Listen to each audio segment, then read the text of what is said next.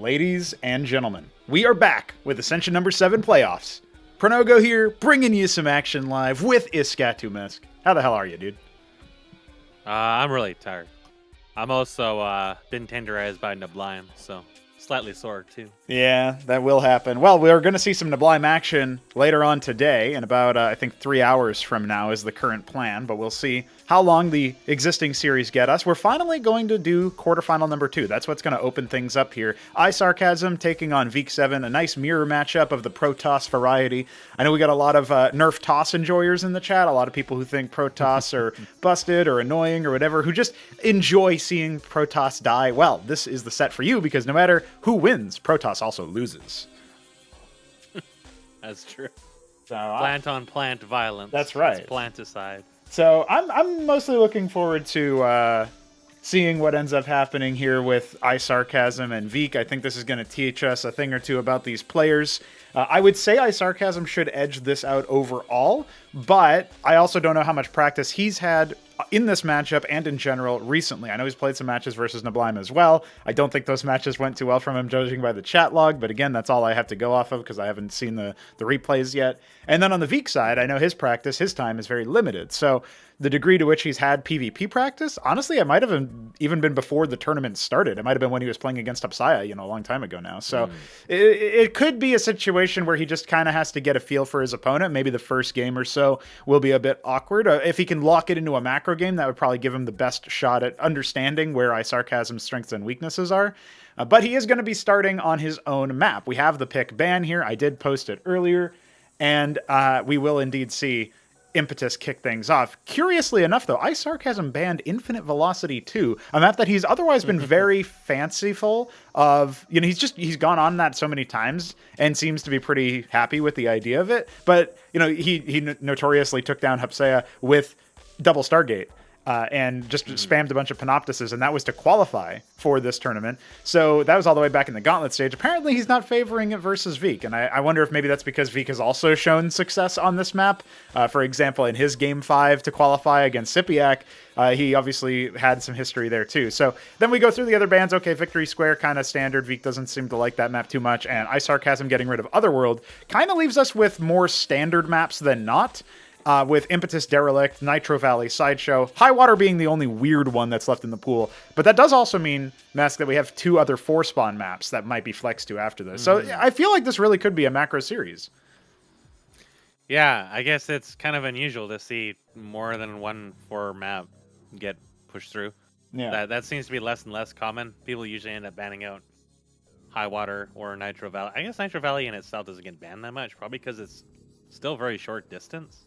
Right. Yeah, you can still do aggressive stuff. Is kind of surprising. Yeah, yeah. So, I mean, Otherworld is a non-standard map in the same way that Infinite Velocity 2 is kind of non-standard, right, in terms of its general layout, with Otherworld being, has the potential for more macro-oriented stuff. I actually like how it's turned out from the perspective of what the games are played. I know some people, like Veek was originally very critical of the layout, and then he started to think that it was really cool, but he also thinks that it really sucks for Protoss because they have the hardest time taking advantage of the in-base. And it's interesting as a point because I thought maybe it wouldn't matter in a mirror matchup because you both equally suck at taking the in-base, but it gets banned by iSarCasm anyway, so we won't actually see that. What we will see, though, is the Veekener him 7th, who is ready to have a bit of an interview. Are you ready to talk to him, Mess? Yeah. Let's bring him on in here. Yes, him 7th indeed. We've got none other than the voice of the Veek. What's going on, dude? What's up? I don't know. I'm pretty cold, but outside of that, I'm cold. Cold. You're gonna do some APM spam? I don't know why. I wish it was cold. You're gonna rub those hands together and just start spamming those keys, get yourself warmed up? Yeah. All right. Let's go. So you're going up against iSarCasm here. He's a man of few words, especially with the openings. He said earlier that, funnily enough, he actually gets a little nervous sometimes at the start of a series, and then he kind of settles his groove after the fact. But one of the things I'm curious about is how do you rate this guy? Have you had time to review his footage, to think about how you're going to play against him? What are his strengths and weaknesses from your perspective? I had the 3-day disaster with my phone just breaking. Oh, yeah, that's right. Breaking again, and that wasted all my time, all my free time. And now today's scheduling is chaotic, right, to say the least. So we'll see how that goes. But I didn't really have much time to practice against Protoss. Not many Protoss players were actually interested in playing with me. So I mostly practiced with Neblime, who plays Terran. And those games went pretty well, so... But he was also experimenting, so... Right, I see. Yeah, and also since you're on his side of the bracket, I wonder if he's almost sandbagging a little bit just to see what your style is so that he can better formulate a counter. I don't know how I deep feel like that I've got like a good idea of how to open the game, and since that was my weak side, like big weakness that I maybe would die to an all-in or something. Right. I feel like it might be better now because I understand somewhat what I'm supposed to do and what I can do to like gather information or like respond to things. How to be more versatile than I used to be. And then I have some pretty good idea of how to transition to tier 2, so we'll see how this goes. I'm not sure, I don't really know how he plays, so I think it can go either way. We'll see. Yeah, it's definitely an interesting matchup for me to shadow box because it also has ramifications for the rest of the tournament. I think no matter who ends up losing here, you go up against Btyb, and the loser of this match is kind of favored, I would say, in that matchup. And when it's another Protoss versus Protoss as well. Poor so Btyb. Yeah, poor Btyb. Exactly. Yeah, he had to go up against Neblime first. Now he has to go up against one of you guys. But going forward against Neblime, I don't know who among out of the two of you is more favored in that matchup or what, because Neblime is looking pretty strong right now. I played some games of Protoss against him to try to give him some general practice, and honestly the most notorious thing about those matches for me was that whenever you try to do some really micro-intensive thing on Australian connection, good luck, dude. You're on extra high latency and it's gonna hitch every now and then. So not great. But one of the things that came to mind for me was that I looked at that set and I think, okay, there's ways that he might not be expecting something super aggressive, but if you can't execute on it and the micro does make it hard, right, with the latency, then he might just be able to stabilize and have a macro advantage because he is notorious for building nothing but masons. So it's definitely an interesting problem to solve, right? But in this particular case, I think whoever ends up emerging from this set victorious should at least have like a macro warm-up in their mind, and they'll also be playing that set later today. So that means that they'll already be warmed up, as long as you don't fatigue too much, as long as you can use that to your advantage of saying, hey, I came in, I played my first set, now I'm ready to take on like the final boss of the day, so to speak, the more favored player. That can be something in your advantage as well. So yeah, there's all these thoughts that I have about this set, but I do think it most importantly about quarterfinal number 2 here is it's going to dictate who is the favorite. I don't have to play any Zergs. That's definitely my weakest matchup. However, I was able to, in the practice match against Shambler, I was able to actually win those games, so I guess the build order and, the strategy there was way better than what I used to do before.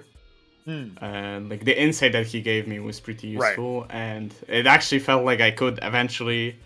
past their pressure, I could eventually stabilize and pressure them instead. So I think that's pretty cool. However, it's definitely my weakest matchup, and I feel like PvT was pretty good for me. I sort of know how to take advantage of ardent authority, right? Right. And for PvP, I'm not sure. I feel like the PvT thing can probably work. Because I'd say PvP is more close to PvT than PvZ. So I feel like the same sort of lessons might still apply, basically. Okay. Well, we're going to see how that one works out. It looks like everybody is just about ready to get started over here. So, unless Mask, do you have any final questions or words for our Viker? Probably more when it comes to the Neblime matches, because I had the joy of playing against him as Protoss as well, so I have kind of an idea of how that's going to go. And I did actually watch some of their practice. I think it was yesterday or the day before as well, and that was kind of interesting. And yeah, that was the general impression I got, is that he was trying out some different things that were not going so well. Yeah. So. I feel like Neblime is really struggling against architects, and he was trying to find a way to deal with them in a way where he can still macro and not have to rush tier 2. Yeah. You see, he's trying this like Huracan drop, and it sort of sometimes works if you get an advantage against Protoss. But if they have bigger army, I feel like it's more favored towards Protoss. So. I found early game against Terran as Protoss to be insanely difficult if you go gateway. Like, Drakenons just melt. If a Huracan even so much as touches you, you just die instantly to everything. And that was kind of like the general takeaway, is that if I went gateway, I had to be defensive. So, I don't know. Like, that seemed to be a case. Like, that seemed to be where Hupsaiya kind of, like, changed a lot of what he was doing as well. Is you had to kind of get out of the mindset of going, like, Dragoon and being super aggressive early on, because you could be punished so heavily. And that's kind of like, I don't know, like in this matchup, are you like, I remember, I don't really watch like a lot of your games. I remember you playing more standard, like gateway stuff. Are you planning something different for this? Do you have something secret hidden away you're gonna spring on this man when he least expected, or are you expecting him to go very standard? Now I tend way more towards tech rather than just spamming gateways, and I also try to mix in lattices and stuff like that, so I think I have way more varied plan than I used to. Like the first game against like Mystery Meat back in the days, I think it was Ascension 6? It would have been, yeah. Well, I think it would have been 5, actually, funnily enough. It was 5 in the group, so you replaced Alexander. Yeah. So then back then I was just going like mass gateway, and that was my idea of how to play it, and it wasn't really that good. So yeah, so there's definitely some changes that have been made. Yeah, it's definitely different game plan than I used to. I guess the second game I actually went something better. Back when Acantors were actually 4 transfer space. Right. And I was really powerful as well. Yeah, well, we might actually see that in this exact matchup. But it looks like, surprisingly enough, Igor is actually queued up for an interview. So I think we'll let you go here, Vik. Center yourself, get yourself warmed up, because it's cold over there in Poland. And we will talk with you very soon. Do you have snow out there? Not yet. Well, there was like one day. We do, and for a few days already. And there's a lot of snow, actually. So. I'm waiting for the Canada is cold meme to actually become reality, and it never happens. It's always sunny. Always sunny in Canada, dude. All right, well, good luck, Vik. We'll be looking forward to your games. Bye. And now, as I accidentally move a voice channel instead of a man, here he is. iSarCasm has joined. There he goes. Oh, he's out. See you, nerd. Never mind. He's not here. Well, that's okay. I think he might have made a mistake there. Hello, sir. Welcome. Yeah. Hi. Hey. All right, you're here. I wasn't sure if you leaving immediately was a mistake, or if you just said you wanted to say hi and then leave immediately afterwards, but that's okay. You're here. Yeah, you're going up against Vik 7. I'm going to ask you the same opening question here that I asked Vik. Have you had time to study his play or think about how you're going to take him on, or is this just yet another mirror matchup that you're doing? I mean, obviously you played against Hupsaiya in the qualifier, and you've played a couple of PvPs in general, but what's your read on this man? I mean, there is not much to study. Like as he said, there are not many PvPs going on, so there are no replays really. The ones that are available are like old and I would say irrelevant at this point. Yes. And PvT and PvZ is just different. You can't make conclusions based on that, to be honest. That's right, yeah. I would say that's pretty true. And the other thing that I noticed is that, I mean, you've got practice partners with It Depends as Terran and Sipiak as Zerg, but there's not really a guy in your crew that plays Protoss, right? So even though you got the full spread of races, when it comes to the mirror matchups, that can be some people's weakest points. However, I think you did pretty well against 3Crow, obviously a player you were favored to defeat anyway back in the group stage, and you really surprised us taking down Hupsaiya. Now, obviously, he's had plenty of time to practice and get himself into form and refamiliarize himself with some details about the game, but when it comes to the mirror matchup, so far, your record is actually flawless. So what do you think about this one? Do you reckon yourself as a favorite in this set? I mean, you are the higher seed. I would say no. I would say overall I have less practice in PvP. I think Vik has been playing for more than me. Yeah. And I would say it's like my weakest matchup, to be honest. And I had no games that go beyond 15 minutes. Right. So that's why I banned Otherworld and Infinite Velocity. Like those are 2-player maps, but it's like a bait maps. They're actually macro maps. Right. Yeah.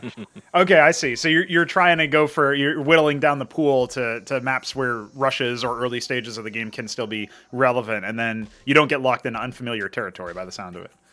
Yeah. I played 2 games against Hupsaiya this week. It's been all my practice that I got in PvP, and I actually lost them. I think like Hupsaiya is playing a lot better than he used to during qualifiers. Yeah. He just knows the units, like what units are good, and what are bad. Right. And that's what he lacked. I think that's what he lacked when we played first time. And it was very useful actually. I found like a lot of features in my style, but again, those games were like 10-15 minutes. Right. And only 2 games. Right, yeah. Okay, so not a lot to go off of exactly. Yeah. So you're definitely concerned about Veek's game knowledge in that case, because he has all the knowledge of all the late tiers of the game. Yeah, I would say like I have an idea of how to transition from gateway, but beyond that, it's like unknown. Really. All right. You just got to put yourself so far ahead you can build one of every unit and figure out what they do. That is what, for those who don't know, that is a common practice among players who find themselves in like a really favored match and group. Like Keen is notorious for this. His play in this tournament didn't look like it, but in the past tournaments, he would be so far ahead of the other players in terms of macro, he would just contain them to one base and then literally build like one of each unit and try to figure out what they do. This is his only way of, I mean, you could just look at the webpage or go into the test map, but he doesn't have time for that. He's just going to hold you hostage and practice. So no, I do think that there's a lot of potential for the mirror matchups in CMBW in general to be more interesting, or at least have more depth. But with Protoss in particular, I don't know if you feel this way yet, iSarCasm, but I wonder if, and I worry a little bit as the designer, but also just in general, I wonder as a speculatory comment, if it's not the most volatile of all matchups, because you can do so many things with so little, build-up time, right? What do you think?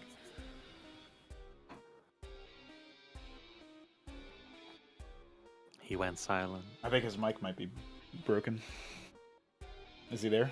You? I mean, it's broadcasting audio, but it's not broadcasting audio, if you know what I mean. Yeah, I don't hear anything. Technical Maybe moment? Discord cuckoed him again. It could be possible. I think he probably... What happens sometimes with... I don't know what kind of microphone he has, but sometimes Hello? Oh, there you are. Oh, hi. Oh yeah. I don't know what happened. I didn't do anything. Yeah, that's Discord. So yeah, the question was basically, do you think Protoss versus Protoss could be the most volatile of all matchups? I would say PvP is the most intense, matchup, in my opinion. Like, I feel like the game can end at minute 4 or 5 if you just make a couple micro mistakes. It's like, I feel like it's very... It's easy to snowball. And I've been trying a lot some like greedy openers, something like 1 gate expand and even 2 gate expand. And those are like really hard. Like if your opponent has more units of the same type, there is not much you can do, to be honest. So like every single unit matters a lot.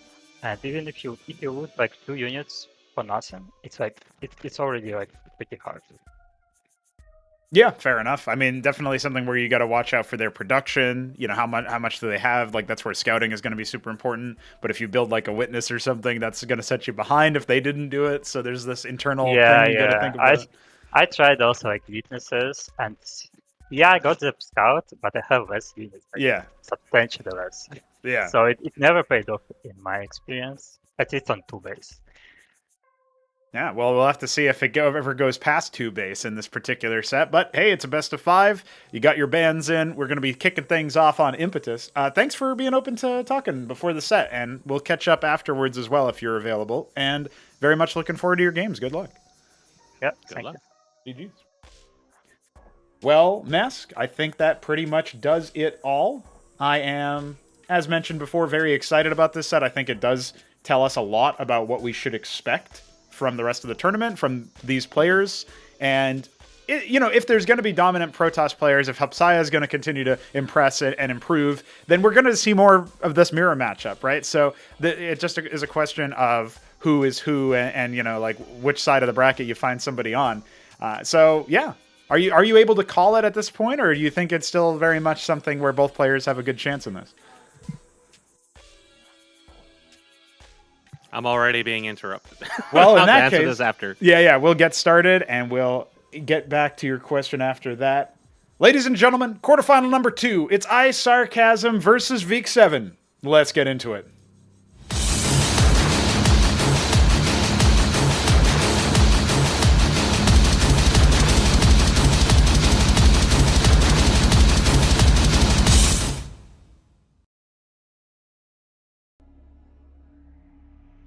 And we have our match. We have the Veekinator himself in the bottom left. And we have iSarCasm in the top. Well, I guess this is bottom and top. And Veek has no name because he is a man of few words. No, I don't actually know why that happens, but don't worry. We can fix it later.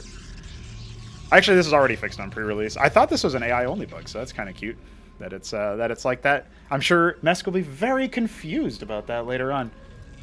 What's happening? Just Veek has no name. Don't worry about it. Yeah, I saw that. No, he has a name for me.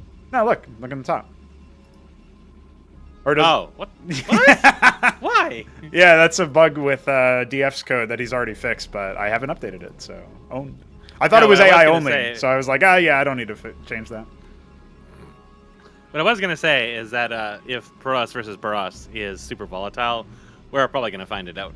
But with this matchup, I don't know, because I haven't seen a lot of iSarCasm, and he did pretty well before.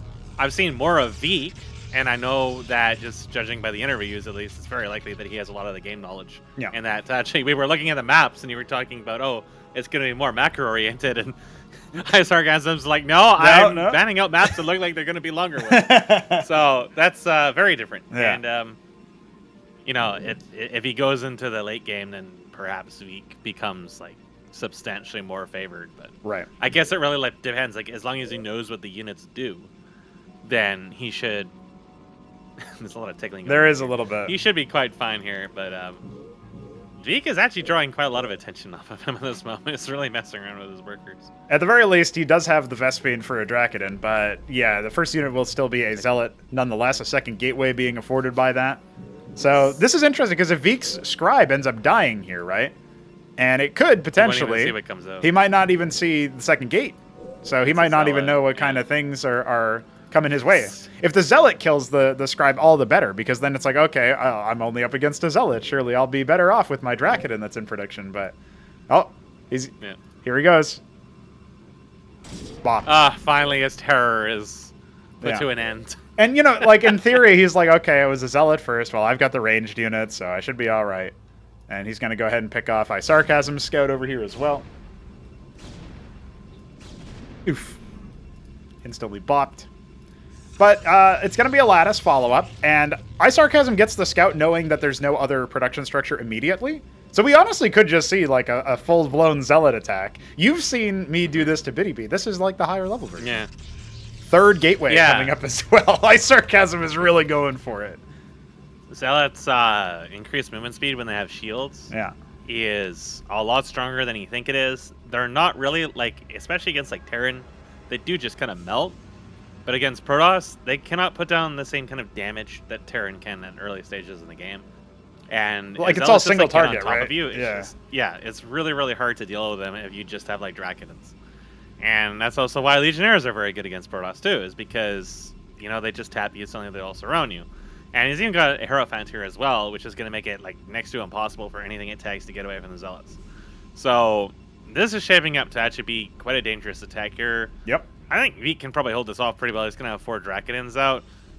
But as time goes on and the 3-gate continues to pick up momentum, it's going to be, like, really, really hard. So long, I think it's really just going to depend, like, if iSarCasm can particularly keep the Hierophant alive, so he doesn't have to replace it, because they're really expensive, and it's also going to take away from damage, because their damage is not that high. If he has to make another one, he's probably not going to want to at that point, and then kind of loses a lot of steam at that point. You can see like an Ecclesias coming here, so Yeah, that's a kind of an interesting choice. I mean, it's a question of if he wants to mass up or does he want to go now. There is an idol out. Scribe's gonna spot him, There we go. and it's dead. Well, listen, holding down here is great. Cliff advantage, Yep. +2 range when targeting down a cliff. That's going to be huge for these Drakodons to get an early engage. So, absolutely something that needs He's to be... working on shutting down that entire production line right now. Yeah, I think the Drakodon's probably going to make short use of it. I like the idea of it moving in to attack it from the low ground, but it looks like it'll be picked off anyway. I was thinking, if you attack that from underneath it, then you guarantee the kill. But Vik was not quick enough on the draw to pay attention to it, so he ends up just getting bopped. He does add a He was Warden. too busy building other shit because he's like, oh, it's triple gate. I got to build some defenses and get another gateway down. When he might have been thinking about expanding, which he can't really do now. So, well, the engagement was going to come in, but before the Ecclesias could Not even enough help out that units Zealot, at that one of them gets focused down. And with the double idol for splash damage as well, I do think Vik can hold, but he is now behind in tempo for the expansion, which is not really what you would expect. Hold him on that ramp. Yeah. Yeah. It's also not really what you would expect when you're going up against somebody who's gone 3 gate. You're like, oh, he's... Well, it's because he's been pumping out Drakodons all the time versus mostly Zealots. Yeah. Is that little bit of extra resource went into the expansion, and also because Vik had to drop down that Warden and the gateway, which would have been a Nexus in all likelihood if there was no pressure here. Right. Yeah, that's true. He also he did have the scribe over 50 mineral difference on the lattice as well. Yeah. Plus the vassal that died. So yeah, it doesn't really feel like it, but that is the difference in the economy right now. Yeah, the worker's slightly ahead for Vik, but it's not But going look to at be that too though. significant. iSarCasm is like shit. This vassal. Oh no, he canceled one. He had 2 Wardens coming, but he ended up canceling one. He really wanted the resources out of it. We got the engagement here, but the front line is nearly completely picked off. The Ecclesias brought down very low. A second salvo will silence it. There's only 2 idols here, but they're not even going to be focused down at this point. We got a reinforcement Zealot. This is going to allow for, again, that front line. It seems silly to run away from just 1 Zealot, but you really do need to kite backwards, and it does give you a less advantageous position. We have 6 Drakodons versus 4 and an idol. And the idol is traded for one of the Dracs. We have, again, better production overall in terms of the number of gateways. And the idols are great versus those frontliners, some of which we do actually have coming with a single Zealot. But, that's really all iSarCasm needs. And as long as he maintains his macro behind this, he should be able to cement an advantage. Double lattice added on, so we will have 3 lattice production. And I just have to wonder what that's for. I mean, if it's really just going to be continued vassals, he actually cancels one. Yeah, I'm Oh, he repositioned it, I guess. sure on this. This is all on one He has a pylon, lot by of the minerals. way. He really wants that expansion, but I mean, if he just keeps spamming vassals, if he's allowed to get like 12 of them or more, they can just kill zealots that move into his army. They can start fighting Drakodons at that point. Like, they can also harass on the map. There's a lot of zealots coming up for iSarCasm at the moment. He's going up to 200 gas. I feel like he's saving for tech at this point. I also think he could just make a death push in here once these 3 Drakodons add in. He can just charge in and completely stomp this ground army. There's no more cliff advantage, and that Warden is 150 minerals not actually invested into the fight. So what's the pull here? It looks like the Zealot and Ecclesias are the main targets initially, but they might have just been feints. They're drawing some of the fire away, and the vassals are going to go down soon after. Somehow, iSarCasm is convinced to pull back, but he is reinforcing with those 3 Zealots, and he does have more on the way, adding a Warden to his natural as well, so Vassal Harassment not going to be able to cut the cheese. And the aggression continues. We have 2 more Zealots joining us from Vik's base, but I think the Drakodon count is just out of control right now. However, the Zealot's still drawing a lot of fire, and not really any micro to speak of, means that, actually, iSarCasm will be held at bay yet again. I'm honestly really shocked that that fight didn't go in his way, in his favor, more aggressively. Well, his damage was going onto the units that weren't doing as much damage to him, and the vassals did contribute. Yeah. So that just eventually Vik just pulls out of it. Dragons aren't as tanky as you might think they are. They're not. It's not quite like the Dragoon interaction in Brood War, and the idols do have armor penetration, so they actually defeat the armor of the Drakodon on top of it. It's not as much damage, but it's still pretty close. And the vassals attack pretty quickly. Plus, as the vassals die, they're giving that buff, so that just pushes it a little bit further.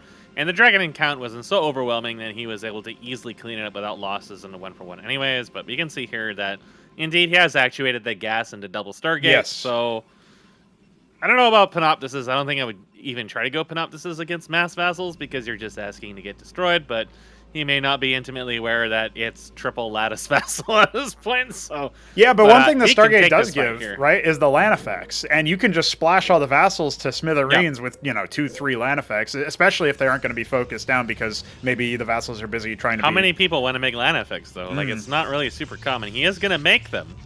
There we go. But if he's not able to really make use out of disruption web, they can actually really cost him a lot because if Vik is able to cash them out and keep his vassals alive, then he can just kill them with his ground units. So yeah, his force is looking pretty formidable here. They're very strong, but you gotta really have good micro to use them. We got a Draken trying to go there, despite the best efforts of everybody else, not actually with the army. So yeah, I guess it'll end up being consigned to an early grave here. No, he pulls it away in just the nick of time. And actually, that posturing makes Vik second guess his position. Like, wait, hold on a second, what's going on? But the 2 land effects are out. We've got a Gladius coming for sustained damage. I don't know about Gladiuses versus Protoss in particular, Mesk. And the Vassal Swarm heading to the top left as well means that the land effects are going to be grossly out of position. The question is, can he force Vik to pull back? I don't even think his ground force is going to be sufficient to deal with what kind of defenses have been set up over here by Vik. Like, I honestly think that the longer this game goes on, the closer these vassals get to really punishing this main base, which has next to no defenses. Yeah, the vassals can take out the Warden. The vassals can easily fight this few number of land effects at the moment. And if they catch the Gladius, it's dead. These vassals can do... There's a lot of them. Yep. There's 18 they can deal or so a huge in the amount of stack. damage Yeah. here. He's already starting to lay into it. The land effects have been dispatched back to the main. Gladius is fucked. Yeah, the Gladius gets maybe 1 or 2 shots. Doesn't get a chance to bounce. These are on right? move command, though, Mesk, and the attack move from the land effects is going to be more than enough as the engagement comes in at the low ground of the natural for Vik. His forces are sort of huddling around this Ardent Authority that is training an Architect, but it's about 30 seconds out from being completed. The damage spread is not stellar from iSarCasm, not really microing this force very well. He could be focusing down that Matrix, which is just repeatedly shelling his forces with that multi-target, and the Vassals stay alive with a count of 15 somehow. Don't end up getting picked off by the land effects outside. They killed them. Yeah.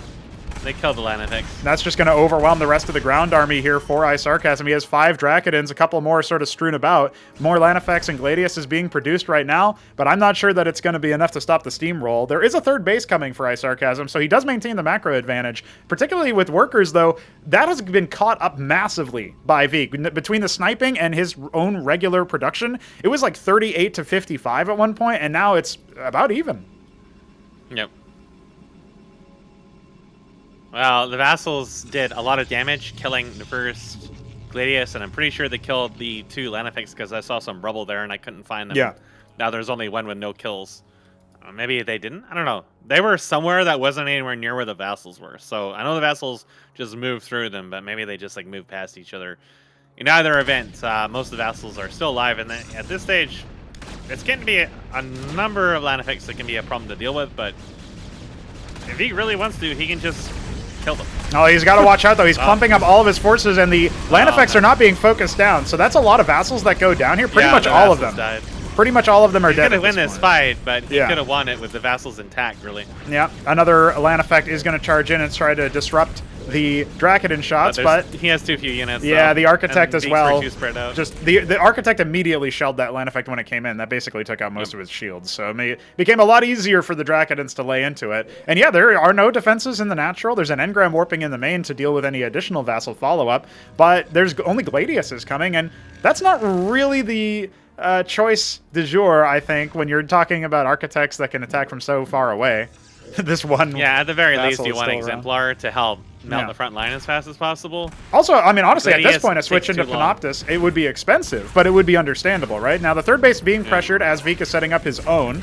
So this is going to have to be held. There is, again, a land effect. And look at this. All of the forces for Vik flew over towards that Nexus to try to deal some damage. That left the Architect kind of out on an island. It's brought down very low, but I don't think it'll end up dying. And that is going to force this base to be brought down. There's not enough production, not enough defenses. And we still have Gladius as being the choice yet again. I'm not sure about this versus Protoss. He did allude to playing against Hupsaiya earlier, and maybe these kinds of games did happen where like maybe Gladiuses were actually useful versus a gateway army or something, but not in this quantity, that's for sure. Yeah. Well, Hupsaiya was also trying to build Gladiuses as well, so it's very possible that's kind of where it came from. But yeah, the unit count is just so much It's really hard higher. to stack them. Like even against the Vassals, Yeah. you couldn't stack it high enough to do anything against them. No. And he switched everything into manifolds at this point, so Yeah. a lot of the anti-Vassal defenses kind of don't even do anything for him right now. Well, that is almost certainly going to be game, folks. Here's a case where he can get some damage in here because they're not focusing. One Gladius goes down, the other is still up bouncing. The problem is that they're very fragile. So it's just like a single Draconin attacking him. The other one's then trading and destroying it. And unfortunately, at that point, it's already too late. It is Can't too stop late, the yeah. snowball. And you know what? That was a really interesting set where iSarCasm had that early advantage and was able to go up in workers, etc. But it just didn't end up mattering in the end because he wasn't able to break Veek. The hold was just barely there. But we will go on to game 2, and that means that iSarCasm will be picking the next map. Well, there was two things going on in that fight at Veek's base while the vassals were flying around that was noteworthy. One was the Matrix was not destroyed, and it wasn't really contributing a huge amount of damage, but it was constantly hitting all the Draconins and preventing flash shielding from going off. The other part was that the Hierophant was allowed to get stacks up, and so that even further reduced some of his damage. So the focus fire was really not there. He wasn't able to get any flash shielding at all, and some of his units were also getting nerfed by the Hierophant. So it was just kind of like a disadvantageous attack all around. If the vassals had been there, it would have been even worse. Yeah. But they weren't there. They were causing him headaches elsewhere. So he kind of got really screwed by engaging at that really specific point.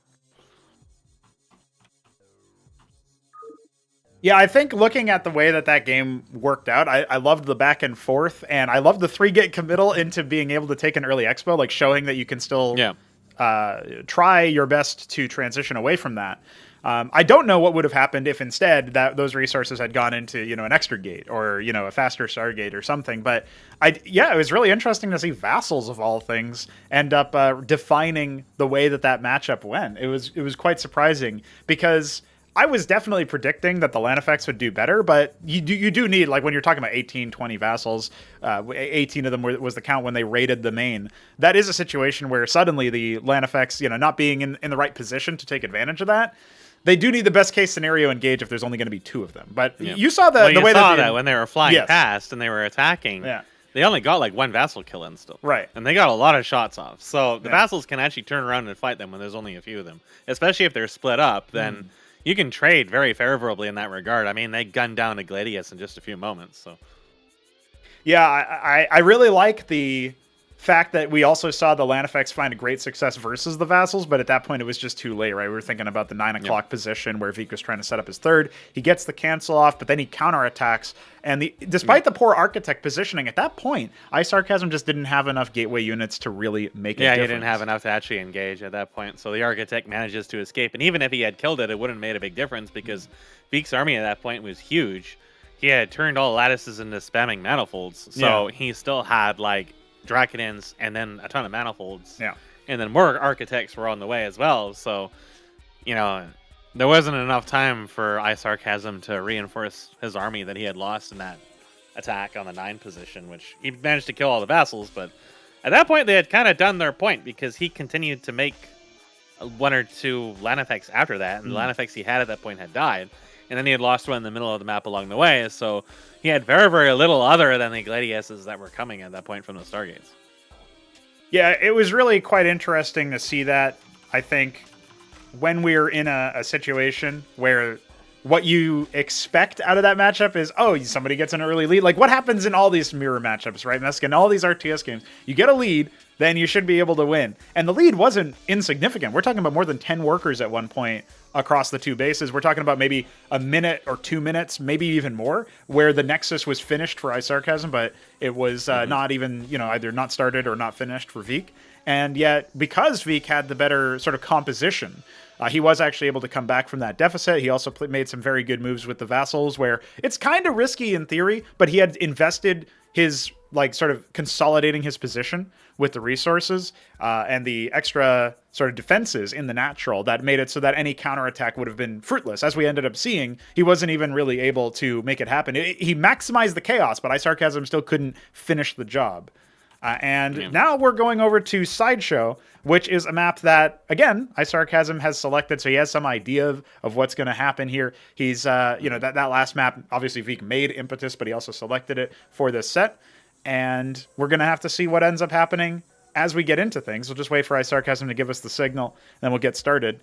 And we will be seeing whether or not one of these players can get up to an early 2-0 lead, if he can do that, continuing it, or if iSarCasm can fight back. Again, I expect this to at least go 4 games. Yeah, I think iSarCasm had a good idea on how to engage at that point. Yeah. But as the fights went on, he became more and more disadvantaged. Yeah. And he wasn't really willing to wait for the Gladiuses at that point. Right. In the initial engage at Veek's net. Yeah, if you get a critical mass, they can be very towards good. The later. Yeah. So they're very fragile. Again, but if you have 5 or 6 of them on top of your ground units, plus the land effects, then suddenly it's he might kill all the Gladiuses, but then it's going to be a situation where Veek's vassals all died, but he still killed the army and was able to go on the counteroffensive anyway. Yeah.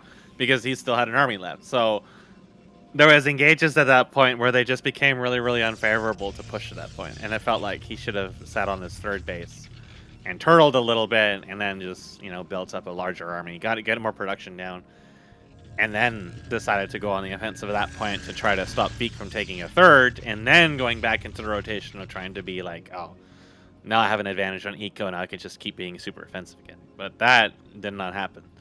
He chose disadvantaged fights at that point. So Veek kind of just didn't lose units at that point, other than the vassals, which they had basically already paid for themselves. So this is interesting early game already. We've got iSarCasm in the bottom right as the blue Protoss, and Veek in the top left as the yellow. 3 workers to chase this. There is going to be a low ground wall. You can block this totally, even from workers and Zethar cores and everything, with a single zealot above the gateway. The pylon does finish, and I think maybe iSarCasm is kind of indicating that what he wants to do is expand over here. But he really wanted to expand. Well, he didn't have the money. He had 80 minerals at the time of moving out there, so it was not. But I think Veek was he knows he wants to expand. He spent his resources on this warden now because he thinks he's going to be attacked by Veek really early on. Yes. But Veek has actually got just one gateway at the moment, so it's not hyper aggro. But Veek clearly saw that forward wall and thought he was going to expand, so he just built it there. Yeah, it's an interesting choice. I mean, it's 75 minerals. It is going to delay his first unit, right? Even though he had the gateway, up earlier, he obviously had the... I feel if he didn't do that, the warden wouldn't have come out. And then he would be building an expansion. But he put himself further behind by making the warden, so it's actually really completely changed his opening as a result. Oh, the scribe looks like it might just barely get away. Oh, maybe not. Oof. One more shot, and the cliff advantage will give it to you. Oh, there you go. Come on now. There we go. All right. Just in time. So, yeah, it will still be a much faster expansion out of iSarCasm, right, despite the pylon block. But there is going to be a lattice coming as the reaction from Veek. His scribe is still in the building, but again, the zealot has blocked this. Dude, iSarCasm went to school. He went to class, man. I posted a screenshot of this exact wall. I think the pylon was off to the left by 1 on my screenshot, but I posted that, and I was like, yeah, on Sideshow, you get the spawn, you can do that. It doesn't work on the other spawn because LOL Brood War, but that's a legitimate option. And your Dracodons can even leave above that gateway. It probably doesn't look like it, but they can fit above that. So, you can pretty much evacuate all the early game units out to attack if you are building out gates behind it. Nexus coming in for Veek as well. Yeah, that's a second word in too. He still is expecting that early aggro, but in fact, Veek has gone for an expansion here. I feel like that if you saw just the one gateway, you should probably have expected it's either going to be a fast expansion or a transition into lattice based on what gas was being harvested, which has really only ever been the one worker, which, if he could decide to commit to double lattice vassal at this point, suddenly it's an absolute train wreck because all the defenses and the only pylon are in that choke, which they can't do anything about. So he is getting a second lattice, so it'll be delayed, but he's probably going to do something pretty similar to what he did in the first game. Well, the Zealot's not going to get a scout on the production, so it's not going to know the lattices are there until maybe the vassals make themselves known, as those are the only units that are being made. Remember last time with the extra gate pressure, there was a lot of S being expended on idols, which delayed the Ardent Authority. Clearly, Veek interested in going for something like that. And, there is a pylon in the back line, and there will be a warden added, so it looks like iSarCasm is aware of the possibility there. He just did this in the first game, too, but he only had the one. He canceled the other one, which actually potentially could have caused him some Yeah. I don't think it would have really stopped the Vassals from forcing his workers to pull because it was far away anyways. Yeah. But it might have put more damage into them that helped the land effects in the long run. I don't think it would have really affected the match very much, but he might be thinking about that in this match, about that decision to cancel it. Yeah. And you might see him build more there, which is going to further delay whatever it is he's doing. I think it's going to be a Stargate again, just judging by him pooling up. Yeah, he's got a lot of 200 Vespene gas. coming, so... This is very similar to what he was doing before. He's mining from the Nat. Vig, on the other hand, has only saturated the geyser in his main. So while he has 200 in a moment, which is actually going to go into a Stargate himself. Okay. Interesting, okay. So he's going to transition to mining a lot of gas right now and going to go heavy. I mean, even if he wants Panoptis, he kind of has to start mining a lot of gas at that stage. But Yeah. I don't know. I kind of expected to see the Acanors, but... Right. Yeah, Cantors, even Architects again wouldn't be bad when you're dealing with this low ground wall, but I guess he's thinking I'm going to go air and just ignore the wall. How about that? Yeah. So we will have... Well, the Vassals are going to force out defenses here, so... Yeah. I mean, they're probably going to go for the main. There is the one Warden. There's only, what, 6, 7 Vassals with this army, so... Or 8 actually. And, you know, that's something, right? The reaction is pretty quick, so 4 Dracodons heading up there. If they're going to spend time trying to kill the Warden, they are just going to be dealt with. They should be trying to focus down workers here so they can maximize some of their efficacy, but it doesn't look like that's going to happen. And they will, in the end, deal with the Warden at the last second, but there's still 2 Dracodons guarding the natural, so they will not be able to get really hardly anything out of this exchange. 1 Vassal survives, and that's about it. 3 more on the way to link up with it. And for a long time, actually, Vik was not really harvesting minerals from the naturals. So that even though they have even workers, only now are we actually going to see the economies be even. Yeah, interesting. There's even one queued up there. So. This cannon that he has built in his main to replace the one that was destroyed is trapped. Oh, no. 2 scribes. I really hope he notices that because the mining efficiency is going to be so damn poor. Will he tab back to his base in time to actually see that that's what he's done? Because it's bad by even my standards, honestly. Oh, my God. You remember when we had so many in the quarterfinals? Oh, no. Oh, he almost did it in the natural, but then he realized, wait a second, fuck. Yeah, so he's going to have to now kill that whenever he notices it. That is an unfortunate move. Notice. Oh, no. Yeah, I mean... They're spinning. They are spinning. You can and the others have to take... Yeah, because the pylon as well, it's even worse than it would be otherwise. This really reminds me of like the 4th quarterfinal where 3Crow had the insane like gas returns, right? So it's yet again Gladius is instantaneously queuing up 2 Gladiuses. So that's interesting as again, like if we're going to see Panoptis versus Gladius, I think Panoptis Vassal is going to be able to defeat that, right? You think about the single target focus damage. Panoptises are tankier, aren't they? Like they're more durable and they deal way higher bursts. Yeah. It could be an issue if he gets so many Gladiuses and the Panoptises overkill them that then they start bouncing and they're able to sustain, but I think in terms of cost efficiency, it still is always going to be better for the Panoptis. Well, he is going to be queuing up an extra Gladius, so he's very much committed to it. We'll see how many he can make before Vik decides to take on the fight. He does have the 1 land effect, and when you build the 1 land effect, you're thinking, I'm going to disruption. I'm not going to use it for like actually dealing with air units, obviously. I'm just going to be here to disrupt. Now, there's also a pretty healthy gateway army from this. Still no recognition that his mineral efficiency in the main is super busted, but might be thinking about taking a 3rd base. We know Vik is because he's just set his down, and the air units are flocking towards where iSarCasm's 3rd will soon be placed. iSarCasm is playing this a little more defensively this time than the first match, and that can make it very, very hard for Vik to actually succeed with his army because he still only has the 2 Panoptises. So he needs to watch out and cancel this. Oh, he manages to zone it away. It is going to dive back in for a focus. Still no cancel. He's holding strong and has the belief in it. That I think any other player would have canceled that, man. Somehow he manages to defend the second you see the Panoptises turn around, it's like he wants to trade for this. I don't want him to trade for it. I want to punish him, so I'm going to cancel it and then just rebuild it. But no. He has diamond hands. Apparently. So, all right. I mean, Vik's is a little bit earlier, but, you know, that's a little deceptive based on the health because obviously it was attacked. So it's actually only maybe 10, 15 seconds later than Vik's. So iSarCasm will be able to handle himself. He is adding an engram in the main. Again, you can't use when you start seeing all those Panoptises, it's like... Yeah. You're going to need like 2 or 3 engrams, though. Like, if it's like 10 Panoptises, 1 engram is just going to die and not even go through their shields. Or you need a Crucible. Right. Something that people crucibly forget about is that the Crucible, like, massively enhances engrams. The attack speed is insane and is not something you should ever snort at because it is it's ridiculously good. I still remember when, like, 3 or 4 matrices with a Crucible were practically unkillable for Zerg tier 1. Nothing could break it. Well, here's a little bit of a flummoxed defense. The engram is available. The land effect just down goes the land instantaneously effect. goes down. He could have gone for that engram, honestly. He could have sniped it before pulling out there. Yeah, absolutely. But he didn't want to. He didn't want to take the risk because there's a whole bunch of units. Like, see, the thing is that if he had actually gone for that fight, I think he would have killed every single Gladius as well, because the ground army takes so long to actually get to that tight choke point. Only now has the last of them actually squeezed through there. Yes. So it would have taken them a while to actually engage an all-out fight at that point.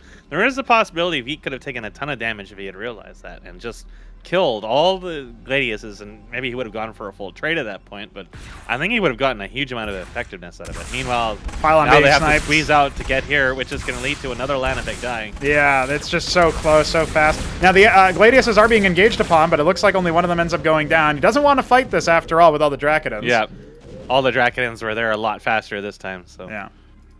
It was a minor trade, but for iSarCasm, he'll take it. Yeah, he didn't even get the engram killed, right? So no. The problem is that now he's really he's been falling behind on workers for a little bit now. He's currently down almost 20, and 6 lattices are being added to Veek's third. You know, that's kind of a vulnerable position for them. So I am interested in seeing what he does with that. But yeah, he just has such an he needs a lot of base. space in his main for the Monuments of Sin that he's going to. Yeah, right. They're very big buildings. Well, so far, this is kind of going to spec. Yeah, he's going to go ahead and scout the air army. This is where, honestly, having like a couple vassals of your own just to patrol around and see what's going on would be nice. The Zealots will be led by 2 Panoptises, so it will be caught. And as a result, it's not actually going to get the scout off on the third. Not going to spot secret base. Yeah, but at the same time, you kind of have to know that that's there. It's just the contents of the third would be really nice. Now, actually, 9 o'clock being taken as well. That's Is it going to be all vassals? I honestly wouldn't be surprised. Let's see.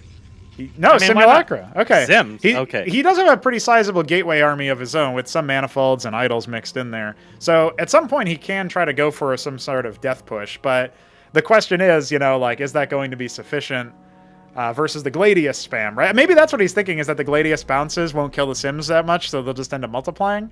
And, you know, at the same time, if they do multiply, that's more targets that aren't critical damage dealers.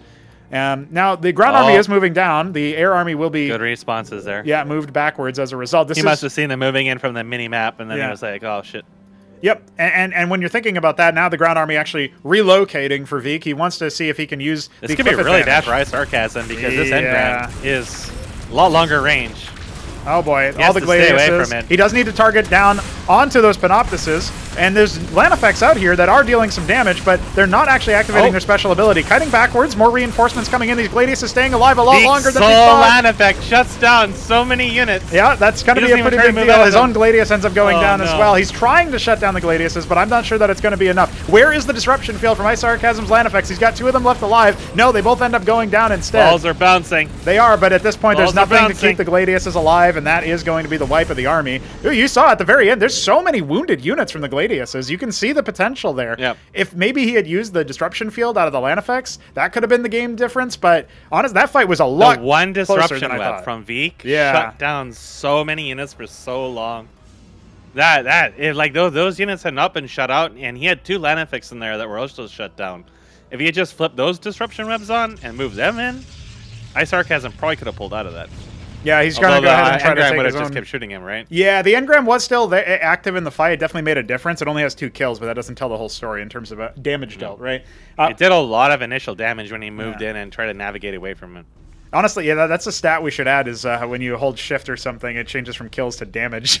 So you can see what the value add was, because that I absolutely believe made a difference. Now, there's some defenses over here in the third. There's the 1 engram and warden in the natural. Obviously, the engram warden in the main.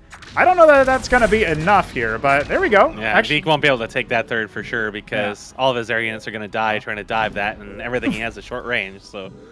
I don't think I've ever seen Gladius versus Gladius. Yeah. This is the first time I guess both players trying to opt into it. They both see the value. Now, here's the problem, right? Veek has such an economic lead at this point. He's up by 50 workers. He's capped geysers, at least the one in his base that he's not mining from, funnily enough.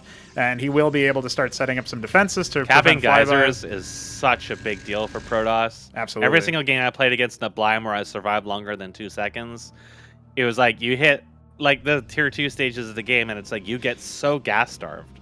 because there's so much that you want and it all costs gas. Yeah. You really have to have like 2 or 3 caps coming in at that point. And now we're at the point where it's like you want to have like 3 caps, because if you're gonna just pump these higher tier units, they just like if they were making Exemplar, it'd be 1,000 times worse. Yeah. There's synthetic Synods coming for Veek. Those are gonna be gas intensive, but it's like if you want to just keep pumping these units, or you want to start adding higher tech stuff, there's 2 rogue galleries coming for iSarCasm, which is like a lower tier, and it's like I think he might just be looking for more mineral dumps, right? He wants to pump out vagrants that can deal with some air units. He wants to be able to do that without spending gas on Dracodons as much. Or maybe Vargas for AoE is possible. Could be, yeah. You need a critical mass of those 2, and only 2 of them. I don't think they're going to survive very well against all the other damage, because they're not very tanky. But yeah. It's possible. Look at this bottom left being taken by Veek, as the base over here at 6 o'clock is being taken by iSarCasm. That's what I would do. I mean, are they gonna scout there when all your production is bulked in the middle? Yeah, it'll make you think, hey, I want to, focus here, so just take a base right next to them, right? Yep. Veek adding presence over here, scouting, confirming no 3 o'clock position here, and he has eyes on every other base, including 6 o'clock. He sees all the units there, so that could make him think that this is being taken, which it is. So just the fact he saw the units there would be enough to infer that something's going on there. There's actually demiurges on the way. The scribe is not really able to make it there. It's there's a traffic jam happening over there. Yeah, he's blocked by the zealot and the jacket in there? No, just the zealot. Like, if you look at the buildings in his nat, that's a tighter looking space than this, and Dragons can get through there. You look at this, and man, these boys thick. Yeah, you can't get past that. He's like moving his units around, but like, where's this? Ah, there you go. He figured it out. There we go. Yeah, mineral walk it next time maybe. But the main details here is that Veek has perfect map knowledge. He understands exactly what's happening. He's double capping the double gas base in the bottom left. Yeah, when you start spamming demiurges, oh yeah, you really got to get those caps in. So he's capping a lot now. You're gonna see his gas just fly up. Veek, honestly, once those finish, he can go into Star Sovereigns. He'll have the money. I think, honestly, Athelians would be a good choice for that, especially when coupled with the demiurges and their super long range. Just stick them all in place, keep his Arians from getting close to you. If you get like 3 or 4 of them, the damage they'll deal will also be very high too. Well, the base in the bottom is going to be alerted to with the Simulacra attack. There's an engram there. I think maybe at this point the correct read is, okay, maybe those defenses can be able to hold that. Now, the big army from Veek is, of course, stacked up here in the top right. And this is a lot of investment to be holding on to, right? You don't necessarily want to just sit there and think, all right, I'm going to, there if I lose are 7 Gladiuses for iSarCasm. If Veek gets fucked on this ramp, which he definitely recognizes, they're going to just be bouncing balls forever. Look at this. A horde of Cabalists have been dispatched to the top left. He is going to walk straight into the main and maybe see if he can deal with some of this production. He scouts out the synthetic Synods, and the attack force in the bottom is indeed happening over here at 6 o'clock. There's, unfortunately, of course, an engram, so good luck actually killing that. But some Simulacra did split. And the Cabalists are going to strike on the worker line. Attacking the main, I'm not 100% sure about. He's actually going to go after the Nexus. Again, I don't know about this one comparatively. But yeah, they're biting.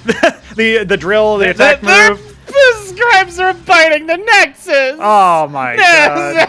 Oh no! He manages to get out with all 6 Cabalists as well. He depowers one of the Stargates. So, he's made a nuisance of himself, right? This is actually not bad in that context. And he can just... I wonder if he could just walk away. If he could actually just have killed his own Nexus without him realizing it. Now here's the problem. The scribes were attacking the Nexus. You can't see them, Cabalists, dude. They're too hidden. They're too hidey hole people. They're secret. Yeah. This really is actually tying up a lot of Veek's energy here. Yeah. He wanted to dive in this base with all these golems. Yeah. But is actually pulling back because he realizes, wait a second, there's like 80 Cabalists on loose. But unlike the main, which is something that happens very often in these games, the other bases all actually have defense. So, well, there's a Monument of Sin coming over here in the 3rd, and the Synthetic Synods are about to be unpowered. So, Cabalists paying for themselves. Big engagement over here at 3 o'clock. Meanwhile, all of the land effects or Gladiuses rather, are being destroyed because the Dracodons are up the ramp. First. Yeah, that's a huge mistake out of iSarCasm, but he will be able to start thinking about disrupting. No. Unfortunately, he tried to disrupt it, but they just died instantly. Yeah. Well, this is actually really bad for iSarCasm. All of his units are on a move command. They're not even attacking. They're just dying. Meanwhile, the bottom base is going to be dealt with using golems with a single land effect to disrupt that engram. The base for Veek is, he's losing a lot of power, but I don't know that it matters. He still has a pretty powerful army. And I think he might be able to shut down this 3 o'clock base before it really comes online. Now, the Kabbalists can still be very useful in combat, but they will die fairly fast. A lot of these Drakodons for Veek are very, very wounded. The vassals are going to come in and clean up Kabbalists over in the natural for Veek. The workers trying to evacuate away from the base in the 6 o'clock. Remember, the Demiurges can just take over this infrastructure for Veek if he wants it, but he's currently sort of slapdash allowing them to walk in. And they may end up facing death over here. The golems are all dead. He does end up starting to convert. I have a Kabbalist. Yeah. I have another Kabbalist. Yeah. Unfortunately, there's really no muscle over here. And yeah, iSarCasm, he feels like he's not done enough damage. He will end up conceding. And Veek is one match away from facing neblime in the upper semifinal. That was definitely a really big mistake there in that battle. Was all of his units were on move command and just trying to squish past each other and file into Veek's shit. That may have been what got all the Gladiuses killed, so I didn't see the very beginning of that. I was watching the fact that he had like 3 or 4 Kabbalists stuck in his top base, and there was like 20 vassals sitting on top of them, but they could just like walk away, so it was like they were just kind of like sitting there invisibly staring at each other. But yeah, the move command on his army, a lot of his units were not attacking. Yes. And that man that Veek was just able to murder them as they were just fuddling down the ramp. He really didn't even want to go down that ramp. He was quite fine where he was, but the moment he did, he was already in a disadvantageous battle.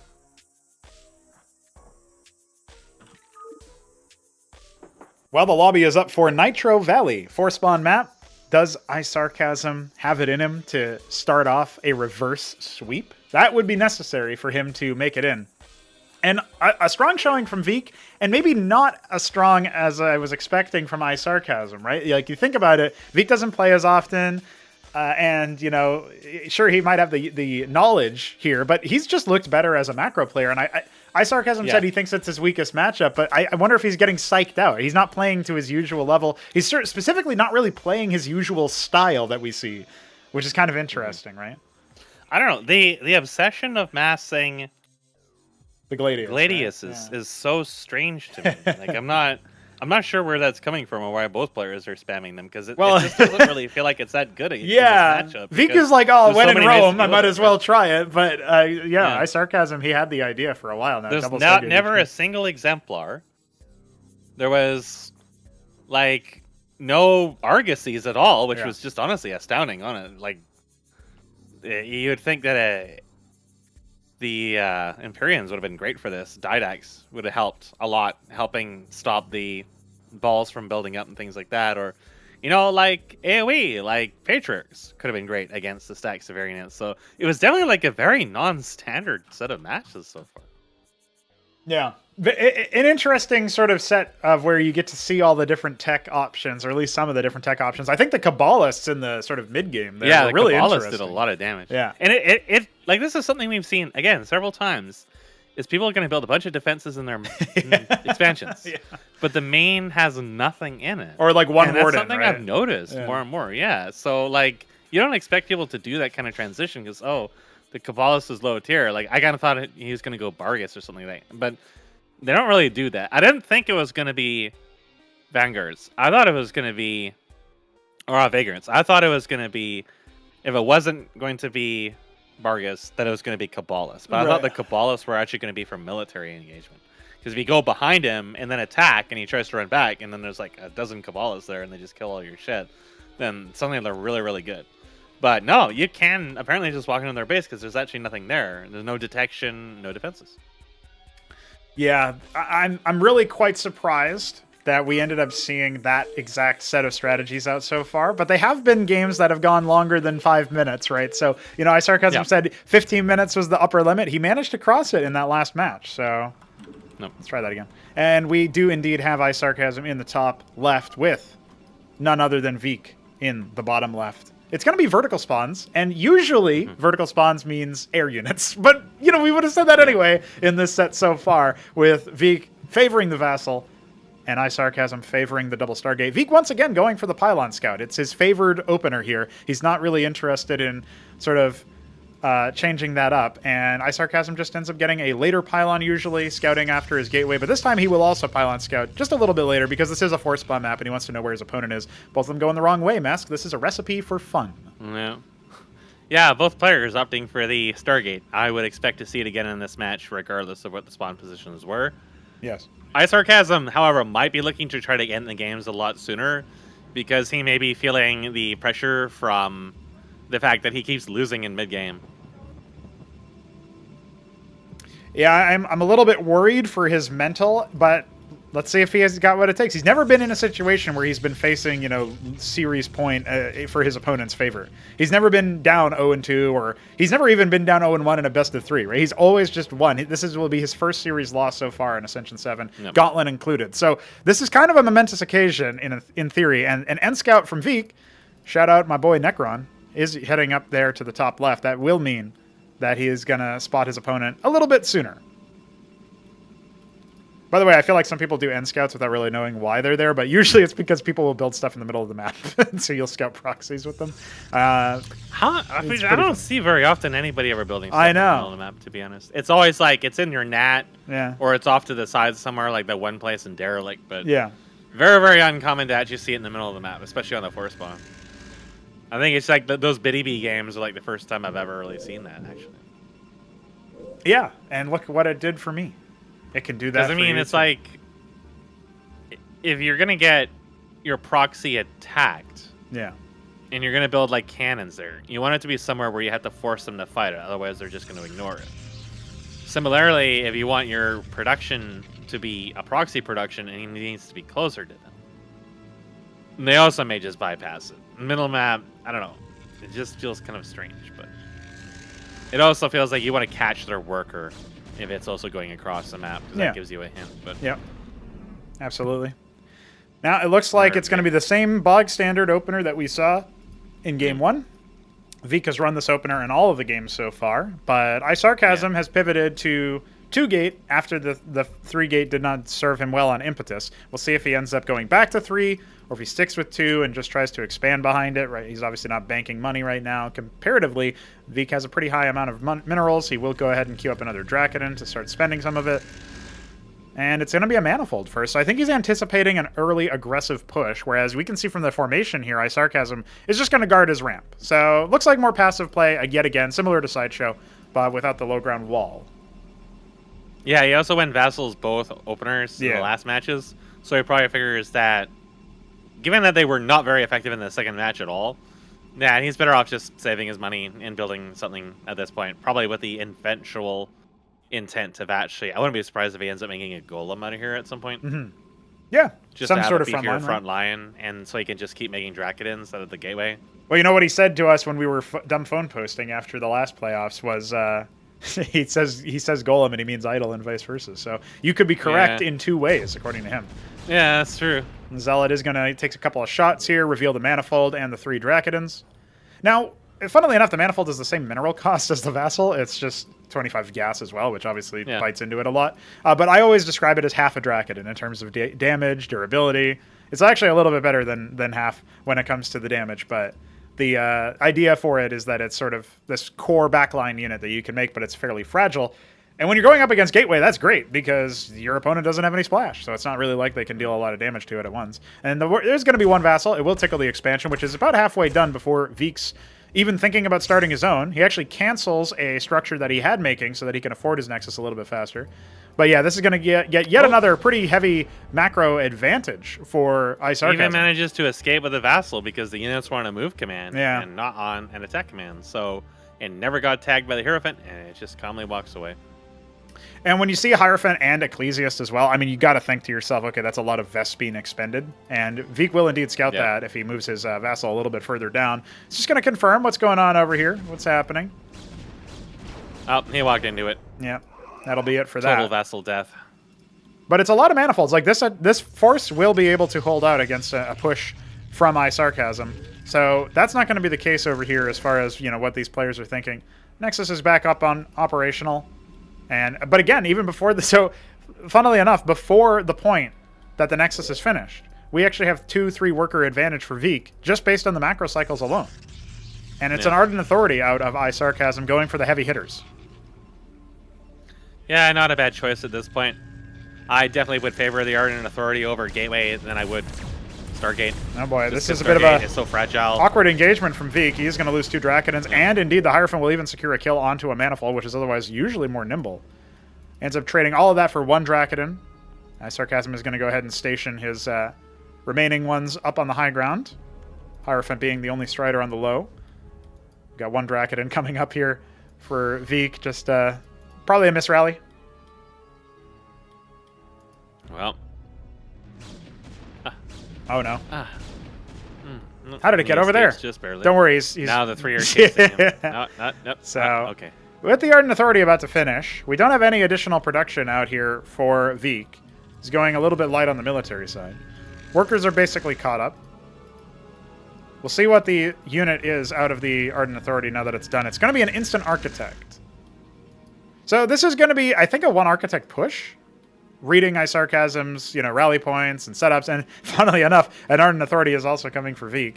But I think by the time the Architect finishes and gets across the map, we should actually be able to see an advantage there in terms of military units. I think maybe that's when the Ardent Authority for Veek will finish, but I don't think he'll be able to have much time to erect anything. So, winnable. This is a situation where iSarCasm can absolutely get some dubs, and he does scout that the military is still at home for Veek. That might encourage him to poke out across the map. And he does sacrifice a Zealot for the job, but not the end of the world. The problem is if the vassals end up scouting this out, yeah. Yeah, they... One is checking the base, but the Hierophant grabs it, so it's not able to even see the Architect coming down, so... Yeah. But the other one has checked a 3rd and may just dive into the base after. Yeah.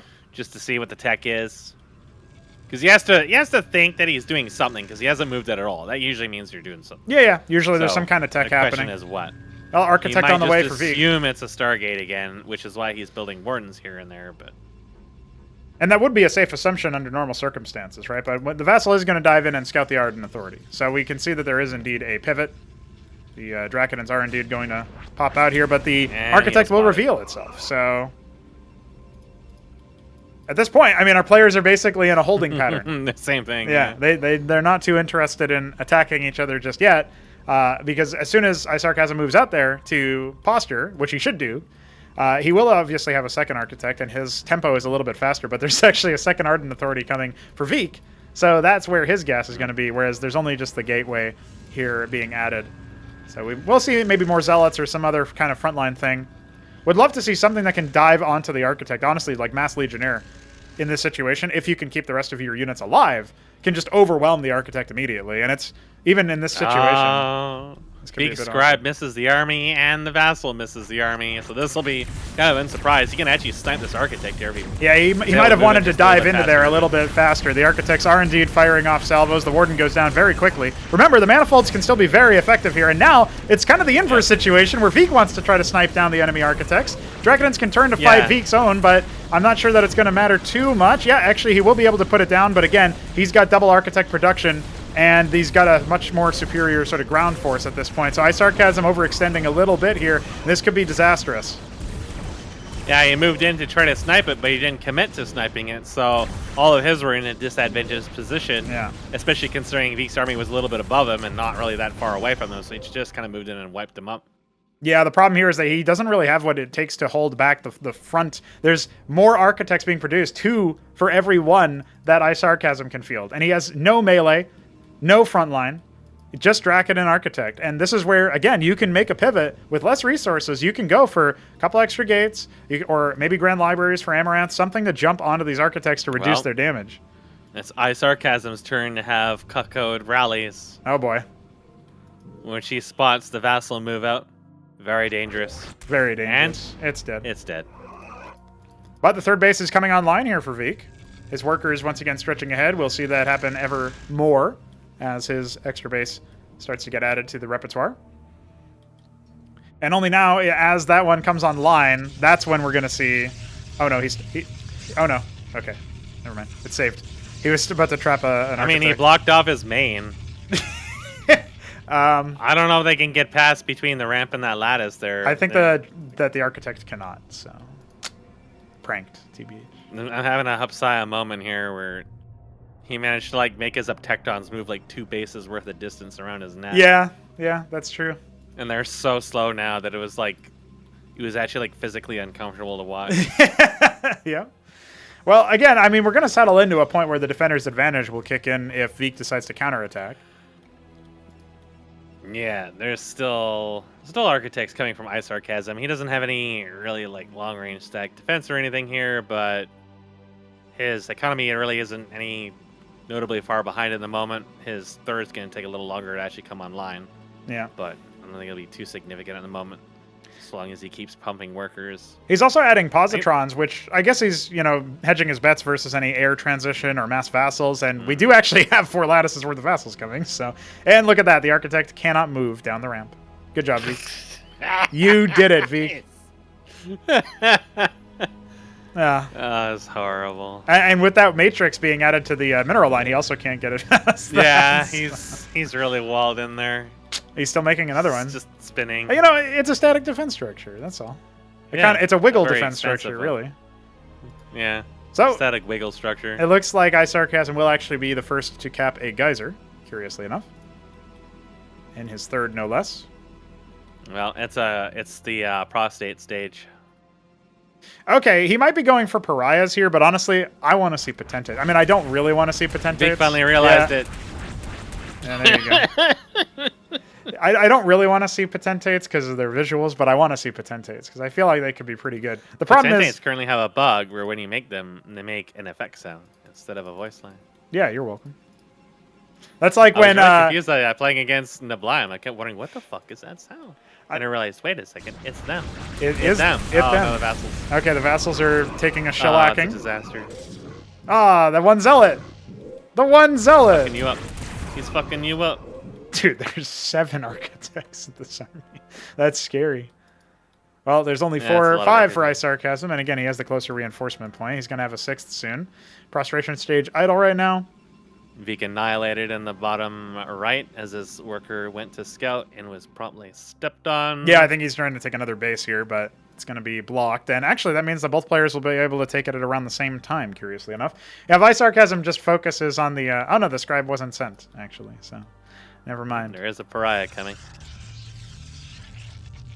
Okay, iSarCasm waiting a little bit here. It'll be his only front line. Yeah, the problem with the pariahs is that honestly, like, normally I'd say, yeah, great, you can use them versus architects. When there's, like, 7 or 8 of them, dude, good luck.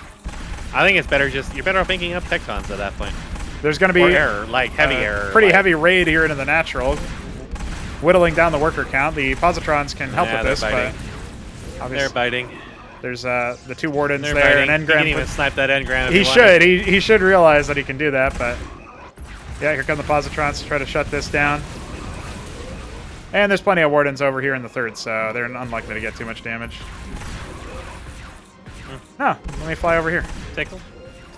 Yeah, this is actually tying up a lot of ice. Oh, look, it's an even more attackable location. Fantastic.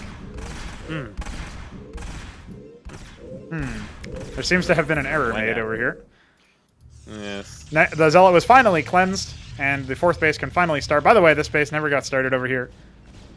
The vassals are on an absolute rampage. They fly past the architect. They're now down to 4. He's attacking his own prostration stage. Fuck that prostate stage. Fuck it. Fuck it up. Yeah, fuck it up. Fuck it up. No, don't use the scribe too. Yeah. What are you doing? Yeah, fuck it up. Fuck it up. Fuck it up. Yeah, fuck it up. Okay. Dude, the number of architects has grown to 14 for V. Yeah, I think at this stage, even heavy air wouldn't be good against that. I think you need like... you actually need vassals. You need a horde of vassals. You need up Tectons, I think. Yeah, something to outrange them, right? You either need up Tectons or you need like something extreme, like whatever it is, you need a lot of it, and he's not at a stage where he can even do that transition. Yeah. He doesn't have the money to spam up Tectons.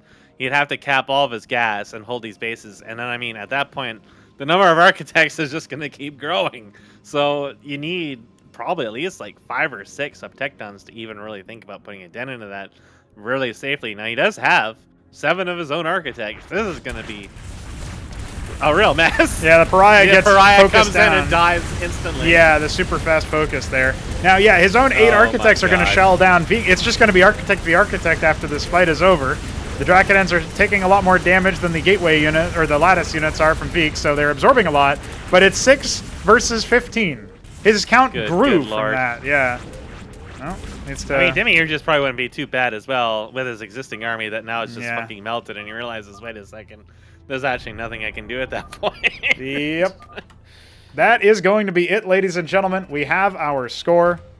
We have the second semifinals, or I guess the final semifinalist, really. But we have Veek heading into the upper bracket, and iSarCasm will face Btyb later on in the day, in actually about an hour and a half, funnily enough. So that will be Well, the you conclusion. have both players here looking to talk to you. Indeed. Well, that means we will be taking a moment to talk with the victor first. To the victor go the spoils, after all. Let me just find my scene here. Yeah, here we go. So, when we're thinking about this set, Mesk, I am surprised at the outcome. Well, let me just bring him in here, and then we'll talk to him a little bit more. Veek, congratulations. You have defeated iSarCasm 3-0. Your game knowledge perhaps coming into the clutch.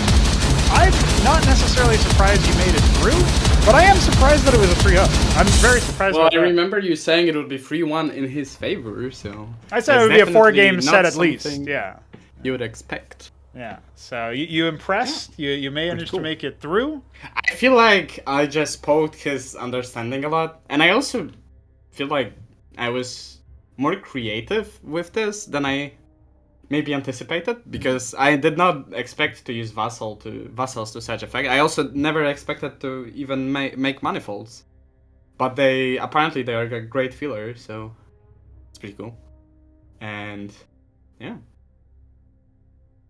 Yeah, I'm pretty hyped, dude. The vassals turned out to be terrifyingly effective.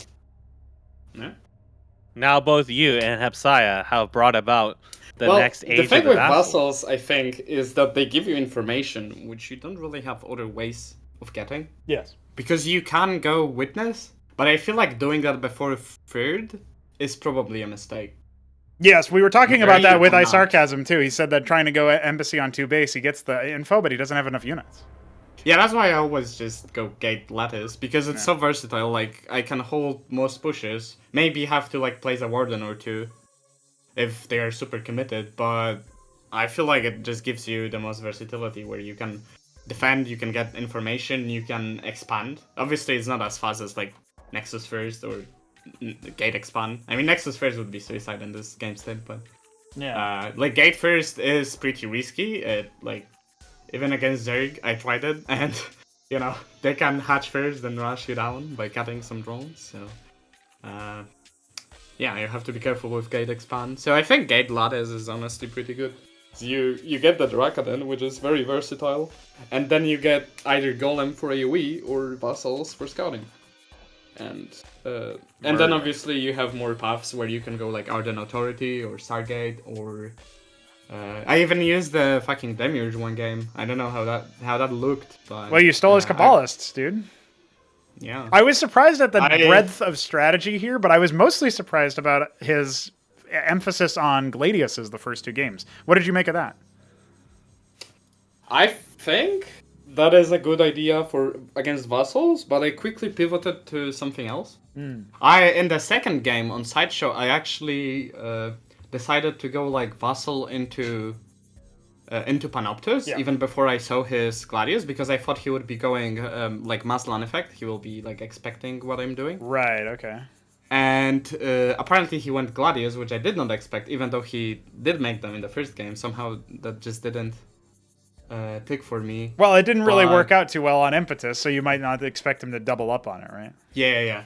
And then on the Sideshow, like my first raid with Vassals was terrible, but I guess it didn't matter in the end.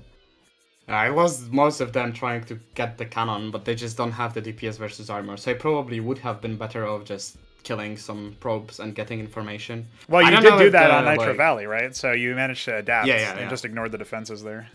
Yeah, although on Nitro Valley I didn't rush them as quickly as I did on Sideshow, so as a bit different in my mind. Well, there's always the meta game that evolves over time when you play a series against somebody and they've done certain things, and you're like, okay, are they going to do the same thing? No, it looks a little bit different now. I was surprised that you both ended up going Architects, but also your macro machine just ended up outclassing him here. And that's not something I thought I would say about iSarCasm, right? We'll have a chance to talk with him later on. But... I thought that, oh yeah, I will go Architects and I will kill his Gateway army easily. And then I saw he's making Architects, but he was making them out of one structure instead of two. So I just had more. Yeah. And I wasn't sure if he made a second one. I couldn't scout it. And it ended up that he had like half of my Architects. So, yeah, that one was interesting. I thought he has potential to kill me with that push, but apparently I just had more. And I'm not sure what should I... I wanted to go like Demiurge against the Architect too in the last game, but I didn't have enough gas to support it, to even build the structure.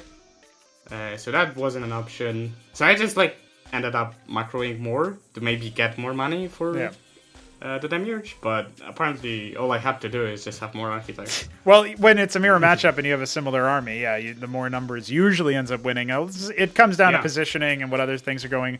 I will have a chance to ask iSarCasm about what he thinks about it, but I honestly was speculating in the middle of the cast, if you're comfortable with your ranged DPS, like your ranged composition in general, start filling in some melee, particularly something like, I want to say, funnily enough, anything that will proc the sort of the on death speed buff, right? If you're thinking about vassals or servitors, that will help you get into engagement onto Architects. But if he had gone for Legionnaires earlier when he pushed into your Nat, I kind of think that the one Architect you had would have just ended up getting completely eviscerated by that, because at the very least it's locked up. Architects. Yeah, it's locked up and surrounded. I actually have to watch the replay and see how he did it, because I think he had Expo before me, and he also had two Architects before me, so I had to fuck something up, I guess. Well, his Nexus was halfway done when yours went down, right? So yeah. So that's the benefit of not going Lattice, is you have more money, because the Lattice is more expensive. Plus, you also went for I think you were going for Manifolds a lot earlier in that last game too. So I think I went. Yeah. I did. But actually, Gateway production outside of Idols is more expensive, I think, on average. So yeah, sure. I'll have to see. There's probably a mistake I did that made me delayed on that. Especially interested in why did he have more Architects, since obviously you have Defender's advantage, so I should have it first. He just had two with his push. I thought if he attacked with his first one before you had your Ardent Authority, because he had his first one before your structure was done.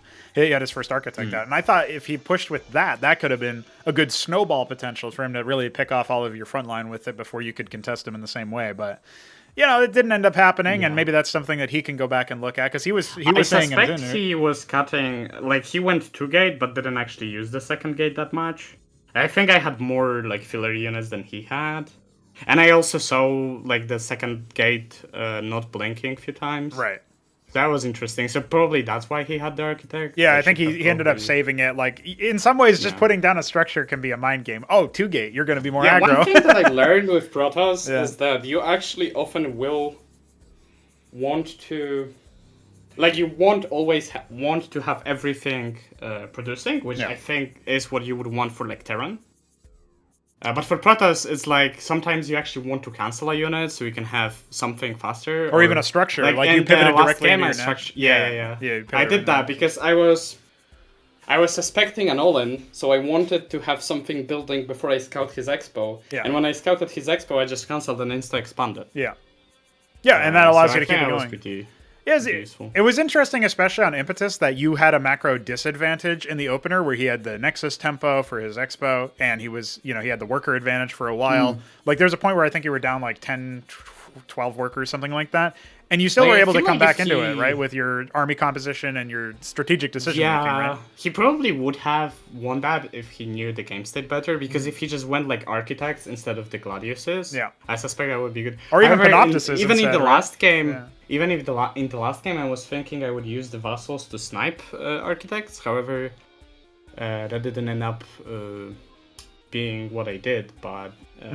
it is something to try. Although I think architects are pretty like they have a lot of armor. They have I like think it's 2 or only 3. one now, if I'm not mistaken. So. But the main thing is that they cut their DPS so heavily. It looks like it's 2 on the structure. Websites is 2. Yeah. So in that situation, you might not kill them very fast, but you're still forcing them most likely to attack the vassals, which are going to be close range, and thus you're not getting the damage spread.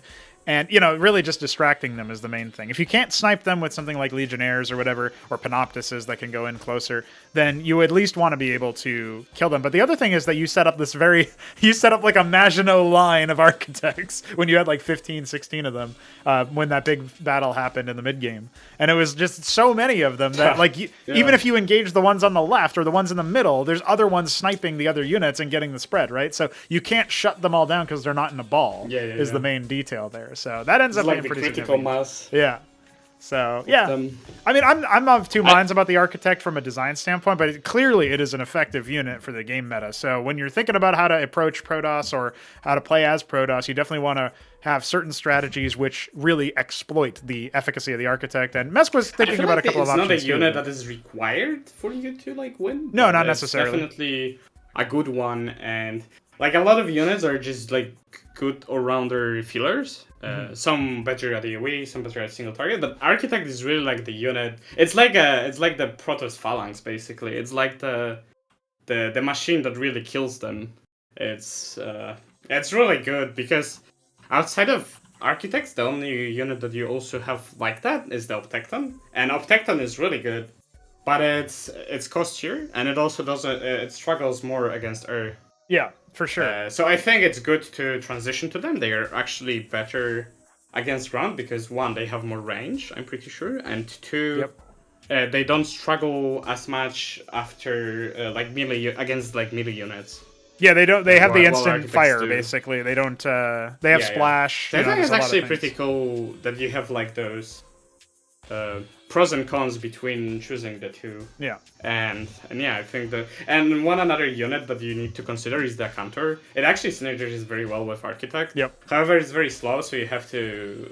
It's micro intensive if you want to use it with the transport, and it's just hard to maneuver without it. Yeah, the tempo ends up cutting. But it's actually great synergy, especially I feel like against Zerg, because then they can't really overwhelm you. They have to do it with air, really yeah. And then, there's other tools you have for that too. So. And then you have the positron. So actually the structure is very well rounded. I see you're planning to move them to Unitary Union.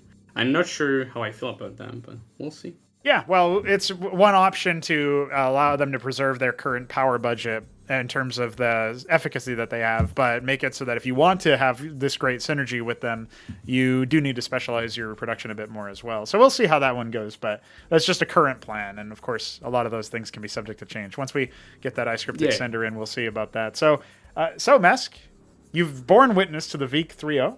Do you have any thoughts you'd like to share? Any questions you want to grill them about? Now that you did your PvP practice, how prepared are you to take on Hupsaiya? Am I playing with Hupsaiya? You're playing against neblime next, but in the future of the tournament, it's speculated that you'll play against Hupsaiya at some point, right? Maybe 3-0 neblime and 3-0 well, he might comes fuck after me up him. now. But the one I'm very interested in is me versus neblime, because we've been practicing a lot, and that'll be interesting. I've been pretty successful against him, so we'll see how that goes. You'll have to avenge me. Yes. Yeah, he was abusing me. Get your revenge for you. He was spanking me over and over.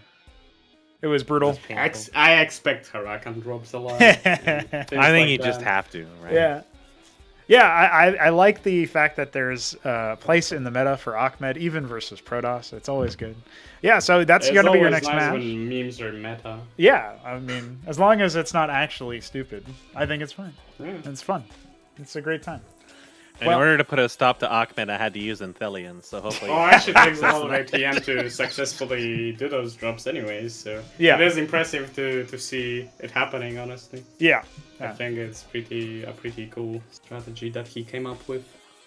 Well, it's just a matter of Mystery Me doing it first, but he didn't do it in the base. He did it to drop on top of things like Architects, funnily enough, just to Yeah, drop them. Neblime was doing that a lot. Oh, interesting. Yeah, he likes to give him drop the them in the chance, middle he'll of the do that. battle. Yeah, if he can get them, because it just gap closes instantly, right? So it's a lot faster than and a lot less. They take a lot less damage. Basically, that is the strategy I'm talking about mostly. But the drops in the base are also pretty harmful to you as the Protoss. Yeah. So you have to watch out for those. They are really good at just melting buildings. So it's good to have, I feel like, air units to defend. Or I mean, some of it is just static defense, of course. But if you want to defend against those drops, I feel like air units are really what will get you covered there. So that is something that Ahmed won't just step useful. on. Because the thing about Brood War is that we have shitty pathfinding. So if they just if they can just kill all your Arguses before your fucking Drakadens walk up the ramp. Yeah. It's tough. So, and they also, I feel like they are quite effective. They're probably quite effective against that army at that point when they're stuck on the ramp. So, yeah. Oh yeah. Ahmed is a very strong combat unit. Yeah. Air units are really useful. But also getting to a point where you definitely can riposte them in general, like stopping the drops. You shut down so much money and expended, the military amount, gets cut down massively if you can manage to make that happen. So it's definitely still dangerous.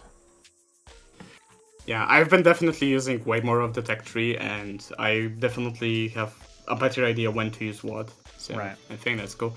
I felt like the game on Sideshow I could have probably done something better. Although what I did was still effective. Maybe because of that he didn't defend his field very well, but maybe that's because he was distracted when I was... I'm sorry, he wasn't... I think that was his 5th. Yeah, the 6 o'clock base, when you attacked him I with, was also Sims attacking and his stuff. 4th, I believe. Yeah, at 3 o'clock. With Sims. And... He had a big problem when you were outside his 4th, is when he came down the ramp. Most of his units were on move command. Yeah. And we're just moving in front of you. Yeah, the pushing down weird the thing ramp I and noticed dying. while playing that is that he had 3 LAN effects, but only one of them had enabled the ability. He didn't use it very much. So too. some room for improvement LAN when he effect, goes I back feel and looks like... at it. LAN effect, I feel like, is really strong for timing pushes, honestly. Yeah. If you have... Go ahead. If you have I suspect that you could do a 2-gate or 3-gate push from 2 base and just have one LAN effect at the last second. And then you just disable his army and you can win that way. Although I assume that's also risky. But it's just the LAN effect is really... Yeah. You can go with the one has LAN all effect the push. potential. If you already have a Stargate, you could go for you just add one LAN effect real quick. And, if you can fit that into your opener, you can definitely make some use out of it. that Right? works too. You used it to shut down the engram so you could kill 6 o'clock, right? So that was something you did on Sideshow to make it so that you could fully rip that base out. And Yeah. some interesting chaotic games. Some of the games did end up going longer than the 15-minute mark, which is what iSarCasm was mentioning, is that all of his PvP matches just end super fast. So an interesting set It's of interesting you say they were chaotic because I didn't really feel like they were from my perspective. Well, especially a Sideshow was super crazy with the only chaotic Kabbalists thing was the that. Kabbalist thing, yeah. But I feel like I've made his game way more chaotic than probably. he made mine. So well, from the perspective of trying to catch all the action with the observing, it was chaotic. I'll tell you that much. Right. But yeah, it was Kabbalists in the main natural and third, just sort of sabotaging various production points while there's a big army engagement at 3 o'clock and the 6 o'clock base is going down. It was really cool to see all that action in one spot. And then obviously we saw pretty cool. a heavy amount of... I really didn't expect to 3-0 him. I thought it would be either 3-2 or 2-3. Or maybe I would just be massacred and go, I thought. Listen, he does look very impressive when he's facing off against Zerg and Terran. So the surprise here is him figuring out how to tighten up his mirror matchup, and he'll have a chance later on today when he faces off against Btyb. If he can do that convincingly, we can put some more faith in him. But as of right now, you're going up against Neblime. I hope Btyb wins. He's the homie. He is the homie. He made one of my favorite maps in the map pool, so that's pretty cool. Yeah, there you go. Shout out to him. He's a fellow mapper. A fellow mapper, yeah. And so obviously, if he ends up winning, whoever wins there is going to be able to secure an invite back to the next tournament. That's a big deal, right? If you win a playoff series, you're invited back. Wait, so I'm also invited back? Yeah, because you won a playoff series, so you got it. Cool. Congrats. Cool. Yeah. So I expected you to be able to, even if you drop this one. I obviously favor you versus Btyb as well. So, but at least now we don't have to have the mappers exterminate each other. You know, there's at least that. Yeah. So, That's cool. there you go. So we'll definitely be in touch for your second match of the So day. it's like 3 hours from now or 1? I believe. Let me see here. I'll go and click on the schedule and find out for you. So we have. The plan is for, yes, that will be at 10:30 your time. So that will be, about 3 hours from now. Yeah. And iSarCasm will be playing in an hour and a half to face off against Btyb. Meanwhile, we are planning on casting Hupsaiya versus Shambler, but I don't know if Hupsaiya woke up, and I think Shambler might be AFK now. So they might not play that until very late tonight, and we'll do it from replays later. But in any event, we will figure out when the next match actually is. And we'll get back to you guys from there. But Vik, thanks very much for the interview, and we'll see you. Yeah, thanks. I'm really excited. I was able to win. Yeah, there you go. GG's. See you next time. GG. Well, Nesk, we now have the upper bracket decided. Neblime versus Vik, Hupsaiya versus the Shambler. And I'm really excited for both of those matches, especially Hupsaiya versus the Shambler, dude. Like, that match is going to be pretty based. Just thinking about how this match, they've been playing against each other a lot. They've been practicing against each other a lot. And, you know, it's funny because the Shambler is saying, oh, yeah, I'll train him up. I'll get him ready. I don't know. He might regret that now, because Hupsaiya's looking pretty strong versus Hamster. Yeah, this will be definitely the interesting match, because I've been really focused on my work trying to make the most of this production string I have, so I haven't been able to get to that last replay yet, but it's I still got the other ones fresh in my mind, so I kind of understand where they're coming from, and of course the game's against Hamster, so it'll definitely be interesting to see if Hupsaiya's advancements take him to the point of getting Shambler typing. Yes. Because that's basically the end goal here, is to get him typing. Doesn't matter if you win or lose, you just gotta get him typing. That's right. I would say so. Etc. Yeah. So, you know, I do think that obviously this match was like potentially going to be played later in the day. Then it was potentially going to be played last night, and then we had to reschedule. So there's been lots of scheduling kerfluffles. It's funny because Hupsaiya is obviously American, right? But his sleep schedule. He has a sleep order very similar to mine. Yeah, not very similar to HKS too. Yeah. So asleep at the best hours, because you know sunlight is bad for you. Don't be anywhere near it. You will burn up and set on fire. Hupsaiya knows it. He is woke to the truth. He knows. So he just goes back into his gamer cave coffin and hibernates and gathers his power. That's pretty much it. Shambler is just all over the place. Yeah. I don't know what's going on with him. He usually goes to bed pretty early, actually, so it's kind of the inverse schedule. That's not right. Yeah, he likes the sun. And that's the sun not right. blur. Yeah. So That's we fermenting. As a result of the scheduling silliness, I actually don't know when we will kick off our next set or which one it will even be. I am suspecting we will skip over upper semifinal number 2 for now. I know who it's going to be. And we'll check out Btyb. It's going to be this Nate fellow, and he's going to go up against Mirian. Oh, okay. Listen, It'll be a best of 9 all on Main Street. That I can get behind. Yeah, I guess that's Hupsaiya's friend actually. Is he popped on in? He's checking it out. The word is spreading. We're getting more StarCraft 2 players to give it a shot, which is surprising. I honestly thought it would be a lot easier to convince Brood War players, but neblime was talking to me about this. He's like, how are you getting so many StarCraft 2 people to check it out? Wouldn't it be easier for Brood War? And I was like, well, StarCraft 2 players already hate their game, so yeah. That's basically what I was gonna say. Is the only people sticking around with StarCraft 2 hate it. They just have nowhere to go. Yeah. You just got to give them somewhere to go, and they'll just immediately jump ship. Unless they're making money off of it, then they won't, because they have job security in the fact that no one new is ever going to play that game. Yep, well, there is that, and that's one of I think the general idea is Stormgate was supposed to be the repository, the safe haven, and it's a meme, so. I don't think anybody ever thought that. Oh, loads of people did. They were all saying, like, I can't wait to make content in Stormgate. I can't wait to be a pro in Stormgate. And it's terrible. Well, yeah. Should have Well, you listened to the can't guys be. saying I mean, that you from the can be beginning. a pro in Stormgate as much as you can be a pro in Canadian window licking. You might lower yourself to that standard, but dude, we've got Trudeau. You can't beat the best. That's right. And there's no point in even trying to, because you basically got to lose all of your humanity in doing so anyway. We do have some pretty, I would say, I guess it's like top-heavy matches for eliminations here, though. It is going to be iSarCasm falling down to face Btyb, and it also is Hamster against 3Crow. I would kind of be surprised if any of these sets go beyond the 3-0. You know, at least if Btyb ends up, you know, surprising iSarCasm the same way he surprised Sipiak, that could be it. If Hamster gets cheesed by 3Crow, maybe that happens. But like, they are by far in the way the favorites to take it, whether it's 3-0 or 3-1 or whatever. It's.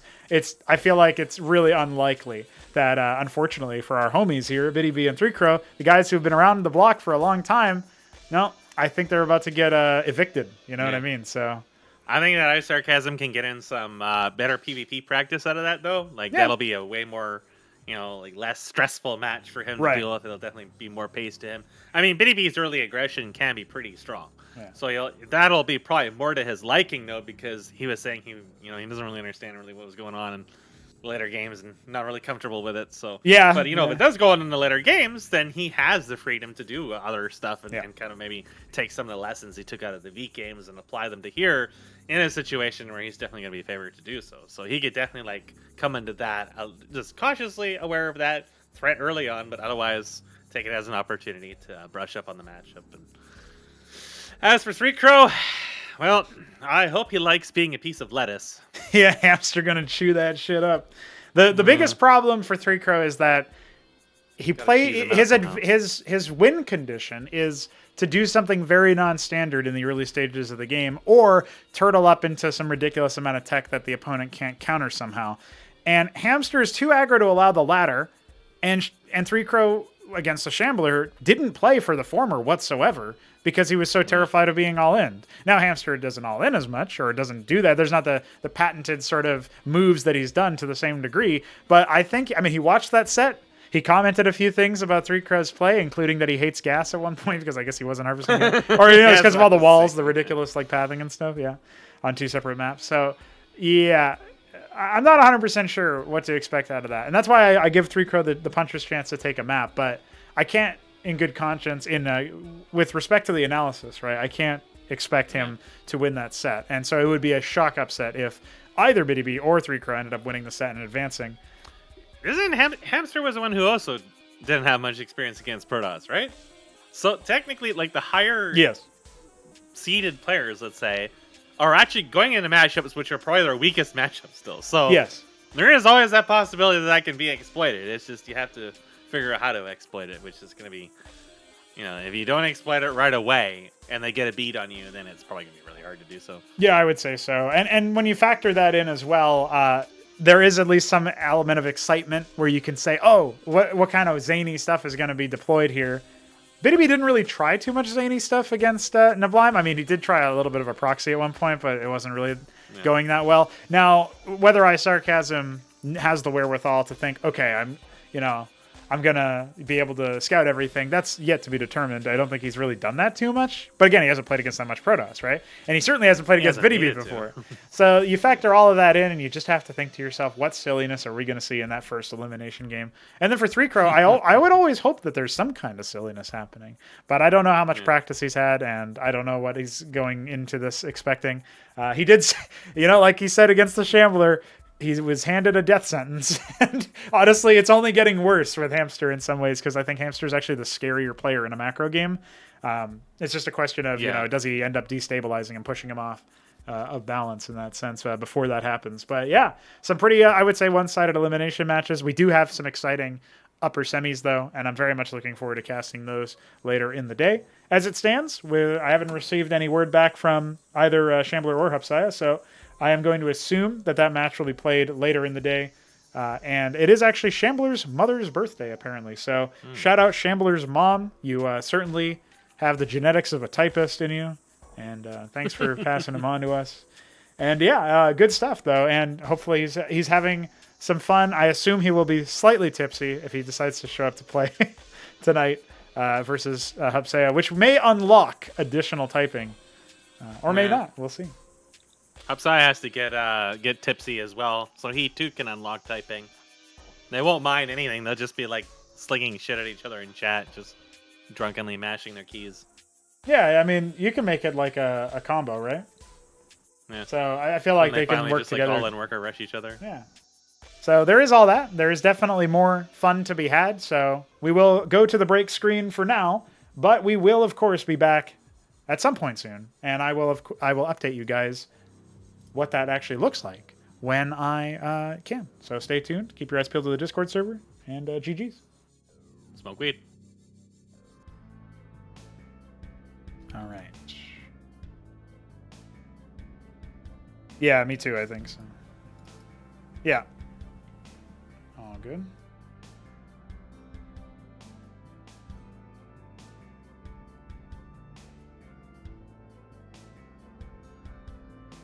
Yeah. Yeah. Real annoying.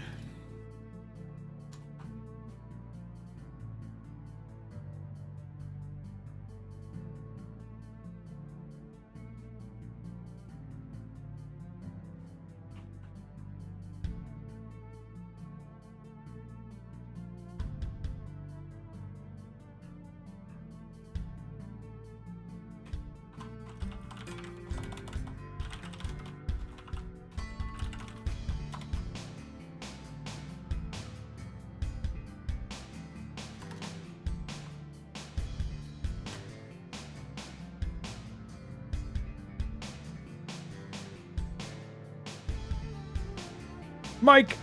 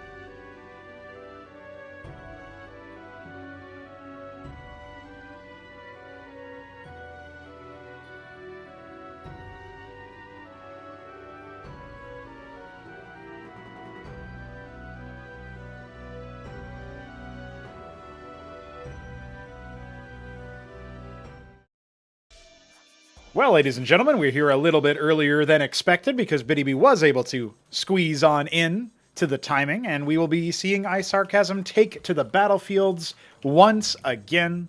You know what that means, Mesk? It means we get to interview none other than the Btyb. The Btyb. And as soon as Alexander joins the chat to start attacking him, Btyb gets pulled in here instead. Sir, here I am. Here you are. You are about to take on iSarCasm. I don't know what your schedule was like today, but you managed to accelerate your start of the match time. How are you feeling going up against this man? Did you get a chance to watch any of the games that just went down? Yeah, I think I watched all 3 of them. Okay. I'm kind of surprised. Yeah, me too. Just based on everything I've heard and seen. Right. So maybe you're thinking that this guy might be a little vulnerable in this particular matchup. He did say it was his weakest. So, how do you like your odds? Not good because it's maybe also my weakest. Oh, I see. With the whole mirror matchup thing. You just gotta copy paste every single thing Veek did, just like a robot. Even if he does something completely different, just trust the system. That's my problem. I can't. You tell me to do it, and I'm like, I feel like doing something else, and then whatever I do doesn't work. One base Intelliance. Huh? There it is. Listen, I hope that you're able to come up with something stinky just like you did to Sipiak. Remember, this is his countryman, his childhood friend. He's going to be seeking revenge for what you did to his Hatcherosk with your goddamn scribes. So I hope you got something up your sleeve. You traumatized all of them. They're literally going to fly over and find you. Good. I'm glad. Don't threaten me with a good time. Exactly. Yeah, I will notice that, Veek, his favorite unit is the Akistra Core, but he's playing Protoss, not Zerg. Your favorite unit is still the Goliath, even though you're playing as Protoss. I honestly am kind of thinking that maybe that's a sign. Whoever's favorite unit isn't their own race's unit wins, right? That must be how it goes. So. I guess we'll see. I'm looking for trends here, looking for patterns. The numbers, Masons, what do they mean? Oh, they mean a large number of Masons, obviously. But hey, we are going to be seeing you take on iSarCasm. The opening map is Impetus. Talk to me about this map. This is the newest map. It's from Veek. I think you described it as a spiritual successor to Repulsion once upon a time. How are you feeling about it? I still hold true to that, by the way, because if you look at the layout of it, it's very similar, just flipped. It's the same style, right? Just in the opposite direction. Yeah, where the natural and the main are kind of swapped places. I can see the argument for that. Yeah, and then the 3rd and the 4th are swapped. But I don't know. I think I've only played on it once or twice so far, but it's not too hard to figure out, being as standard as it is. Yeah, fair enough. Well, there you go. That's some sort of heartwarming notice, is that it's not going to be that difficult for you to get to grips on it. There seems to be a lot of spaces to proxy stuff, is all I'm going to say. And you never know what that could be. I will keep that in mind. This man really wants you to cheat. I'm just saying, man. I'm just saying. Now, regardless if you decide to go for standard play or cheesy play, I do hope you have a good time of it. Obviously, we would love to also have you back after the result of the match, no matter who wins, if you're able to give us a little bit of a grace us with your presence once more. But we understand you're a busy man, which is why I appreciate you making the time to not only play this earlier, but also come and talk with us. How are you feeling overall at this point? You were the guy who quoted the gentrification of CMBW with better players. Is that holding true in your mind, or how are you feeling about that? Yeah, I mean, it does seem like everybody that comes in is just good enough to slot above us class 2s, maybe not class 1s.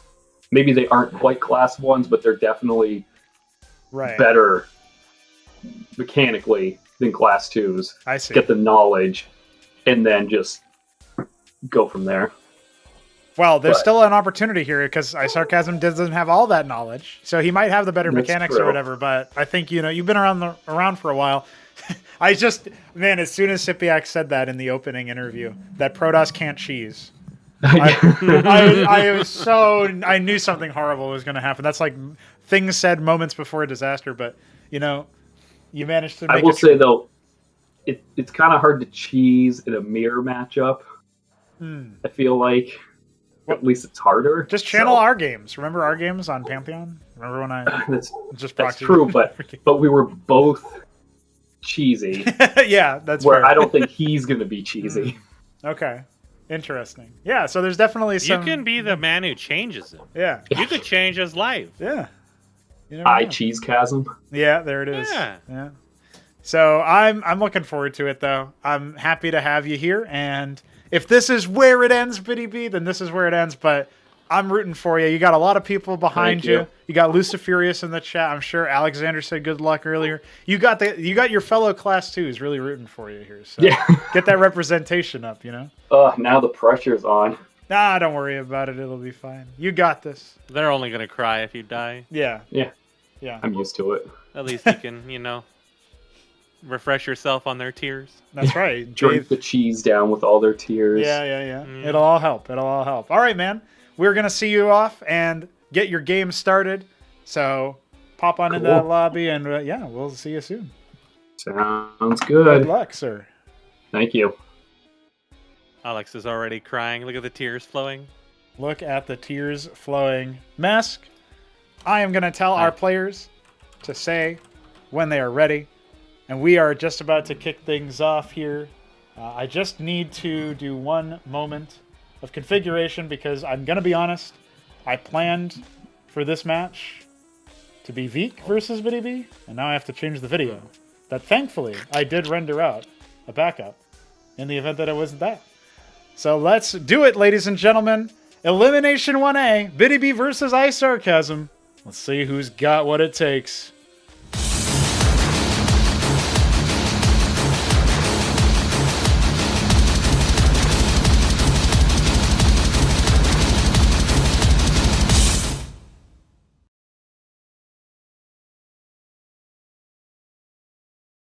Would you look at that?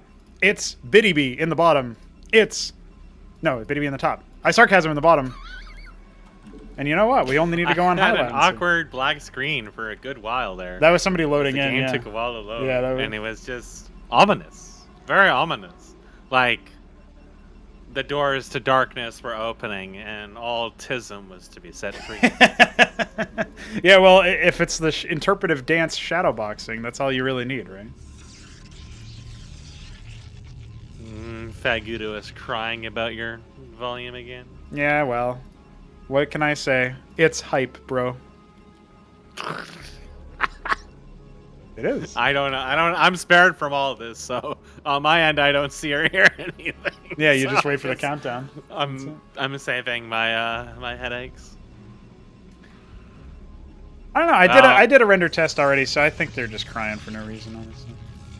I don't know. Maybe they did. Maybe they aren't used to listening to up-tempo music at max volume like I am. Btyb going for a gate first, so this will be standard for now. Jeez. Yeah, he's gonna feel his opponent out. He's gonna figure things out first. That's what he's doing. Now again, iSarCasm is the heavy favorite in this situation, just judging by what we've seen. But will he be in any way affected mentally? Will his game be thrown off by those games against Veek? He came in with a game plan. He might be able to do something here. He might be able to just secure himself that invite. I feel like if iSarCasm just pretty much does the same thing he did against Veek, he will probably just come out on top. But Btyb, again, probably has a lot more game knowledge than he does in mid-late game. Yes. So if he stalls it out, I think he is probably in a similar position as long as he can keep his macro afloat. Because while Veek was able to win in the macro department, it wasn't like he was so far ahead that anybody is going to be able to beat him. It's more like, it's just he had evidently a little bit more experience. Oh man, I agree. I could go for some of that right now. And Btyb's weakness is typically in mid and late, so I feel like that he's just going to get outclassed there. But if he doesn't, and the more familiarity with the tech tree and stuff like that is going to help him out. But yeah, I would say he's got to survive getting the lash of the spanking, which iSarCasm seems to be going pretty standard here. Nothing out of the ordinary.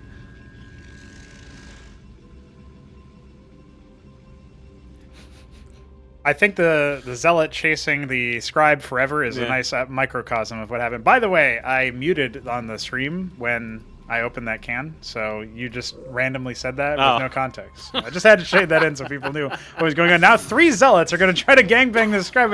It's really taking a lot of effort here. Oh, fuck that gateway. That gateway. Oh, my God. Oh, no. Oops. Well, he managed to get he gets some typing in the middle of that, right? So there's It took the scribe, the idle scribe, blocking him to finally put him down. brutal. Oh, goodness. And then he just takes out his frustration on the Gabe, almost as if he didn't want this easy victory. He wanted to have to fight for his food, just like they did in the old days. Look, it's a forward pylon, like StarCraft 2. I wonder that could be used for. I mean, it's not even blocking the Nexus, so it's a little odd. But, you know, there's a large number of Zealots coming in here. 6 Zealots on the way. Let's think of it this way. He could block the Nexus, upon which case he's just going to destroy it and build the Nexus. Or he can block up every single mineral field, so while he can build the Nexus, he has to spend like another 10 minutes killing pylons to actually do anything with it. Yeah. Okay. These are next level tactics.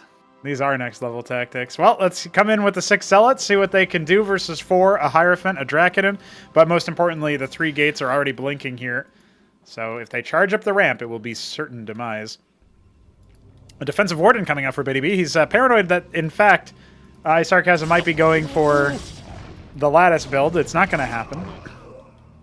iSarCasm skirts by the scribe, completely unawares of the secret operation left to ferment.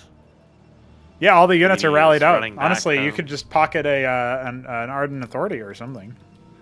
Yeah, you know, you could just build like Ardent Authority would be a good choice, and an engram perhaps. He's almost got enough gas for it. You never know. Yes. Yes. Yes. It's happening. It's happening. It's only going to be 40 seconds or so. The Zealots are now having quite the number here. There's a large number of Zealots. There's 10 of them. Well, he needs to go protect his investment, dude. This engram is only halfway done. Peeked into his thing there. Here come the scribes. Pull the boys. Here come the scribes. They're biting. Oh my They're biting. god. Oh no, Btyb. Oh no, Btyb. If it was just scribes, he might have been okay.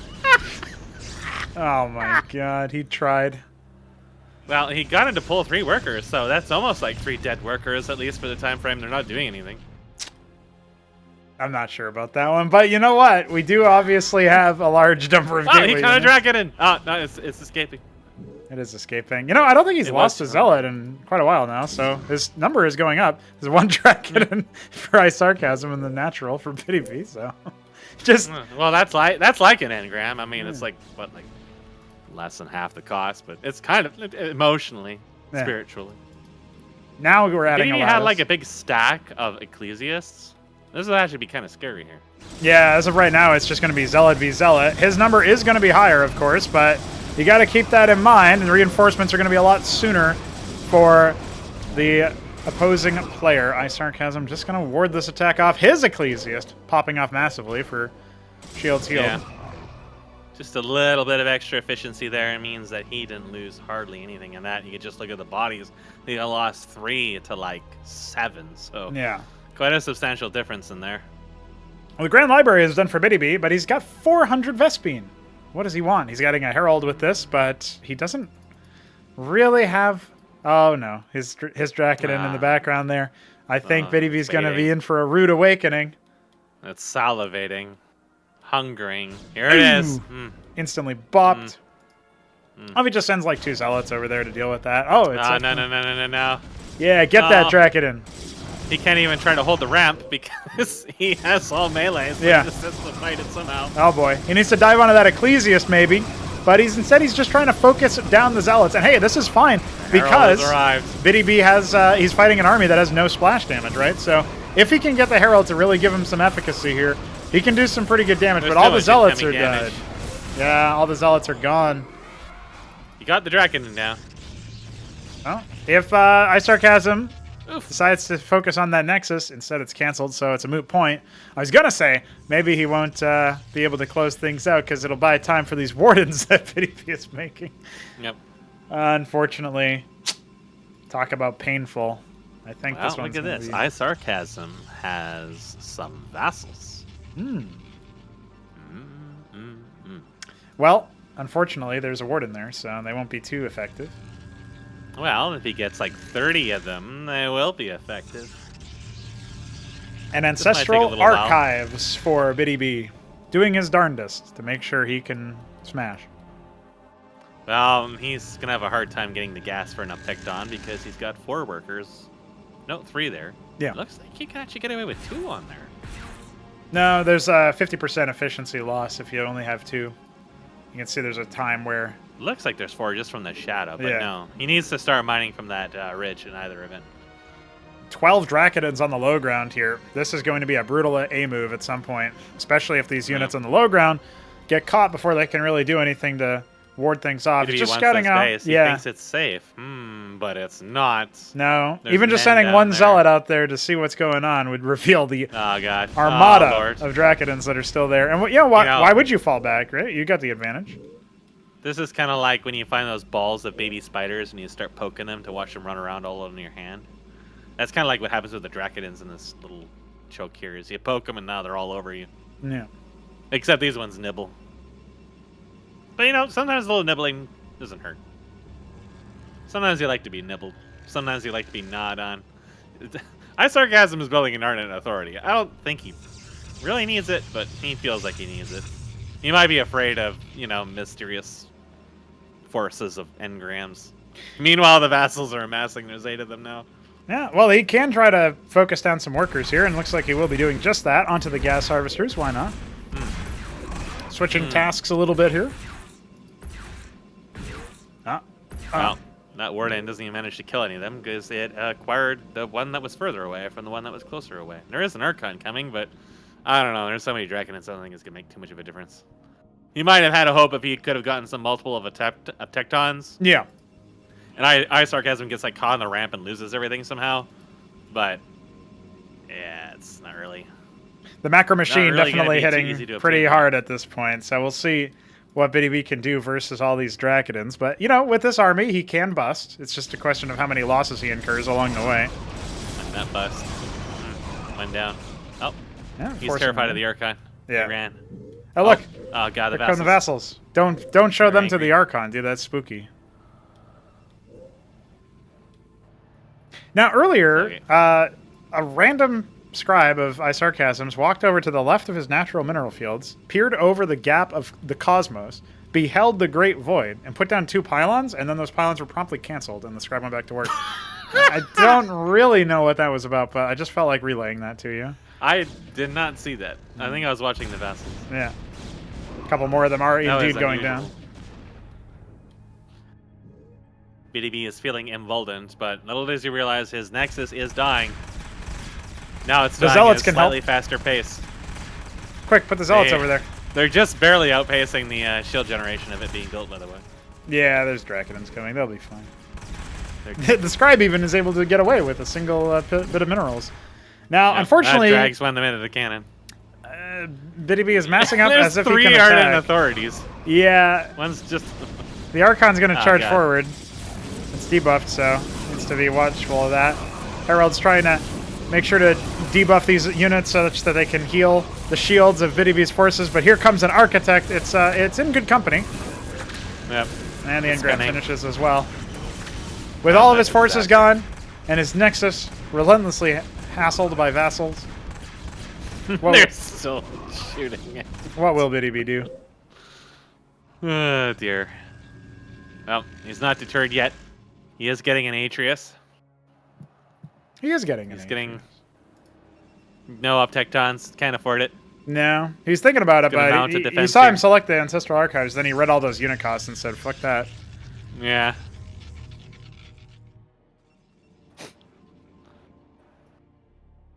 Well, iSarCasm is moving in to collect his bee syrup. His boy syrup, his sticky boy syrup. There's definitely some As the Btyb vassals stuff. are move command onto the workers there, so they were not doing anything. They were just following them on That Twitter. was weird, but they weren't moving. So, but the line was green, so I don't know if like they were acquiring them, but they were at a range or. that was- If they I don't were, know, if they it's- weren't moving, they might have been on hold position or something. But... Yeah, well, it was a green line, so I'm not sure. Kind of hard to tell. Haven't seen them under hold position too often. More lattices are coming. I think iSarCasm has been Vassal pilled. emboldened by Veek Yeah. to build nothing but vassals. It's a noble cause, a holy cause, but they are dying disgusting deaths. as vassals often do, to be fair with you. It's intentional. By the way, talk about gas pathing. I mean, he's fine. It's just funny in the third for iSarCasm. It's really threading the needle there. Yeah, they have to. Now, unfortunately for Btyb, he only just now put his engram down, so this is going to be the push that closes the game almost certainly. Trying his darndest to stream out more Striders and get them in on the fight, but he's not able to close the gap, and there are now 4 Architects on the front line. Not able to get the cancel done. Not that it would have amounted to much anyway, as the engram itself, I don't think, would have been able to withhold in that situation. That will be iSarCasm taking the first map. Kind of bog standard in some ways. Maybe pretty much what we would expect.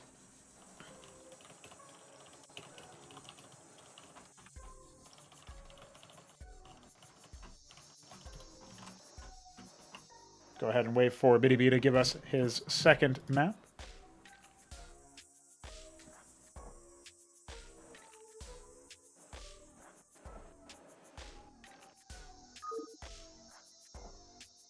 It will be Btyb's own map, Derelict, coming next. And you know, this is kind of what we want to see out of iSarCasm. If he can convincingly defeat Btyb in the mirror matchup, he can demonstrate sort of what Btyb was saying in the interview, right? That he can slot in at a higher degree than the Class 2s that we currently have, and just sort of cement himself as a player that is somebody who can contend with the top of the top.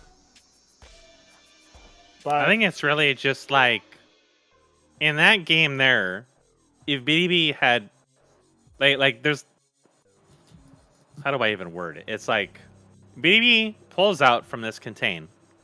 iSarCasm runs off with his units. Btyb thinks that now he can attack, but he can't. Just because he ran away doesn't mean he's actually in a position to attack anymore. You can't attack at this point. The dude's been having free reign on the map, shut down your expansion, has had his base up for a while. Like, you're still behind. You can't just suddenly attack just because he pulled out, because you didn't kill that many of his units. So you really need to consolidate and try to find strengths in a manner that doesn't involve you trying to fight him straight up in his base, where there's likely going to be some kind of defenses, new units that are being built, and whatever he's preparing in return for whatever happened there. Like, there's an unawareness of what is an advantageous position and what is a disadvantageous position, and that's kind of what, like, just beyond like the mechanical stuff, that's what separates a lot of these players, I think, because you will see that interaction a lot where the lower class players will attack. Like, that's one of the reasons why I play very passively and why I try to focus on macro stuff, because I've had that happen so often, because it's like, you think you can attack, but you can't. And until you know when you can, it's really best not to, and try to get information about when you can attack, so that you don't throw away a potential opening to move ahead. Well, Btyb is going to be taking a page out of my book and just sending his first worker across the map. Now, I say my book, I've never actually done this, but I do like proxies. And so it looks like that is what Btyb is thinking about. His scribe was spotted. He is in the bottom left, of course, but his scribe in the top right is sharing a base with none other than iSarCasm, who has not yet sent a worker to scope that out, knows he has time. Might not have even clocked it, because it's such an early scribe. Who would do that? Well, we know Mr. Btyb would do it. Holding his money for now, thinking about what he wants to do. Obviously, he's going to need a pylon first and foremost, and there it comes. It's a little far away, but I mean, it's big things start in small places. Listen, it's proxy. It's here for production. Second gateway. Yeah, that's true. I guess he could do the whole gateway thing in here. No. He's going to crawl it. He's going to slow coach it. Okay. It's like dog training. You got to start small, work big. Get him to stop, like, ripping off your hand anytime you try to get close to them, Oh, look, a Legionnaire coming out for both players, actually. I thought iSarCasm would be going for a more standard one, but it looks like he's more interested in that. Yeah, Btyb is already falling behind in macro such that he can afford his Warden in the corner of nothing. What could he possibly be doing? Legionnaire is out. Try to chase this dirty scribe down, but no. No, not close enough. This guy's own scribe trade. He checked the corner and he found it. Perfect. There's a gateway coming there, not another cannon. Never mind. I'm wrong. Fucking double cannon now. All right. iSarCasm. Maybe starting to sweat. What's this dude planning? He's got Legionnaires. they're like the least effective unit for dealing with this proxy that he could have built now. Yeah. So What he's actually you know, in a sticky situation. the scribe is not yet. Oh wait, he killed the scribe. Did he? No, he didn't. The scribe is still No. still there. He's Look, he went ring around the rosy just so he could do this. He ran all the way around, and the Legionnaire's like, all right, see ya? Question mark. Now you know what I want to see. I want to see iSarCasm hug the bottom with some ranged units, and the Legionnaire from the top rope here debuffs him, and then the Legionnaires from the bottom jump to that debuff above the cliff. That's what I want to see. It's like Escozy, but the beta test. Now the engram is coming as defense for iSarCasm. Listen, this isn't. I mean, your opponent's dedicated like over half of their production to this. If you really want to make sure they can't ever creep into your base, I guess you could just build an engram there and call it a day. He's gonna have a hard time breaking it down. Meanwhile, the first engagement happens. The scribe finally died. Yeah, one of the Legionnaires. Yeah, one of the Legionnaires. That's a Legionnaire. Okay. Well, the army is now leaving. As soon as this army shows here, surely Oh, your own Legionnaire can charge on in with the Draken and another Warden coming. You can start putting damage on that engram, Btyb, but you don't even know it's there yet. Instead, your units are kind of getting caught up on each other. He's finally mining gas from the middle of the map. He's wanted to do this creeping. this whole time. He's wanted to do this forever. Well, little does he realize he's been had. What I really wanted to see... Ooh. He's building some Wardens in his main that will absolutely protect his resource line. Yeah. Yeah, he's got the one Legionnaire. He's got a Draken on the way over here as well. He's been... I think he might have been had, honestly. I'm not going to lie. I think he's been hoodwinked. Oh. That's Jover. This doesn't get to finish. Just in time to get one shot. Two. Oh. Three. Oh. That's oh, three. No, into the worker line. Oh, shit. He's being decollided. Okay. He's going to go down to the secret space. Just like I said he would. Oh, no. What can you do, dude? There's an engram over there. He's trying to split, but it's not enough. Oh. You don't do enough. Look, the Draken died the scribes. Yes. There's another Draken over here. Wait, he can fight this. He can fight this, dude. Decollide the Legionnaires, and then fight the Draken with your Draken. Easy clap. Yeah, you got this. Pay no attention to the worker count. This is still winnable. Yeah, don't worry about that, dude. You spent all of his eco on an engram. You got like 10 minutes. Btyb, no! No, Btyb, no. Ah, it's tragic. It died. It died terribly. I mean, Btyb still technically has another base in the middle of the map. He just can't garrison it like he can in Conquest. Well, that was there was an attempt. An effort was made, as you would say. An effort was made.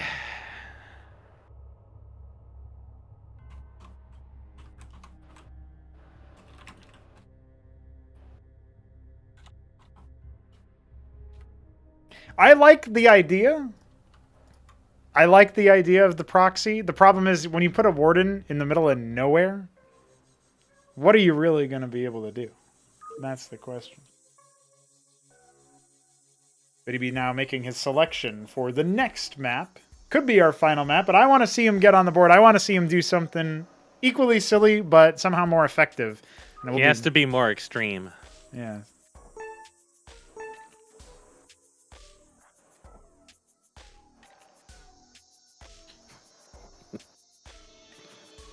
These are probably some whiplash matches for iSarCasm coming out of the Veek games. Yeah. In many ways, not just like the skill difference, but just like the way the matches open. Oh yeah, of course. Where it was like mass zealot, as opposed to like vassals and so on. Yeah. Into just this bizarre proxy, very, very, very far away from him. I mean, he made the map. He knows the architecture. But it wasn't going to be enough. iSarCasm top left, Btyb top right, GLHF exchanged, and Mesk, this is horizontal spawns. If Btyb scouts first, and then we see Proxy Engram again, but it's hidden well. A little bit of proxy, a little bit of... I mean, it's harder to proxy in this map because the bases are smaller anyway, so you gotta like go in on that corner. I mean, when you think about it, the Nexus has half vision on the ramp as it is. Yeah.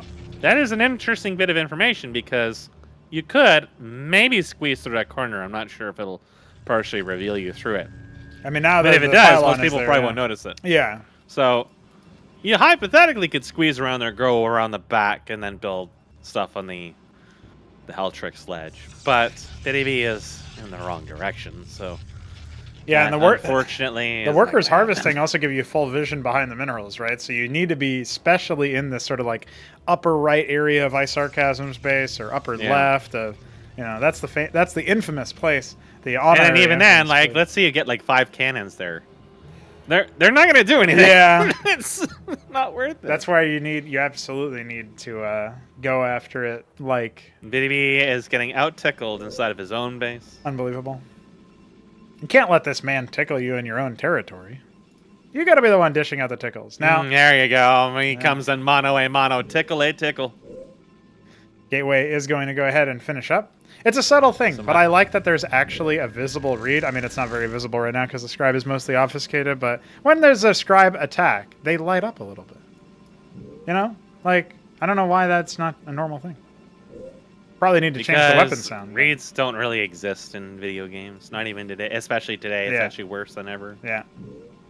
Like, if you ever have the misfortune of playing something like Elden Ring, it's just like they never had a graphical designer on their team, and making things readable or sensible or flow well was just not really their intent. They had an actual malicious intent to make things unreadable and as difficult to follow as possible. There's actually a term for it. It was low something that I can't quite remember off the top of my head because it was a really obscure and specific reference to how you read stuff. And modern companies actually try to fuck with that a lot because they think it makes games more exciting. And in a lot of the older games, it's just like they never really thought about this stuff at all, even though we had all these other examples of games being played Yeah. prior to this that where being able to see what's going on is important. But it's not just the RTS and ARPGs and other stuff that suffers from this. Shmups also suffer from this a lot, where projectiles and stuff like that will have color plates that actually clash or blend in really badly with backgrounds and make it really hard to tell. And that's one of the big reads that you'll tell between like Western style developers and the Asian ones, where the Westerners just never really got that. So you have a lot of shmups where it's actually very, very hard to see projectiles. And for some reason, reads and stuff like that it doesn't get taken seriously by a lot of people because they don't play games. And for some reason, they still amount to being commercially successful. Well, it's even Btyb little things is like in a the rough gateway doesn't even blink in StarCraft 1 by default, right? So it's like... Yeah, no, like they have it in elsewhere, but they just didn't Yeah. do it for this building for some reason, question mark. Yeah. Well, the Hierophant is going to face tank a lot of damage over here, so that was fortuitous for Btyb, and he doubles up on it with a little bit of extra micro, using the cliff advantage to his iSarCasm advantage. is, no, he's expanding, His gateway hasn't even blinking for a while. I was going to say, Btyb's in a really bad spot because where is this going? He's just scouting out. He's making sure there's no scribe Btyb hiding is not behind to the proxy wall. his own base. Well, if you want to hide the intent to expand, you can put the scribe behind the minerals so that you're not seen. That's a trick that iSarCasm but I feel like himself has done. So if iSarCasm like admitted this expansion and just went hard aggro, he would just win. yeah, probably. Because only now is this Panoptis being started, and it's just one gateway. But he doesn't know that, Mask, and he hasn't gone for Yeah, the he doesn't lattice know to scout that. that. So, But if he was more aggro in the first game. But he went for an expansion in this, into the lattice, so that is definitely very different for him.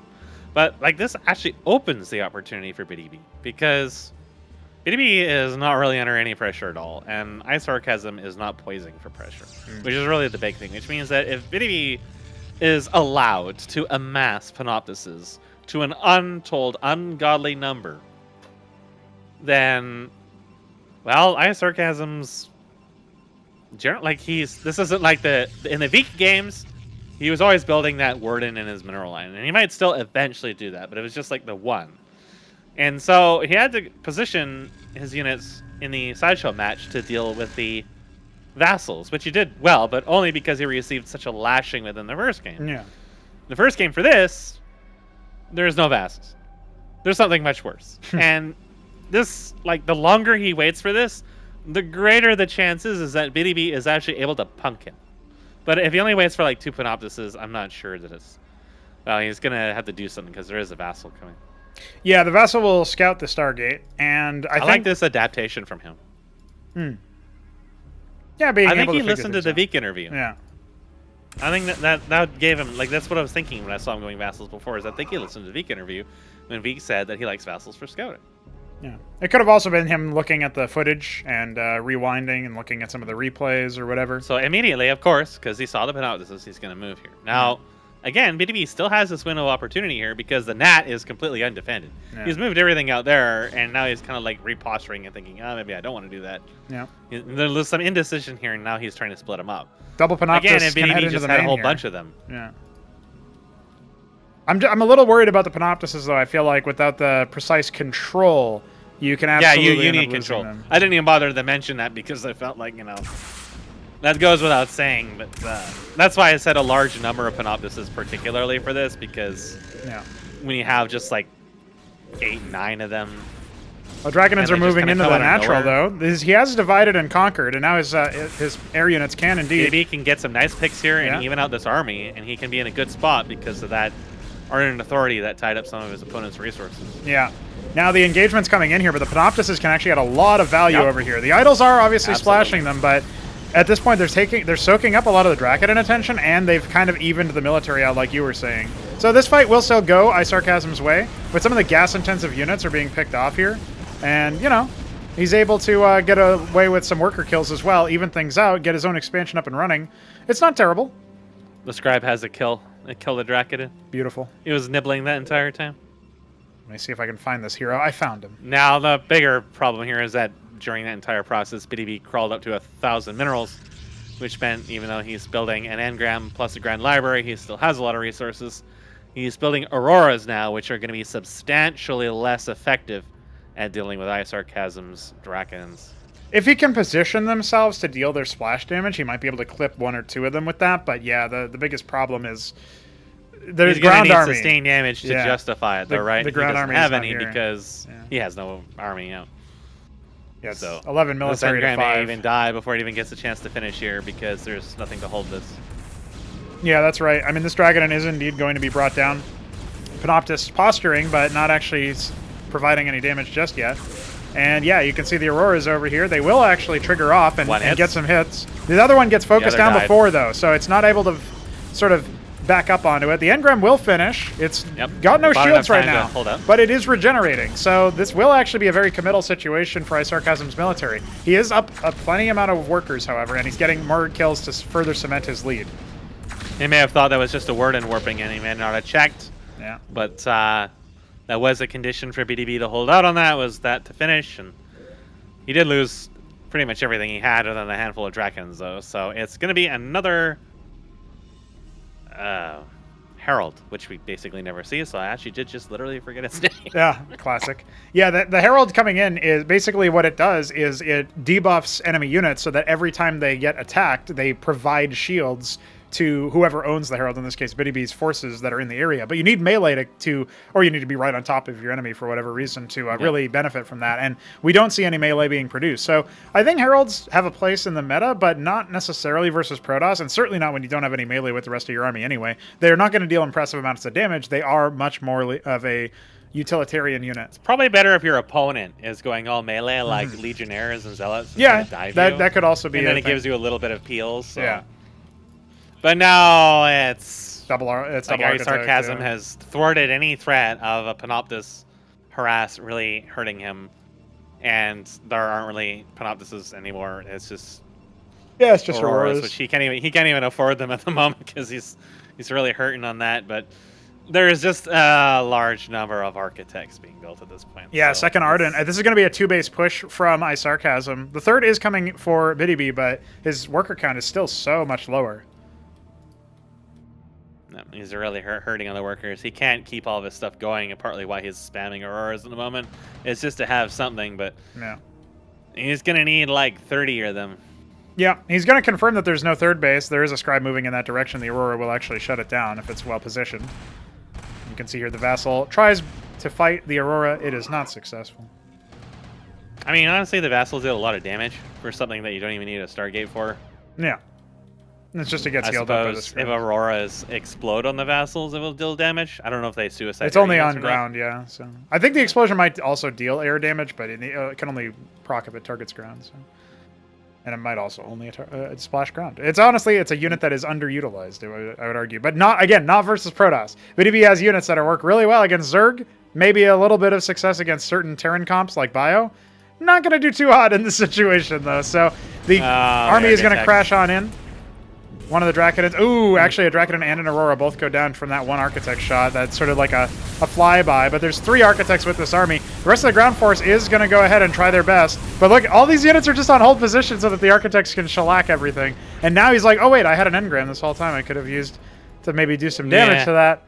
And now I'm contained. Now, I guess his saving grace is this base in the 3 o'clock position isn't being scouted right now. And he is actually adding more Panoptises to the fight, so he can try to dive onto the Architects, but there's 2 more coming, so it kind of feels to me like this is an open and shut case. The Architects can just duel them at this point. He doesn't have to even think about running away from them. There's never going to be enough Panoptises at this point in the game to overwhelm him, so long as he just keeps making things that can hit them, because they're going to take so much damage on approach. There are 5 Architects there. Yes.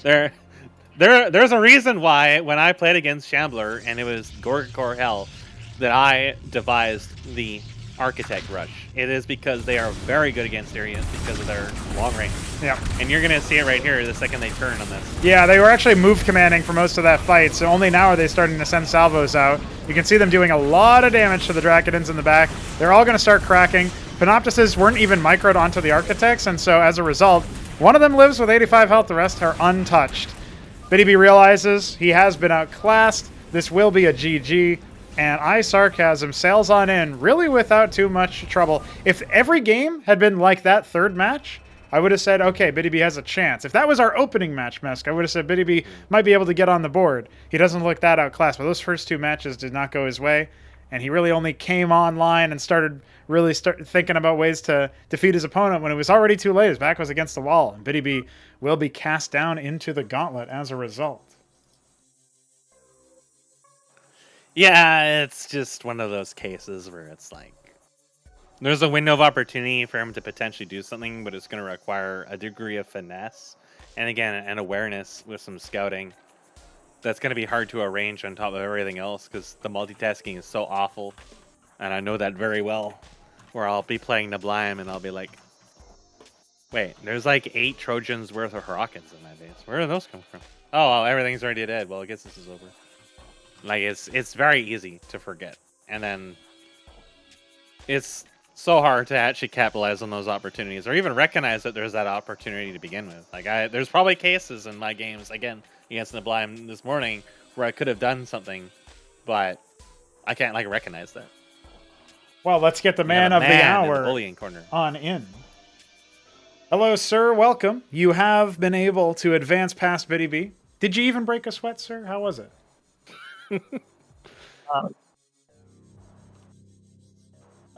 I think his mic is... he died again. He's having mic trouble again. He did make a sound, but that was it. It was only one sound.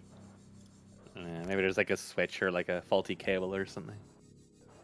Or Discord is just doing Discord things. Yeah, we'll have to wait and see. Whatever he did to fix it last time. Hello? Oh, there it is. Hi, you're back. Yeah, I just have to unplug it and plug it back. That is the classic move. Well, you have made it past him. You did win a PvP match. I don't know how lopsided you thought that series was, but from our perspective, it seemed pretty convincing. What were your thoughts? The last one was a bit weird. I guess I could have played it better. Other ones, I feel like the cheese made it worse for him. Yeah. Like, as I said, cheese doesn't work unless you're like drunk or something. I don't know. Yeah. Okay. You would have had to. Well, his imbibe. cheese was very very specific. Yes. In the far corner of your base that permitted you to build an engram just to shut the whole thing down. Yeah, that was a little awkward, right? Because we were thinking, oh, it's going to be proxy production, and no, he puts a warden down first, and it just slows everything down. I mean, what's a warden going to do? Zone away your scribe scout, you know? Not much. Yeah, when I see it, like I see pylon, gateway, and warden, I think just, okay, let it be. Like, I'm not gonna touch it. Right. And there was like engram warpen at the time. So I had like 2 units at the time, so I thought like I'm just not gonna touch it.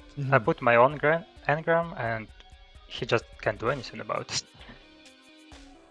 And the other thing too that I wanted to mention is actually, Mesk, you basically posed this question on that match in Nitro Valley when you saw that there was an adaptation from iSarCasm to go into the lattice. Was that just something you noticed from the games, or is that something you listened to the interview that we had with Veek where he talked about that? Like, what talk me through your decision making to go into lattice here. Are you convinced it's now a better opener than just gate focus? I didn't use it as an opener. I went 2 gate or 3 gate. Yeah, adding it in early is what I meant. More what I meant. Yeah, and then I added lattices because I think, yeah, Vic has good idea. Like, I think vassals, like on paper, they're trash. Right. That's why, like, I didn't like when I saw vassals in first game, for example. I thought like I don't have to do anything because they are bad units. Right. And it turns out I have to do something. Yeah, because they can get to such a crazy amount, right? So. Yeah, and the advantage lattice units have, in comparison to Dracodians, is like they're all smaller, and when you end up like fighting with larger numbers, they just have more DPS output, because you're like Dracodians are just like stupid, and they will just walk around and not shoot most of the time. And especially for vassals, because it's an air unit, it can stack like as many as you can. Like, it doesn't matter. Right. So I feel like in all games I should have stopped making Dracodians pretty much after expansion, because they're not really good against anything mid game. Yeah, it's awkward because they have really high upfront damage, but if they can't get close enough, or if they stumble on each other or whatever, then by comparison to the other units that have higher range, like Architects, you're definitely in a tight spot. I think the Ardent Authority seems to be emerging as a very powerful structure in general in pretty much all matchups, but I also still think there's definitely some play or with other structures that you can do. Like, we kept speculating, okay, what if you do Legionnaires and you rush down the Architects and they can't move anywhere? Because there's no splash with the army, it's just multi-target. And then what do you do about... like, I'm not sure if you've noticed this, iSarCasm, but when you enter into a minimum range of the Architect, its missile won't split. So it has to travel a certain amount in order to split target, right? So if you hit melee, then that can maybe help with that, is the theory. But, you know, it's still yet to be determined what the response is, other than building Architects of your own in a mirror matchup, right? It kind of only works when you're like on the low numbers, like if they have 1 or 2 Architects. Right. Or if they're like exposed on a very open field. But Vic was like always on his own base, and if I want to go Legionnaires, I have to know that it's going to be Architects. Right, yeah. So I didn't have any ways to scout, really. Yes, that's where the Vassal kind of comes into play, right? In this series. Yeah, so his Vassals were like handy to scout. Like, he saw everything I do, and I didn't know anything. Like, all I have is a Zealot, like, who may be able to go somewhere. But it's, like blindfolded most of the time. Yeah, I do think that trying to sort of guess what your opponent is doing, I mean, for one, we don't really know what the meta is. Yeah, we talked about this a little bit after group stage as well, if you remember. It's like, we don't really know what the upper limit is, or what people's optimal strategies are going to look like. Or even, we don't necessarily even know what people are going to do based on their playstyle. Like, some of the players who've been around a little bit longer are a little bit more set in their ways in some ways, or we know that at least there's certain things they probably won't build. But when it comes to facing off again in a mirror matchup against players who you don't have a lot of experience with, it can be really hard without just actually being able to scout them. And then you think, okay, I'll do the Witness, but as you found out before, just even in practice games, right, iSarCasm, is that it really does set you behind a lot in the military count. So you can really only do that if you're already safe, if maybe you've already made it to 3 base versus 3 base or something. Is what it seems like to me anyway.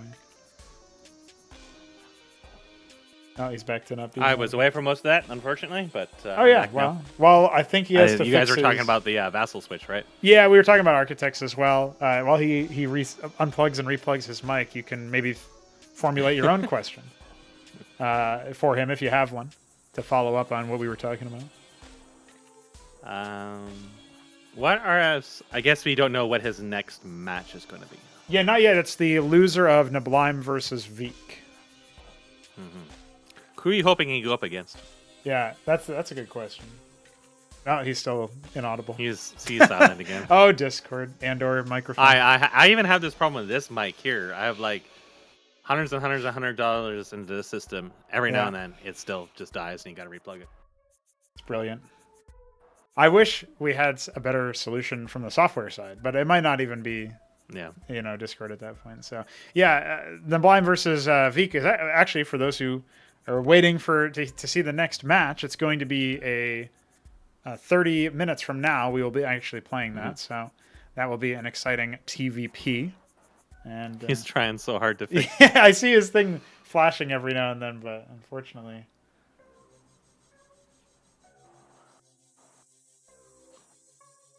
Still nothing. There's one universal thing that everybody can understand. It's that we hate computers. Yeah, we do hate computers. Computers are dumb. Looks like Veek is going to be making food first, and that will be the option there. Yeah. I wonder what he's making me.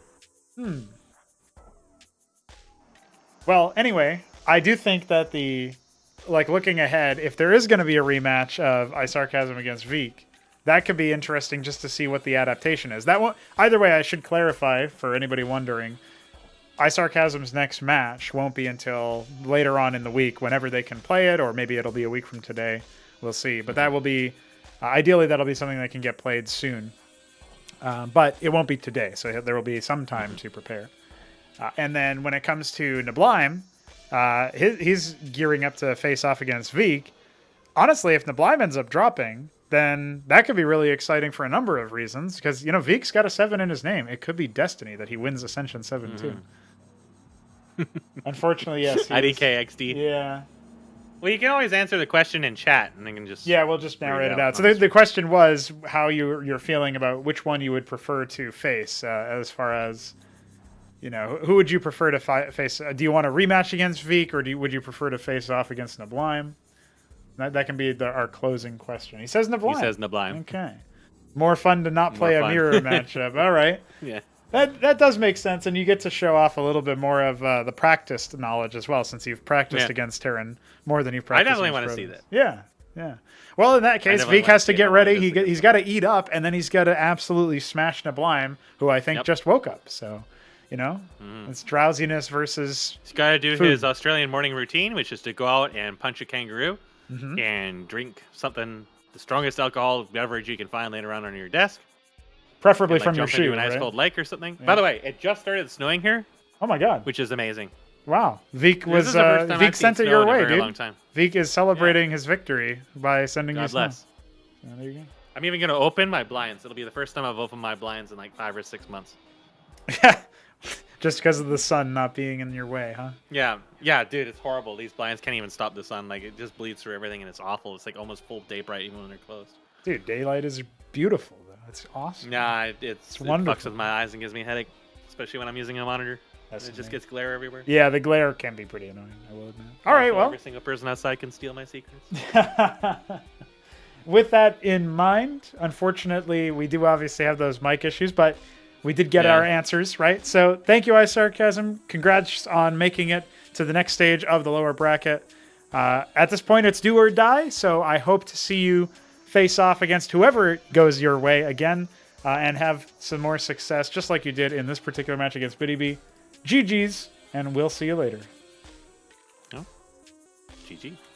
And there we go. So coming on back to checking out the lower bracket. I will fill that in momentarily, but it will be Btyb cast out.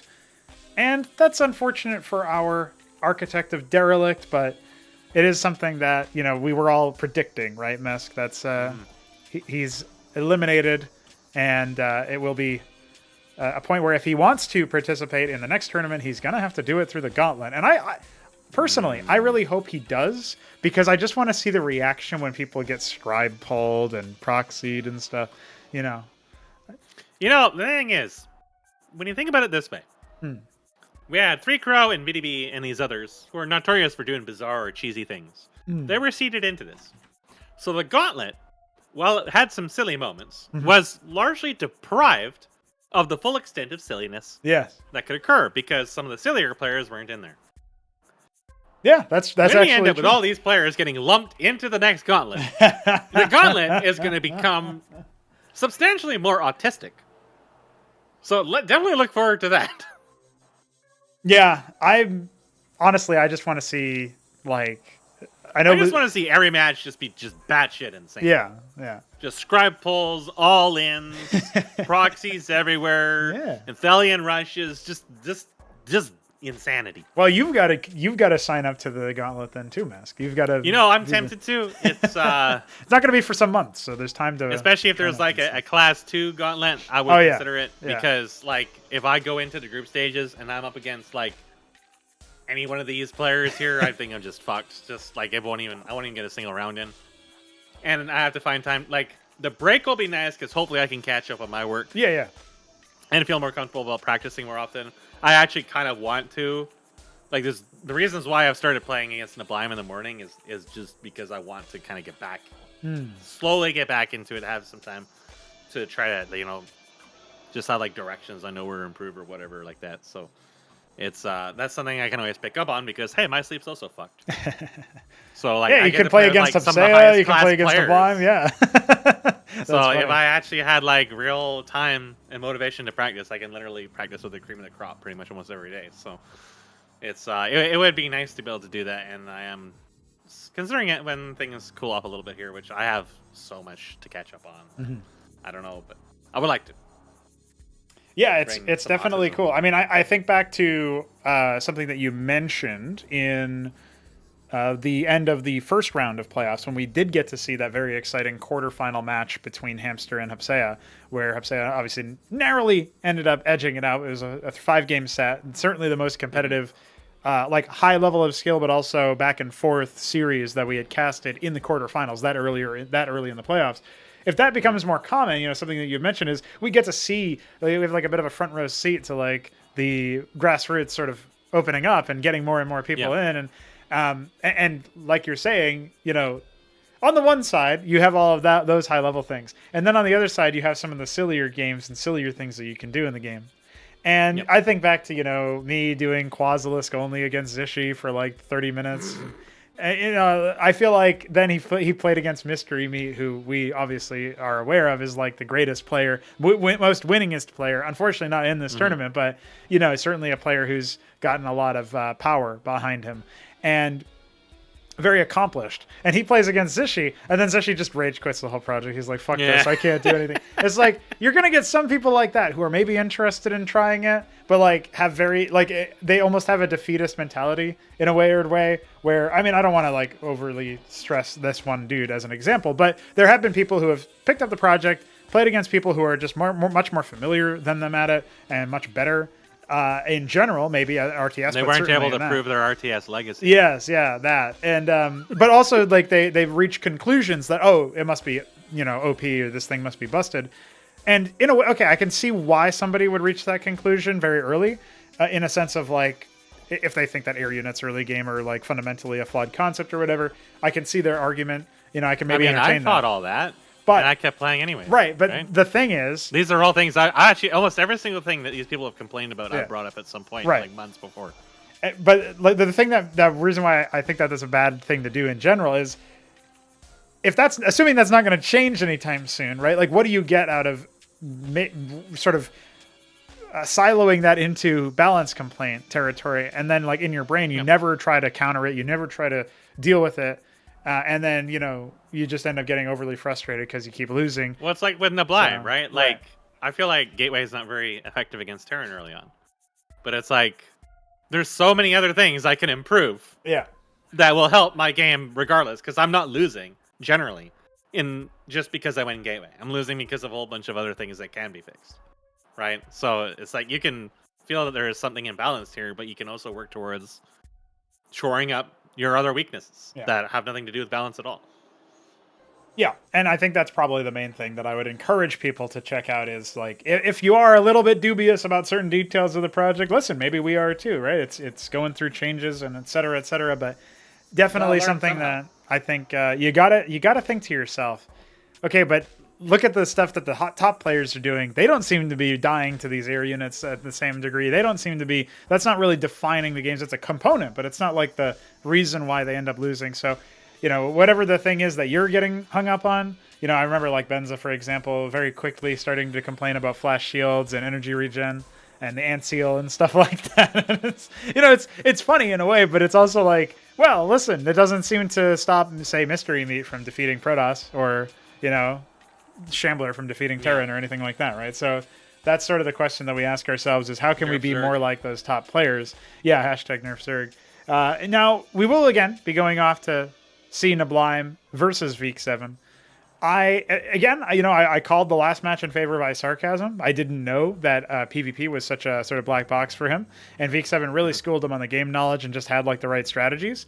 And so he's definitely impressed me, and as a result, I can't necessarily do the same thing where I call it in favor of neblime like super favorably. I still think neblime should edge this out, particularly since Veek, as he mentioned in his opening interview before we casted quarterfinal number 2, he said that neblime was doing experimental things, and Veek was able to repost that pretty easily and get those wins. Yep. Now, you obviously sat in on those practice matches, so you have a little bit more to say about that. But that's interesting to me is that I want to see whether or not neblime has something cooking or if he just reverts back to something that works and then just schools Veek that way. You know what I mean? Like, I don't know how to call this series because I think Veek is clearly a solid player. He's warmed up now. He'll get some food in him even, and now he's going to go ahead and face off against neblime and, in a match that, yet again, I think the casters, the analysts, etc., have to call it in favor of neblime. But how much? Is it a narrow advantage or is it more drastic? What do you think?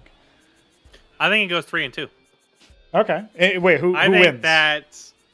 I think that neblime probably wins. Okay. But I'm not so confident to say he's going to win because Veek was consecutively beating him when he did different things. So I think what happens is if neblime tries to divert from his strongest points, or Veek catches up and realizes he's cracked the code to defeating his better builds, and he has to adapt, then he's going to start dropping games. I think the first game could be very volatile, but by the third game, you're probably going to see Veek really starting to adapt if he's struggling, or you're going to see neblime starting to adapt if he's struggling. Right.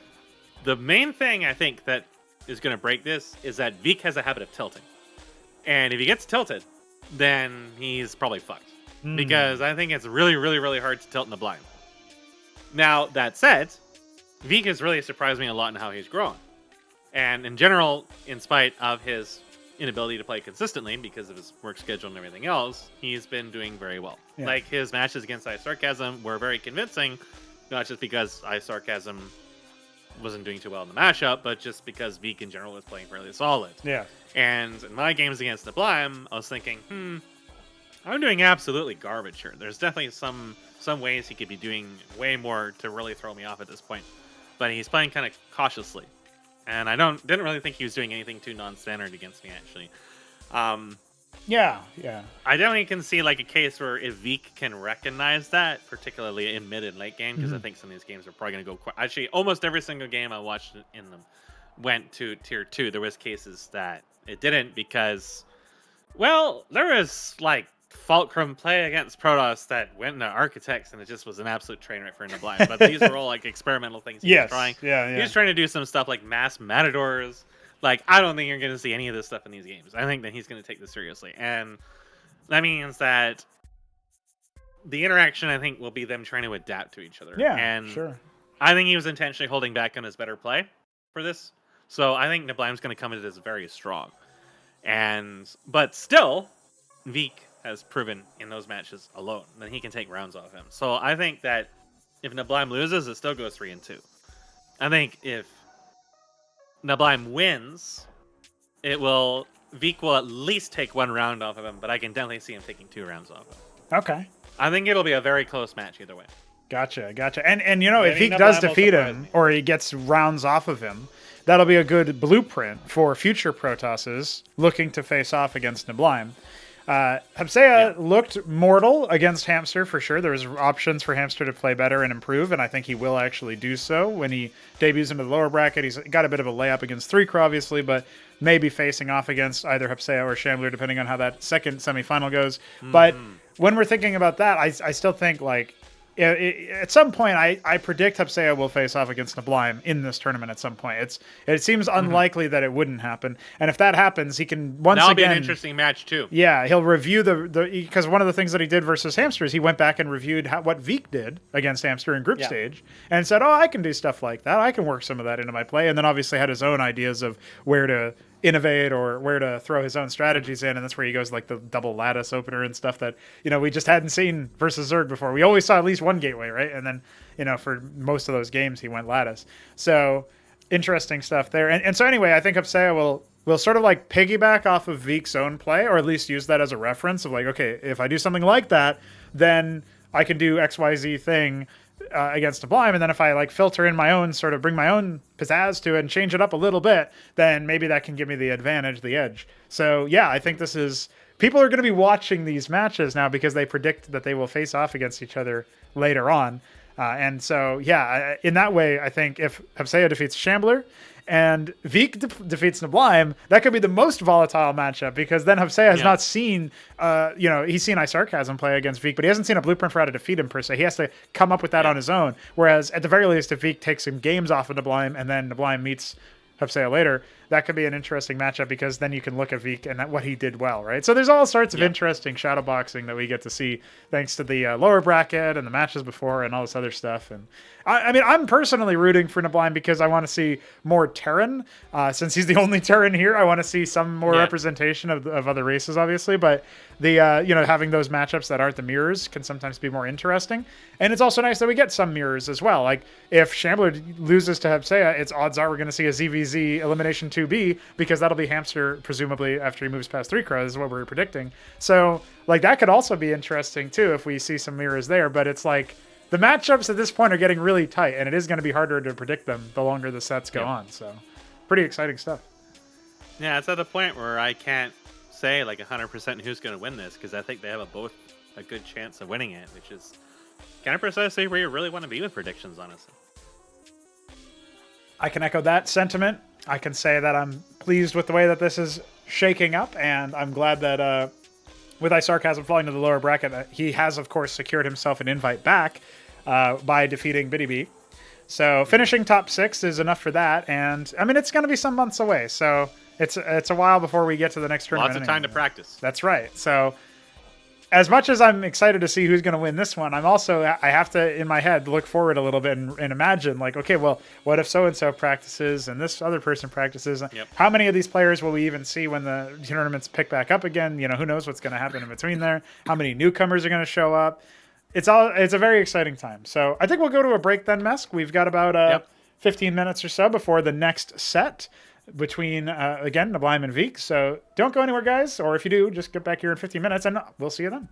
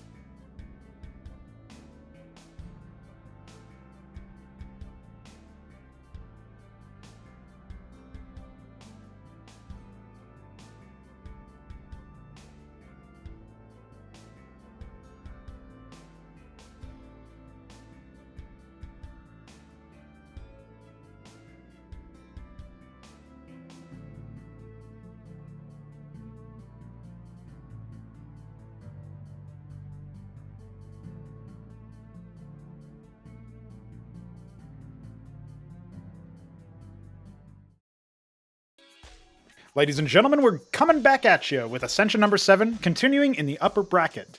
We'll be playing the upper semifinal, the first one. In fact, it'll be neblime versus Vik. And joining us to talk about neblime versus Vik is none other than neblime himself. Let's get him in here. Ladies and gentlemen, you are now graced by the voice of neblime. How are you, dude? Good morning. Good morning. Yes, it is indeed morning in Australia. How are you feeling today about your matchup against none other than the Vikinator? He managed to defeat iSarCasm. I assume you were sleeping through that series because it is quite early for you, but how are you feeling about going up against him? He was just telling me. He was just telling me about that. And, I expected Vik to win, but I did not expect a 3-0 necessarily. Interesting. Yeah, and I heard Gladiuses came in again. Everyone seems to be making Gladiuses these days. Not only that, but it was versus Protoss, and the player who made the more Gladiuses lost. So that's interesting. What? That's I a guess detail. they're bad then? More Gladiuses I don't think equals you would wins? build them versus Protoss. It was a little surprising to me. But nonetheless, Vik does find himself in the upper bracket. He's coming after you next. How do you feel how this veto went? He obviously was able to ban more maps than you, but for those who don't know, the remaining maps at the end of it all, with you picking Infinite Velocity 2 as the start, are Derelict, Impetus, Nitro Valley, and Sideshow. I know at least one of those maps you're not keen on, so what's the deal with this veto? How are you feeling about it? Well, he's going to regret not banning Infinite Velocity, I tell you, because we'll be here for like an hour. I'm going to weigh him down.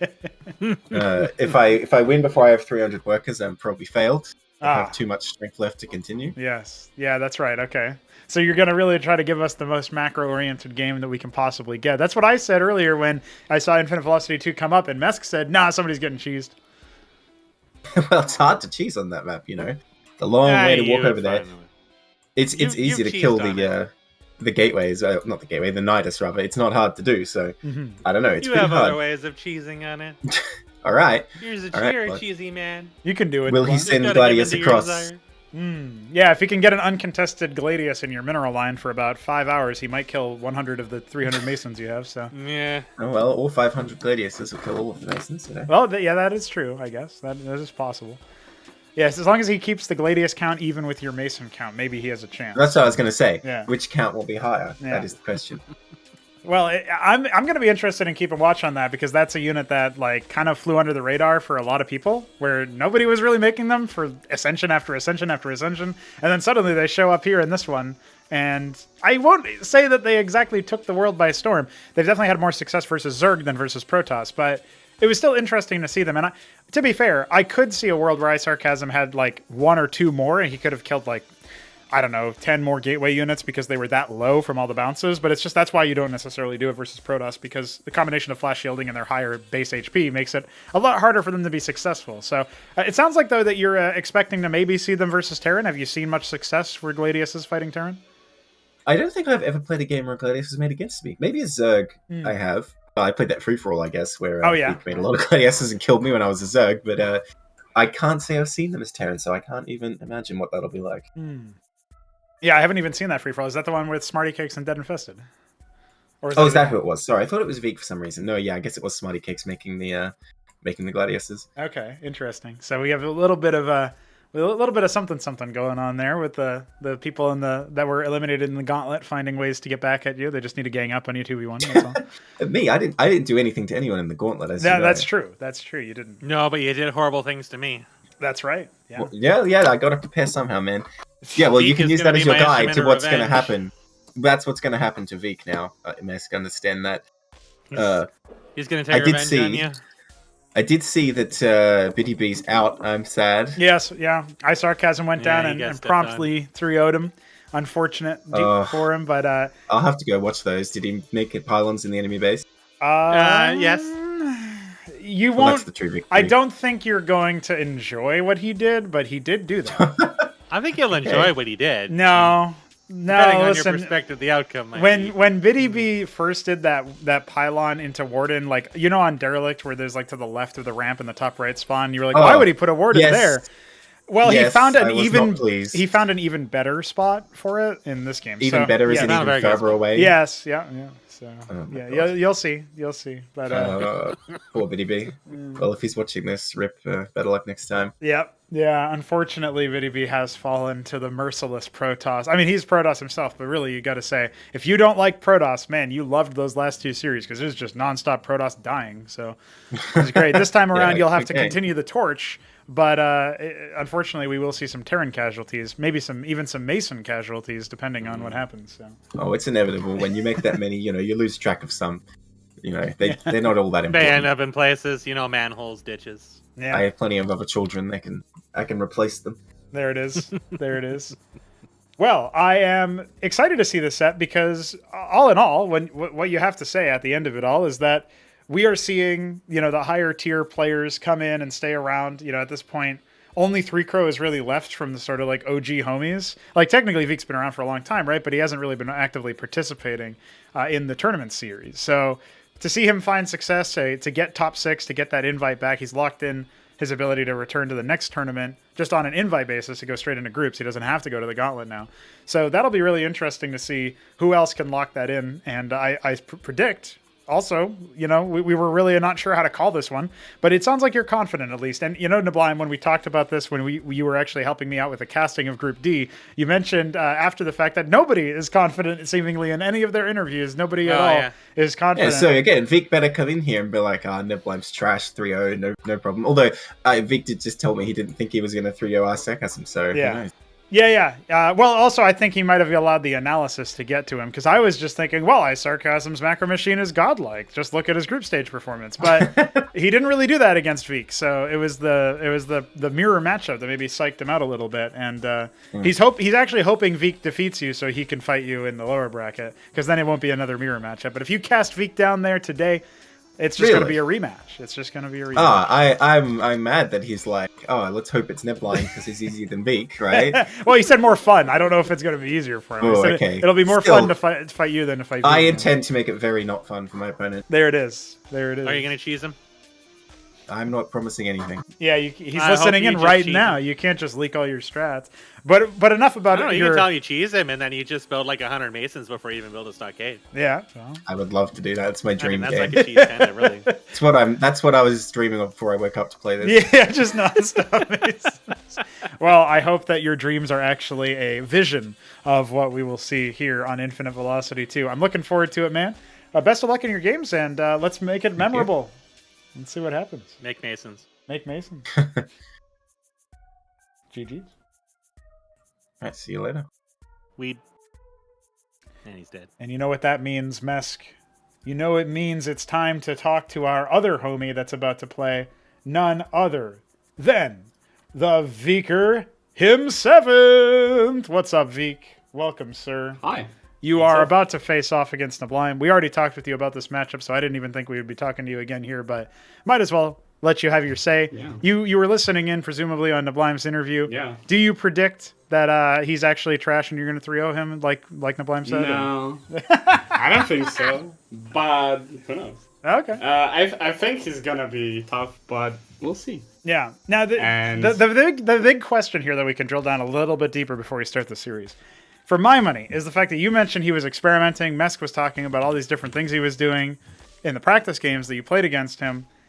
Do you think that has prepared you whatsoever to face off against the quote-unquote real neblime, or how do you feel about that? Well, I don't know. I don't know what he's cooking, but I think I'll have an idea of how to approach this thing. I expect him to basically do anything to win. So yes. If he's saying he will try to outlast me, he'll probably try to do that. He'll probably try to harass me to death. He'll probably just want me to get tired. Yes, that's true. We'll see. Yeah, we'll see, though. he just woke up, so maybe there's some grogginess you can exploit, but at the same time, he'll have more energy in a longer set. I think maybe that's what he's banking on. I think he's definitely a tad bit too confident. Oh, Even before the games. Like the whole Ascension, he just declared that he will win it. Yes, that's right. Because Mystery is not here, and he will hold that slot for. Yes, yeah, he wants to. I don't know if that's true. We'll see. Listen, he's the only Terran representative we have, Vik. He's got to win, and Terran has to win now that Mystery finally said that Toss was nerfed enough. We'll see. He faces me. He faces Hupsaiya, who also improved, and he probably will face Oh, I guess he can't face Shambler and Hupsaiya at once because they're on the same side of the bracket. Yeah, he'd have to... but maybe in grand finals, I don't know. Yeah. We'll see. No, you got to get there, dude. This is your tournament. It's got a 7 in the name. It would be nice. Yeah. But Neblime's definitely gonna be tough. Mm-hmm. I guess it's weird where I was able to, or I guess Nude was able to crush me, and since then it feels like the games were like getting easier and easier. So I don't know. We'll see how that goes. Yes, we'll have to wait and see. I'm excited, man. I'm looking forward to this, and I think your practice, you've obviously improved massively. I mean, I was obviously saying on paper, the analysis seems like iSarCasm's a better player. You made him look a little goofy today, so I can't really root against you in the same sense as far as the analysis goes. I can't say, oh yeah, it's clear neblime is the favorite or whatever. I think he is the favorite, but I think it's much more narrow than I initially anticipated. So I'm looking forward to seeing what you got. Maybe you can continue to perform upset after upset as you make your way into the grand finals. It would be nice, but we'll see. I expect it to go 5 games. Okay, yeah, so, let's see. That'll be the longest one. If all the games go super long, then that means the Hamster will be asleep and 3Crow will auto-qualify. We'll be playing till 3 a.m. my time. Yeah. We'll see. We'll see those threes come to action. Maybe he just cheeses me 3 times in a row and I look like a fool. Well, we're about to find out. Don't be fool Q7, be win Q7. Oh. On Infinite Velocity 2 Q7, and I'll see you later. Yeah, I see you later. See you. Well, Mesk, I think we're about ready. Let's get our players to say when they are ready, and let's get on with it. It's Week 7 against neblime. Infinite Velocity 2 our starter, upper semi-final. Let's do it.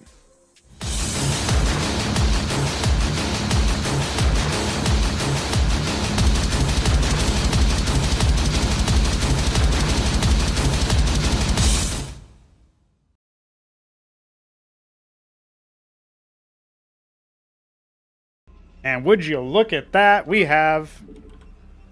Oh, can we do high brain cells? There's no way we can do high brain cells on this. Dude, just me and neblime was a high brain cells, extra high brain cells environment. Yeah. Well, okay, you throw Poland into the mix, I'm absolutely astonished to even fucking run. That's right. Well, you know what? This is going to be pretty exciting because we will be seeing whether or not the destiny is true. Can we get Veek into the next round? I'm not 100% sure about that one, but I am looking forward to finding out the answer. He is on the left-hand side, and he is going to be going up against neblime on the right-hand side, who is indeed going Stockade first. Is it any surprise? So, now that we're finally in this matchup, I can actually talk about those practice matches. Mm-hmm.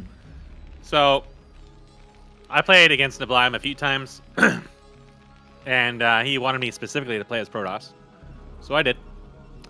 And if we go to Exceed, which is no longer in the he pool. may attempt something stupidly cheesy in that. Why were you guys playing on that map? That's not even in the pool anymore. Oh, it isn't? No. No. Why did he play on that map? Well, I guess he made that map. I guess you could just tell us what the strategy is. I don't know. He might do it anyway. He might do it on another map. You won't see it on this map, though. Okay. It was literally like... I had a slightly delayed gateway. And he was able to kill my pylon through incessant worker harass and a very, very fast Ahmed. And he said that Ahmed was a standard timing, but because of the map distance, Ahmed was able to reach it before the Draconin was able to finish. Well, the cheese is already beginning because the Huracan is tearing down this wall. Atlas will shrug as soon as this Huracan finishes it off. So he didn't do this versus me. He went for a very bog standard macro game, which I failed to pay attention to anything that was going on ever, and ended up losing a lot of Empyreans to Mass Gorgons, actually. So he actually opted out of Sundogs, except for a few in these games. And if we go into later games, you might see him go Mass Gorgons. Oh, he's actually going to kill the Nidus instead of traveling through it, so he really is committed to tiring his opponent out, trying to get up to 300 Masons. It's not too surprising. When I scouted this, I did so with a Vassal, and I saw his units on the map, and I thought they went through, but it was dead, and I couldn't find them inside of his base, so I was really confused. And I think this is actually probably similar to what he did here. He had a very specific opening in this map where I couldn't actually figure out what military units he had, because I actually thought he had gone Wraiths. but he hadn't. So when it came to the gateway build against him, I actually found that Maz Zealot and Ecclesiast was better than Dracodons against this. Because sometimes he goes fast Vestry, sometimes he doesn't. But if you're going to go on the aggro, you really want to have melee. Now, Veek is going Lattice, which I've also found to actually be useful. Because while dealing damage with the Vassals is very hard, neblime really likes to do at least one attack before tier 2. He usually has some kind of Maverick Cleric attack at that point. And the Vassals are actually very nice for dealing with that, especially if you have units. So I was able to actually surprise them by going Golem first in one of the games. My first unit was Golem. And I held that with a couple of Vassals, and that really caused them a lot of headaches. But honestly, on this map, I think he's going to go for a fast Hurakan drop. He might build a Wraith on here first, but I'm expecting that he drops. He's going to just kind of sandbag here, and then he's going to drop. Otherwise, he's going to go for tier 2. And in a lot of games, I saw him build captaincies, but I didn't really fight them. Like, I didn't really have to deal with him that much. But against Veek, I saw him go captaincies sometimes a little bit. But again, not really like very committal. I kind of expected to see a lot of cataphracts in this Ascension because they're generally pretty strong. But he didn't build hardly any against me at all. Just a couple that he sometimes tried to drop me with. And then against Veek, he didn't really build them that much either, I think, because Veek likes to make architects and they pretty much destroy cataphracts, even despite their buffs. So in a lot of cases, the victory conditions for Veek that I saw was he gets a number of architects, and then it starts snowballing, and neblime actually ends up GGing pretty quickly once they start attacking his base. Right, okay. So he usually tries to bail out of it by dropping Hurakans on top of them while engaging. And he did that to me several times as well. So, however, a lot of those cases, again, he was experimenting a lot in those games. So, in this, I'm not sure. Like, if we see him do like an all-in augment drop, I think it might be later into the series. But I think that if you're going to see it, it's going to be on this map, especially. So I'm expecting it at least to happen once here. He tried to do magical drops against me. They were not at all effective. They just are not that great at wiping workers anymore, thankfully. So I won't be surprised if you don't see that too often here. But right. Veek has a more aggressive and obviously a lot better play than I do. So I feel like a lot of cases where I felt like I had an early advantage early on, Veek could actually probably pull out a win in that case. It definitely does exist early on. You can see that he's just spamming Watchdogs. This may actually be in direct response to if he didn't see those earlier matches. But this is probably because of what I did to him, where I was able to get not a lot of worker kills, but I was able to really tie him up with Vassals. And if he starts seeing a lot of Vassals scouting those two lattices there, yeah, it's to him, this is probably very familiar. Oh, you do have a pause. Yeah, so neblime did actually scout the double lattice, and he did use the opportunity to immediately throw down some watchdogs in response. I don't think that he had the opportunity to actually review the footage from those games. He just heard a little bit about it from talking with Veek shortly before we pulled him in for the interview. So he knows that the result was in, and he knows the Gladiuses were involved, but I don't know if he knew much about the Vassal count. However, there are 10 of them. So Atlas coming down very fast. Obviously, you use the extra gas in your base. The fact that you've got double Geyser. And then he obviously expanded out and took the double Ridge very fast as well. Insulated himself from any ground attacks with the triple Anchor on the ramp. A very defensive, macro-oriented playstyle, and this is the only map that you can really do that in reliably, especially with Victory Square out of the picture. It was banned out. Now, neblime said he was going to make Veek regret not banning this map. We'll see if that is true. The NCO continuing to scout out and gather info. The Hierophant wasn't in range to tag it on this map. Yeah. Like, he did not do any committed attack against me. I GG'd out because I had my units on his side of the map for most of the game.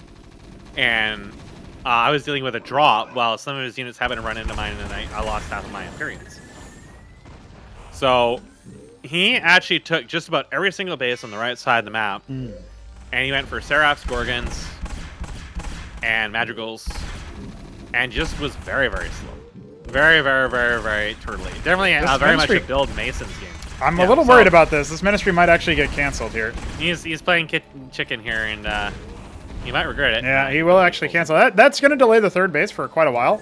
He's not going to be able to get too many worker kills, not just because of the Watchdogs, because Masons have more HP than effective HP than the other workers, right? They take an extra 2 hits from a Vassal to actually kill. So, you know, finding a little bit of a success there, but he also realizes there's an Atlas here, and instantaneously we've got double Starport in production, a Palladium add-on. Yeah. We might actually see the Magical Drops attempted here after all, because, you know, you see the Palladium, you don't see any Trojans yet, but what else are you going to make the Palladium there for? I mean, eventually, right? Like, it was late, but it does eventually come if he doesn't want to do Hurricanes. Yeah. He's played against Veek quite a bit, and I think that, in general, he's going to be maybe a little reluctant to do that against Veek because he's going to figure that Veek is more prepared for it, whereas I just kind of fresh meat for him to abuse. The more important thing that Veek needs to do is just take over the map if he does this kind of thing, because I wasn't as good at multitasking, and if I feel like I had just taken advantage of the fact that, well, he did harass me with Sundogs and stuff every now and then, it wasn't enough to really shut me down. I could have just taken more bases than him because he actually wasn't super aggressive about taking the bases. He took us time to turtle them up because I actually had a lot of mileage out of Sims in that game. He had a Goliath attack, and I defeated Goliath Cleric with mass Sims, actually. Interesting. So I was able to force Cyprians out of him, which he's not building in this game. He's just got 2 in the top right. A lot more. Yeah. Yeah. So he's much more. This is much more like refined, but this is definitely a response that he takes this more seriously because I was able to get some mileage out of it. So he just doesn't want that coming out. This is almost like watching a replay of our game, honestly, is what he's doing right here. It's very simple. You know, he has no intention of moving out anytime soon. So Veek should honestly just go everywhere. Just take everything. Yeah.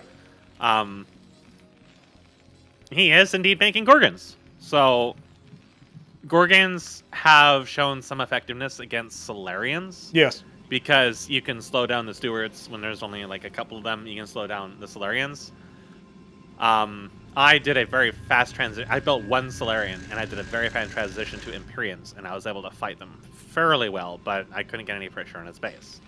And he just was really content with that. It was very, very unusual, actually, just not having to deal with all the drops for a while. Yeah. But he will go up to tier 3 and then just build items, or that's what happened in the Otherworld game that lasted substantially longer. And yeah, it's good practice to get a bead on what he's doing, right? And like when I played against him, a little bit of practice games as Protoss, and the most notable lesson I learned, as the Gorgons are going to wipe out some of the remaining vassals here that were used to scout.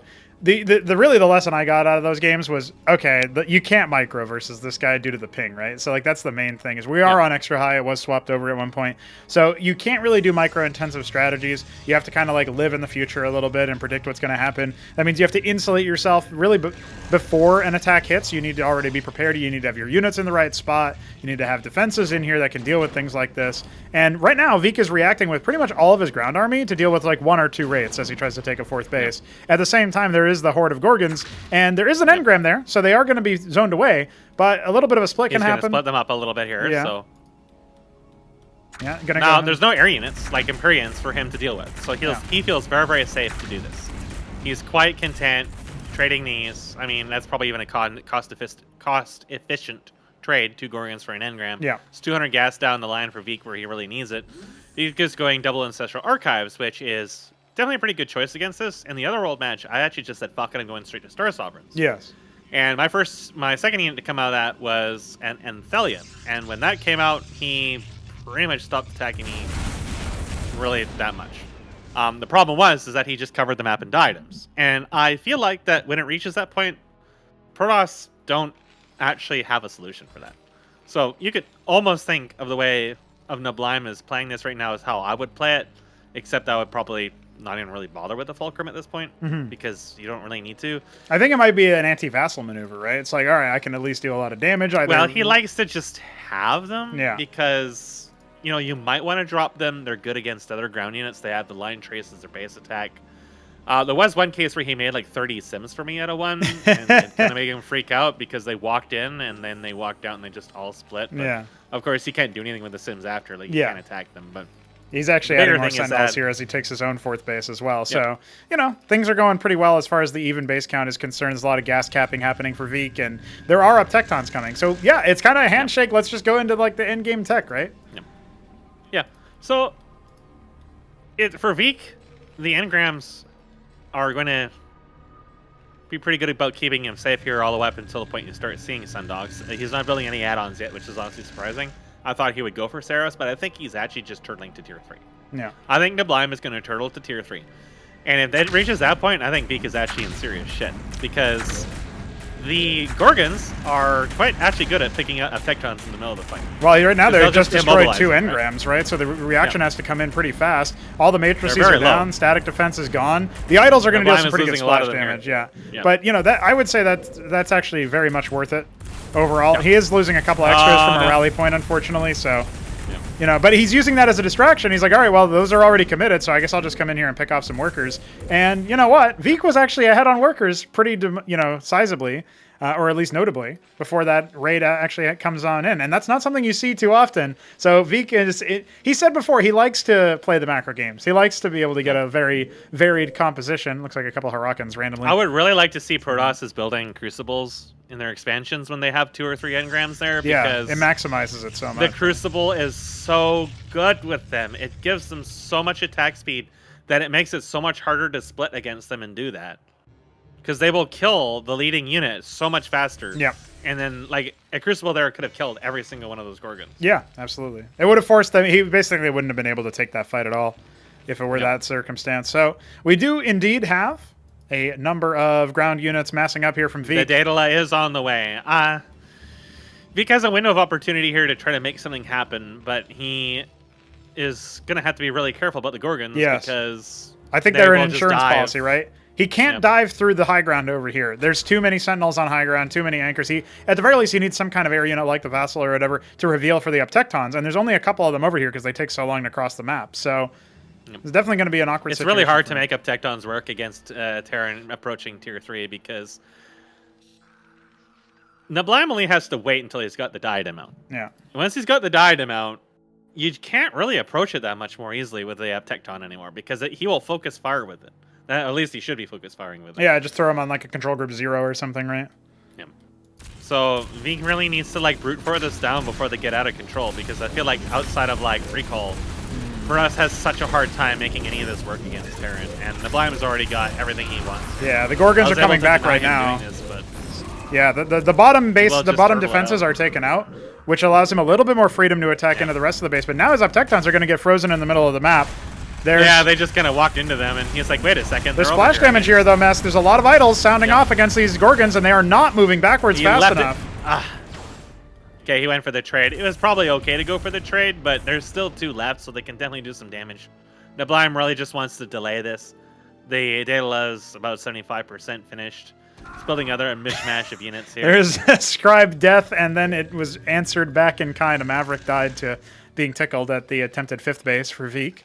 So at least there's information for neblime knowing that that's happening. But yeah, there is a massive amount of units here. They can't really crack this 4th base for neblime, though. There's phalanxes, sentinels, there's stuff in anchors. He can start sieging it, but like it's only 2 Uptectons now, so he can just like delay. Yeah. Like neblime's not really going to care too much even if he loses this because, I mean, he's going to have tier 3 and he has his choice of what to do at that point. Yeah. The attack is coming in, but you can see how many missiles are being distributed. Vassals are being popped kind of like in no man's land as well. They can't really enchant the ground army to speed them up to get the engage on. And even then, there's no amaranths, there's no heavy melee or anything of that sort. We had some Archons being made as well. There is a monument assemblies are being built. He actually, the first unit he built on the Nanan assembly against me was actually a Phobos. Interesting. So, well, you also have an Iron Foundry coming too. Yeah, well, he's gonna have his choice of what to do here. I kind of honestly expected to see Silver Tongues, but I guess I don't know. I mean, the air units are he's up against a ground dominant army. He may as well get like Hippogriffs would be great at this point. Right.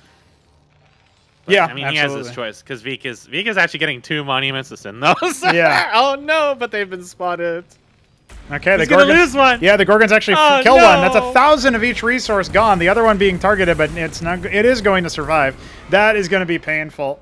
That's so much Yeah, that's gonna Vespine. hurt. That's really. Imagine gonna hurt. at least he cancels that. He can make some crucibles and add some more Ancestral Archives queues, but now he's got to actually bank his gas so he can afford 1 unit out of the monument when it's done. So that means the Ancestral Archives are going to be dark for the time being. Yeah, honestly, like I think Mass Anthelian's a very good choice if you can get a large number of them. Yeah. Because in the Otherworld game I played against them, I kind of expected him to mass Gorgons and Sundogs because he had already spotted my Star Sovereigns. He didn't really have a lot of them, but I was able to ambush them Oh, no. with Anthelians. The It was Gorgons very slowed down the effective. Tecton so that they couldn't escape the Ion Field. Yeah. Now it's like, what does Veek do at this point? Right. Like, what can he do at this point? Like, how is he going to even breach this? It's going to reach the point he can't even enter Neblime side of the map very soon.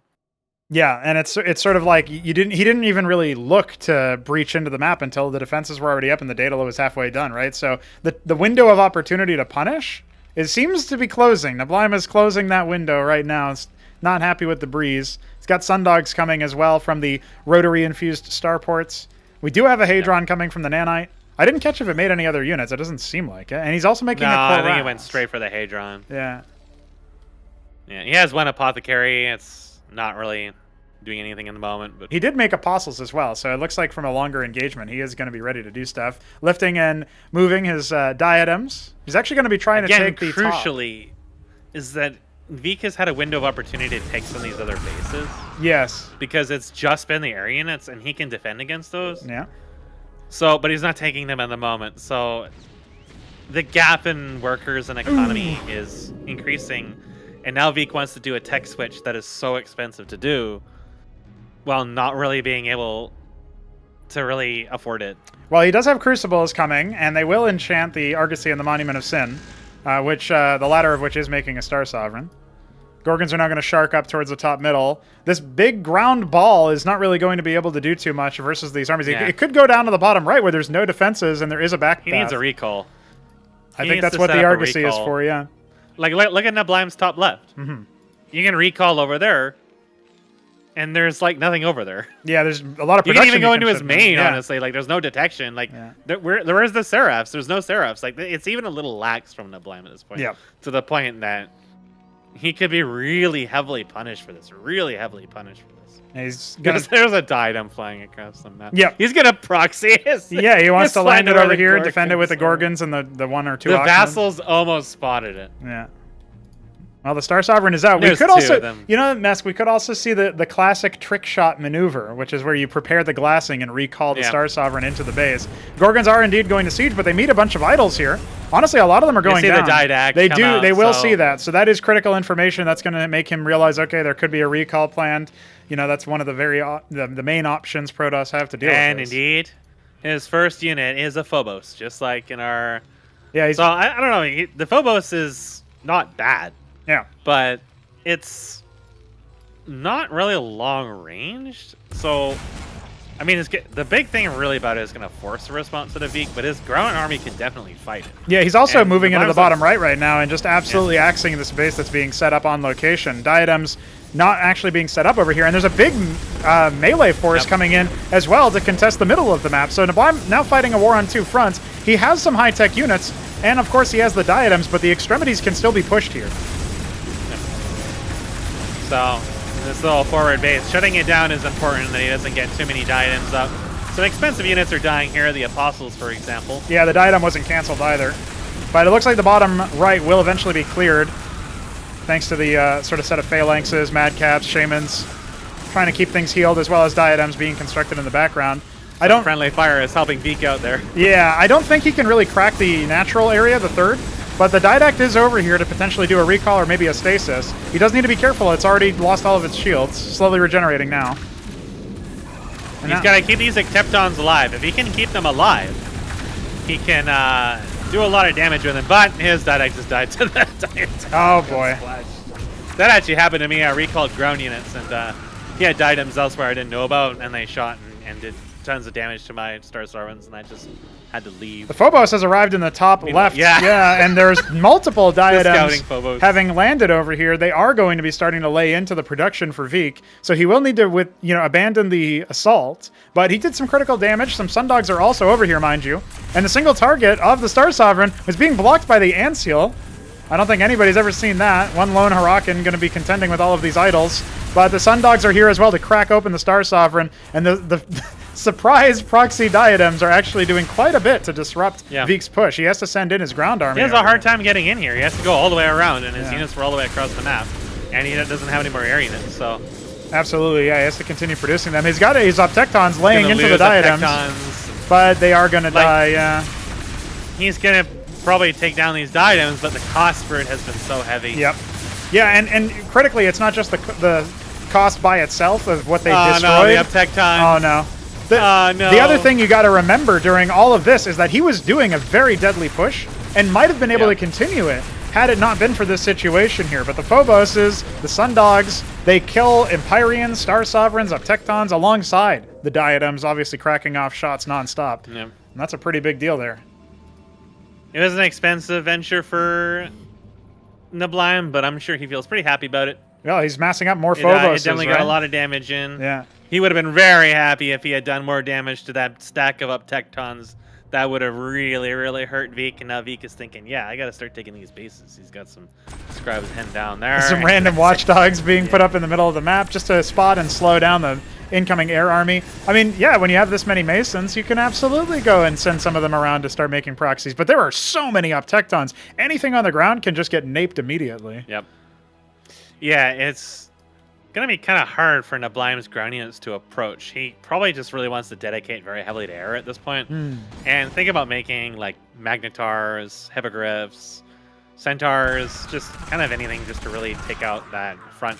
I mean, he can also do what he has been doing, which is building cuirasses. They can absorb so much of the Optecton shots because of their high HP. And even when they take damage, okay, sure, the high upfront damage of the Optecton, it can be great for facing off against something like the cuirass that heals over time, but it's still absorbing so much of the damage. Then you've got other units like Silver Tongues. You've got, your remaining air units that can kind of shark in and do some damage. It definitely feels like it's something that he can do, but Veek has actually been unperturbed. He has remaxed his army, remade quite a few air units, and this stack in the bottom is going to get attacked once again, contesting no bottom Seraphs. right. Nothing right now for...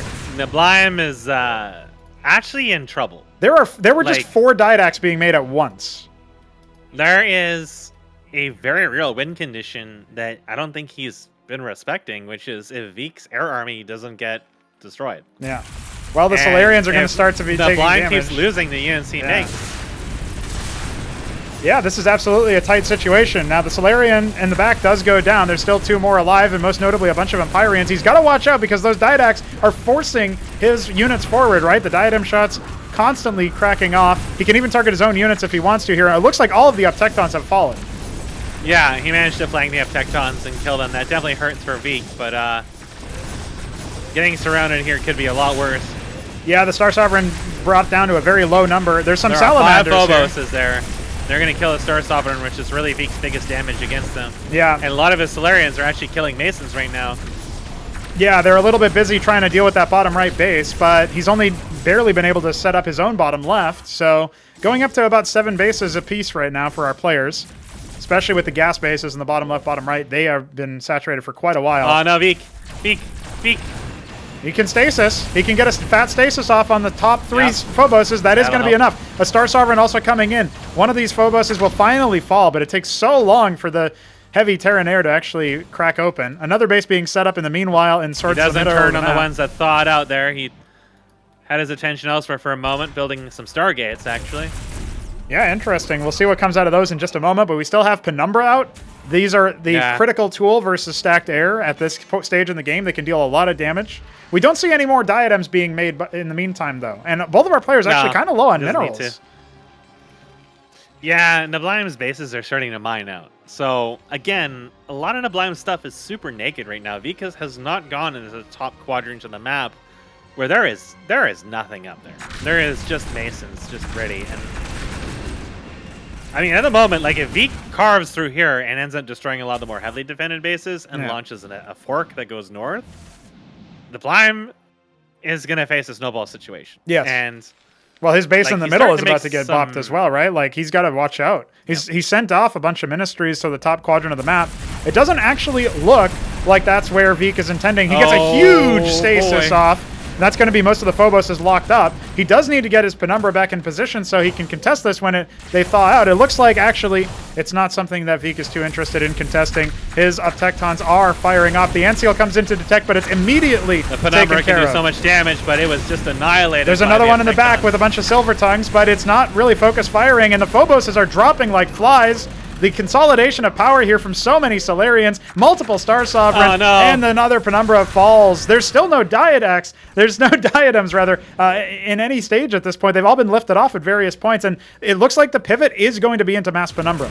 Oh, the Anthelion just yanks in everybody by the hips. Oh, boy. He might destroy the Anthelion, but he's going to trade for it very heavily. That mops up the last of the Phoboses that were being made, right? We only have Salamanders coming out right now, and, of course, a couple of remaining heavy airships trying to buy time as the 5th base is being very bopped. low. It only has 100 health. He can snipe it off with these the Noctises are glassing taking a lot of the hits from the Penumbras, which is very good for Vik, because that keeps them away from the much more valuable units.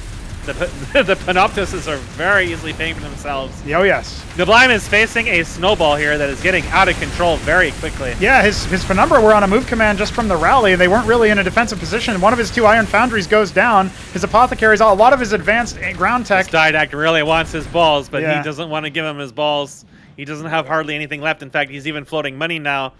Vik sees a base over here he wants to take out. Yeah. Some Silver Tongues over there, but... I can't believe it. Vik, for most of this game, has actually had more workers than Neblime, something we almost never see, and it looks like he might just be able to finish it. He's definitely favored at this point. The reaction has to come in now. There's so much production spinning up over here. A lot of Hippogriffs were made, actually, but many of them just wandered into death, not able to do too much damage versus the heavy air stack. And now we've got Penumbra, we've got Magnetars queued up. I'd love to see those get bumped up in priority, actually. Still a pocket of a chance here as he's, once again, impervious to all the different times he's lost that bottom right base. And then glassing over here that's taken out his other one. Okay, sure, you've taken out a depleted base, but he can still mine from a couple other spots. He just needs to get his workers over there, really. I felt like Vik should have just gone straight for the main and ended the game. Yep. He was in a position to do so, but if he gets Neblime, the chance to start making enough Penumbras approaching him is going to be very difficult. That's right, yeah. What really struggled for those Penumbras there was all of the stewards taking the shots, and he was actually splashing his own army at that point, right? Because the stewards were just flying all around, and the Solarians, they can just rebuild them over time. The 4 Didacs not being used for recall after all, just constant cloaking. And you said it earlier, there were no Seraphs, right? He's got only the 3 starports, and not a single one of them has a commandment add-on. So he can't actually make them right now. He's got no armor shed, no irradiate, no way to detect those. Approaching even at this point is dangerous. Yeah. But Vik is letting this sit, and he's got to be very careful. This is how he got back into the game to begin with, is the fact that Neblime's been letting him sit. He is in a position to end this, and he has to do so fairly soon, before a lot of Magnetars and other things show up, because if those start taking chunks out of his fleet, he's going to lose a lot of this momentum that he really needs to shut this down. He's trying to respond to the Panoptis raid in the top right, but meanwhile, the main stack of units has indeed made an appearance. Only the 2 Penumbra, they are getting shot after shot. The stasis was actually on the Hippogriffs, because I think maybe Vik was a little bit paranoid. He's glassing his own Uptectons, Mesk. He's just going to lose 2 of them. Another one very, very low, but at this point, he might just have enough. The Magnetars were not with this force, and there's only 1 Penumbra left. As wounded as these Solarians are, I don't think it's going to make it too much of a difference. He has to call GG, and that will be Vik taking the match. God bless. Vik will avenge me yet. I was not expecting to say this, but Neblime will select our second map after a grueling 31-minute affair.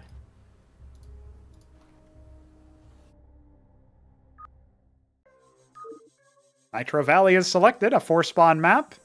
And you know what? If Vik can continue that macro, I think maybe there's a reason why, Vik was saying earlier, Neblime, he's a little bit too confident. I'm sure he has to shake that one off, though, so we might be... I kind of felt this in our Otherworld game, but I didn't know because I'm bad, and it's hard for me to judge when it's very, very one-sided. But it felt like in the late game, neblime's macro actually slips a lot. Where, like I said, I felt like he could end the matches a lot sooner than he did. And it wasn't just because he wants to go for a long game. It's because I think he actually kind of struggles managing the 300 plus Masons plus the actual production and then knowing when he needs to do a tech switch. And I kind of got the impression from this that he was actually really struggling a lot. Now, Viek was kind of struggling too a little bit. There was both players were definitely being pushed to their limit in that game, I think. And it was definitely a case of like, I think neblime should have made Seraphs like a lot. Like he should have made a 4th starport and just made some Seraphs because he really could have needed them. And also, he transitioned away from Gorgons, which worked amazingly well against me and would have helped him later on, but he didn't make any more. Oh yeah, think about it. You can Salamanders. You can but split, Salamanders just are not good against that army, right? It's a like splash. It's it's an option. It's it does deal the damage to the target there, but yeah, exactly. Like you end up just getting bopped at that point, right? So Viek says his heart is still pounding from that game, the most epic one he's played. He even popped into YouTube chat just to say the most epic game I ever played. What the fuck? Yeah, that's probably. I don't think neblime shares that sentiment just yet, but he's thinking about it. How can I defeat him?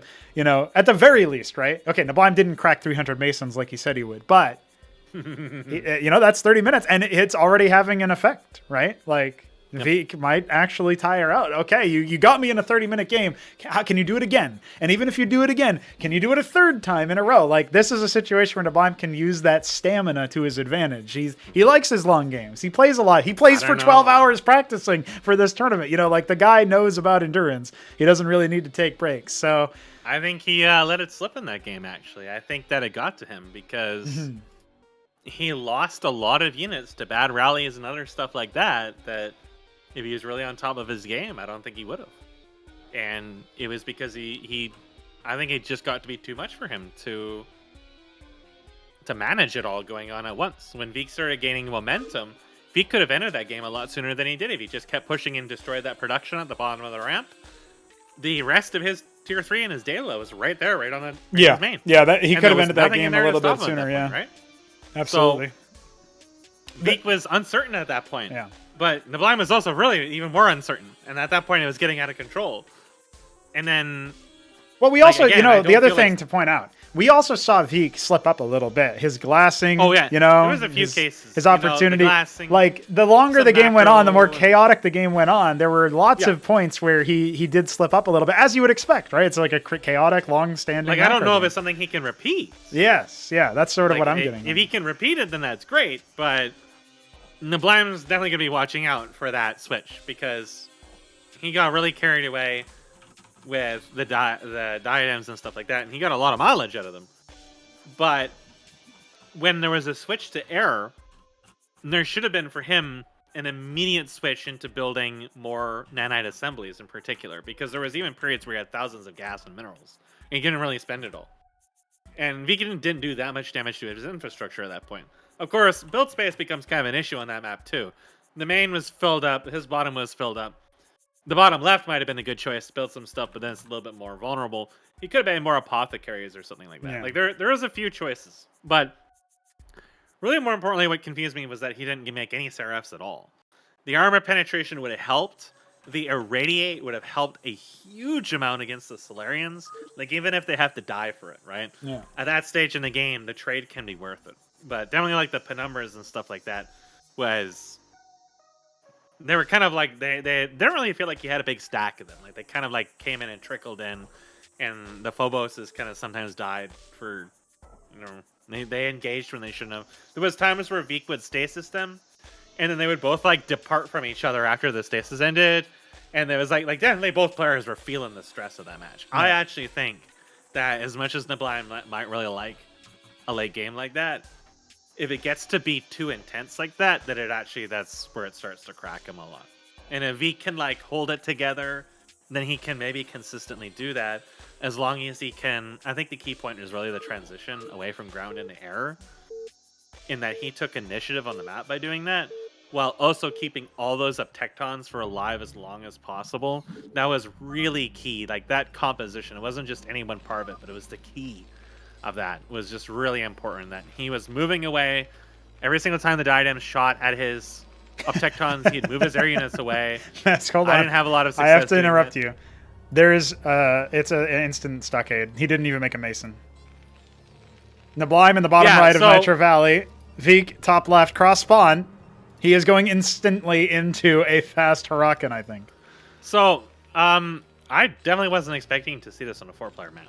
But like I said, there was the Exceeded game I played where he went Huracan first and ended up downing my first pylon before I could even get a unit out. Yeah. That was a 2-spawn mod. Yeah. But he had a scout in my base attacking the pylon that I was trying to fend off because it was doing small amounts of damage. Right. And my first unit was a Zealot. Okay. So the Zealot had come out as he was killing it. And it was like there was nothing I could do because he literally just appeared. But look at this. That is what this is. He is doing it. Yeah, he's so going to now scout comes both out sides. the double scout. He wants to do this. Yeah, the Huracan will also make its way to the top right. So if he's not careful, he's actually going to be spotted there. I did not expect to see him try this on a 4-player map because he said he wanted to try it. Now, here's an interesting move, right? Veek has actually gone for once again, the end scout. He's going to scout his opponent last, which is going to give opportunity for multiple Huracans to make their way out. And with Neblime actually seeing, he's going to spot this out. He's going to say, okay, there's nothing over here. His Lard pathing was delaying that for just a little bit. Yeah, but now Ahmed's going down. Okay, now he's moving. Yeah, he's moving up. This is very dangerous. Yeah. This can easily end the game. Well, think about it, right? Like the gateway's not even going to finish by the time that the Huracan is like almost to the nat. So there's no way you can get a unit out here. You absolutely have to pull workers versus Huracans of all things, and think about what you can do as a response. He goes for a Draken. Even if you have that's like a slower unit as well. Yeah, you can't necessarily kill it still, like because more will come, and he can burn through shit really fast. Like this is insanely effective. Look, it's a Draken in first. This pylon's already almost lost all of his shields. He has to pull. But there's multiple Masons, there's multiple Huracans. He can repair the Huracans as they're taking down the pylons. Now he does need to be cautious, right? He can just do economic damage. He's got he's really trying to zone him away. Actually, the Mason doing a lot of damage. The Warden immediately getting killed. No, the Warden. It doesn't even get canceled. No. That's 150 minerals down the drain. He attacks his own gateway for good measure. And now, okay, you've got your Draken out, but you do have to be cautious about this, right? You got to be a little bit cautious about the Huracans. Kill the Draken. Oh no, it focused. Tickling. Ahmed. Here comes another Maverick though. He can even do some lasting damage. And it's done its job. It's done its job, right? You killed 150 minerals worth in the Warden. That didn't get canceled. You killed a bunch of workers. You're now even in workers.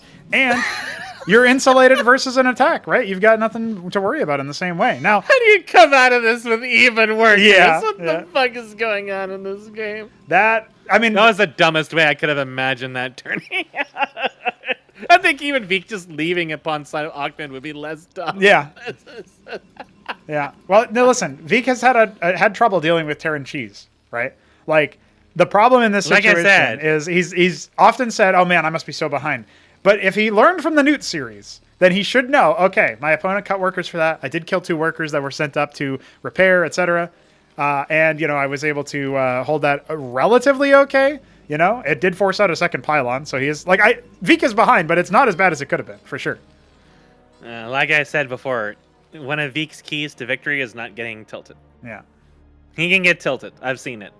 It may not be like Hupsaiya eat a dick level tilted, but he gets tilted, and that can tilt you, especially losing the Warden when you oh my god, I gotta cancel it, and you just lose it. Like that's what gets me flustered is when I have some. The larva thing can throw me off for an entire game, and then I'll just perform entirely for the entire game. Right. So you can get tilted by shit that happens like that, and as long as he doesn't get tilted by it, then he's still very much in the game. But yeah, that is precisely what I expected him to do on a 2-player map, not on a 4-player one. Mm-hmm. I think because the paths he initially went in were wrong, is that gave Veek slightly more time. Yeah, to defend against that than he would have otherwise. He also didn't panic too much. I mean, he could have lost more workers. Neblime was kind of torn between, do I attack the pylon? I don't know if anybody's ever just built a second pylon in his face. I'm not sure if that's ever been the reaction. I might have tried to, but I was already so far behind in that game because my gate was already late that I just didn't bother. Right, yeah. I hypothesized, what if you just build a second pylon? But I was too far behind at that point that I could even pull out of it. Yeah. But in Veek's case, he was able to get the Dracodon out. So there was some control kerfluffle with neblime there where he might have been able to save one of the Akhmeds from getting tickled to death, at least for a few precious seconds. But otherwise, the game actually kind of evens out at this point because the players are still very even in workers. Neblime is still going for that expansion. Veek is still going for that expansion. It turns out very calm in the end, other than the incredibly autistic beginning. God, this is goofy. Yeah, I mean, the other thing, too, is that he scouts the Ministry, right? But he is going to be behind in terms of the expansion timing and thus also workers with that Ministry being finished. Yeah. I honestly wouldn't even really be surprised if we just see, like, straight up 3-base, like fast 3-base or something. He makes the Watchdog to lift off and scout. I think it depends for this one. He's the first one I've seen do this. So. Now, hypothetically, Veek actually has the potential to attack here. I was able to attack Neblime during a kind of greedy... Like, that was, again, in the Otherworld game. That was probably the closest I ever came to defeating him. But I had, like, a Cantor on the side and a lot of Zealot pressure. And he didn't really have a huge amount of military because he invested into a very fast tier 2. If he does that in this game, I think Veek actually has a pretty strong possibility of taking it before his tier 2 manifests. But... it depends if Veek really wants to even try that, given that he just experienced the horrors of Akhmed.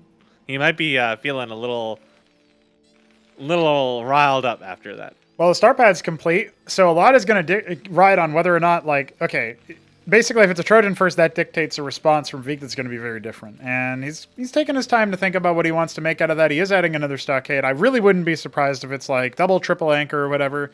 And either going into a third base or going into a fast set of drops. But it will be Anseal. I figured it would be Akhmed's if he was making the Trojan. That's right. He's just making the Anseal. Yeah. He's probably going to scout with it right away, too. Well, Vassal chasing a Mason. We love to see that little rodeo. Third stockade being added. Neblime. Very limited on gas harvesting right now, actually. Not harvesting anything from the natural. And just the 3 workers in the main. He's really trying to pile in on workers, I guess. Yeah. I mean, he could be looking to try to end this before tier 2 because he feels like he's super far ahead. Yeah, Trojan coming. Look at the armies, though. Like, Veek's army is still pretty good. He may have less units, but he has army... Like, the idols in particular could really help him out depending on the positioning. The Trojan is something that Veek should be expecting, though. Yes. He's played against Neblime enough times. There's no reason he shouldn't know about this playstyle. He should be well prepared for it. But at the moment, he's not. All of his units are sitting down in the nat. Some of them are fast enough there that a good reflex could bring them up. But if it's like an all Akhmed drop on top of the worker line, he can get a lot of worker kills in. There is a Templar Archives coming. Neblime does like to drop tech. He's going to scout this. As soon as he walks in with the Ansel, he sees that it's ancestral, so... I mean, it's kind of... Maybe he didn't click it. I'm not sure, but I would imagine he did. I'm sure he's going all Akhmed now. Yeah. So don't be surprised if you see him trying to suicide drop this Templar Archives with Akhmed. Well, I think it's going to even be a timing against me. He's actually moving his forces out, right? And the Vassal is not going to spot this per se. He unloaded both anchors. He's got nothing back at home for defense. Yep. He's very convinced with his Anseal Scout that he saw he must have clicked on the Latticina with more idols. So he will be moving out. He doesn't want this Archives to come online. Yeah. If Uptectons pop out and he hasn't even bothered to hit tier 2 yet because he's not harvesting gas, suddenly he's actually in deep shit. But look at this Vassal. He's got one Vassal and no anti-air at all. There's nothing in here. He can even start attacking his workers. Like, what's he going to do? Shoot you? With Akhmed? Yeah. Hey, there's a Mason and a Scribe fighting each other over at the third. You know, if this provokes a significant response, no, it's just going to be one Dracodon and help clean it up. Oh, he almost but why is the SCV over there? That's what I would ask. He's keeping an eye on so he can build stuff over there. Why does he keep building over there? Because he wants to drop. Now, Neblime, will be very happy if he draws Veek's army out here because... You know, his drop will just go right over. Watch out about that Anseal, though. He moves it out so they don't get spotted. Instantly destroyed, yeah. Neblime's Scribe and Nexus will spot this. Surely he knows. He must know that they're coming. No, yeah, he thought it was going to be on the drop, but now he's taken a couple of extra steps forward. Remember, and it's right for the archive. Yeah, what is Veek's? Oh my God, Veek is paralyzed. He's paralyzed right now. He's engaging the army, but the clerics here, the stims, some of the units on a move command instead of fighting. Some of the other ones get broken off to try to deal with the main. I think this is going to be the killing blow right here. He's essentially reposted the attack. but it's all with low HP units. He loses a bunch of workers. This is definitely going to get him ahead. Remember, a follow-up drop to also shut down this third base. This has gone from bad to worse. He didn't actually lose that many workers, crucially, but still, like, at this point, neblime can just comfortably move on. Half finished, right? Yeah. Like, that was neblime's goal. Absolutely. He doesn't have to end the game here.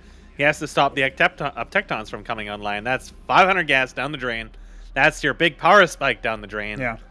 This Vassal has a single kill, which is about all he can really return with that at the moment, as the Watchdog gracefully lands like a beached whale and sits on his face. It's over for the Vassal. Honestly, I thought neblime was just going to commit there because he still had all the Hurricanes. He could have tried to sandwich the forces, but, you know, Maybe. He ends up just settling. It's hard, actually, to do that because the idols are very fast and there's still a chunk of them alive.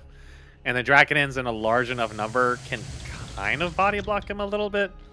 But neblime is also probably conscious of the fact that there's still potential for a counterattack in it. He's trying to be safe, basically. But, I mean, look at his army composition. That's all, Ahmed. Yeah, he's actually moving out with 3 drops to head over to the top. So I think Veek was considering, can he attack? What can I do in this situation? He's added an Argosy instead of an Ancestral Archives and a bunch of random static defense structures in the general area. But I think only That won't stop this. Yeah, this isn't going to happen. So this is going to be yet another drop. Now, at the very least, the army is still local. It hasn't left the building. So it can move back up here, but there's also clerics with this army, so the Hurricanes are going to be that much more effective. And the Argosy finishes as the drop happens, so this is yet another situation where that tech is going to go down without accomplishing anything. Yeah.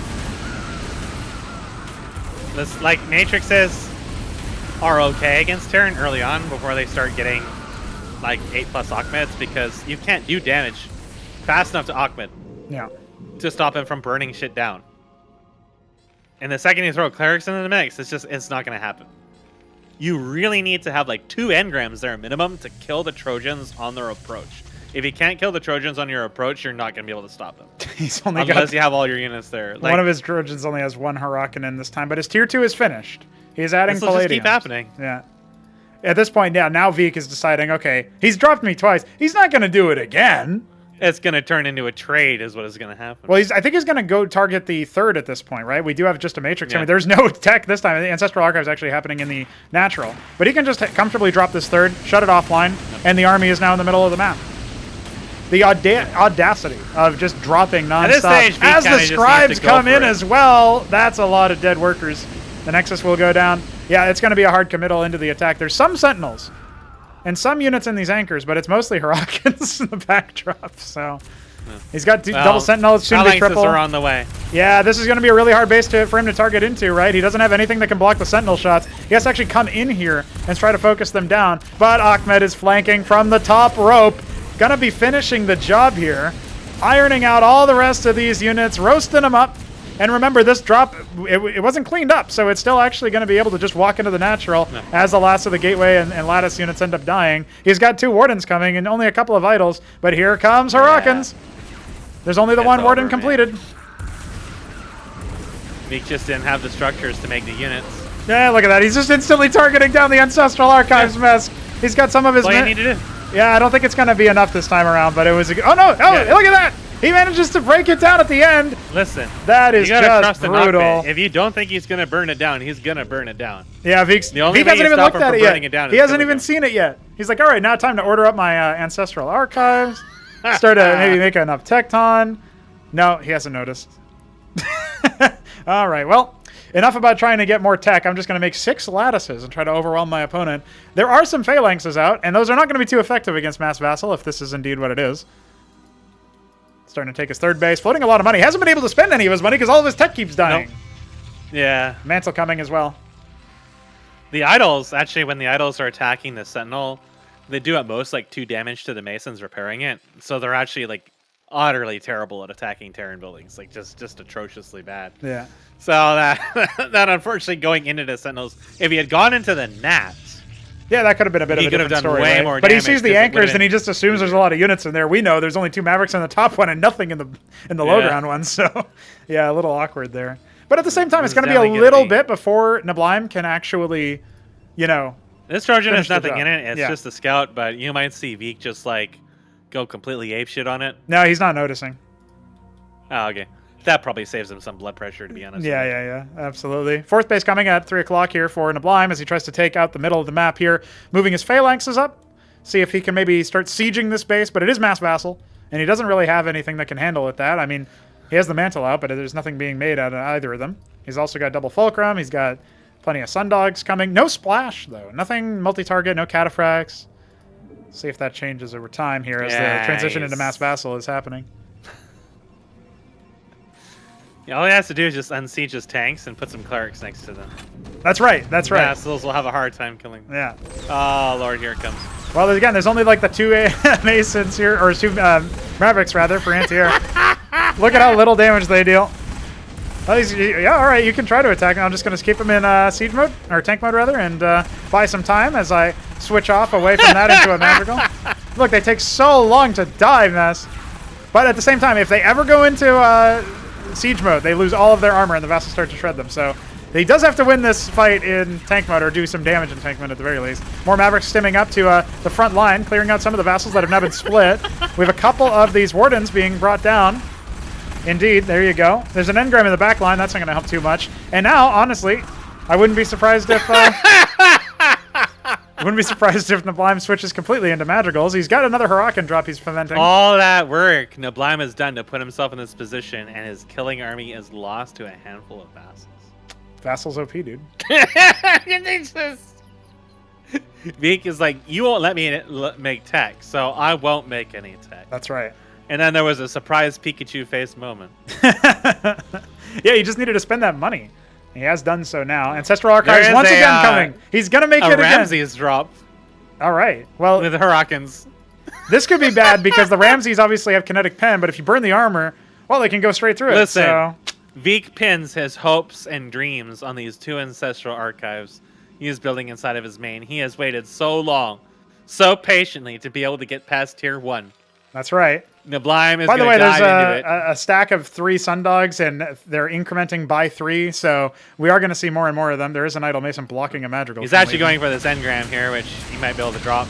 Well, remember the Ramses, but they're in our memory now. However, the Hurricanes are dealing a lot of damage to the workers. They do have to get pulled out. Now a lead the with workers 50 will workers. Survive. Yeah. No, Veek, no! Don't do it! No, Veek! Oh, thank God. That was close, dude. There was like 20 workers. Dear Lord. Aquaman got decollided at the last moment, or I think he would have gotten an attack off that just like destroyed my blood pressure. Probably Veek too. He probably had a moment. Yeah.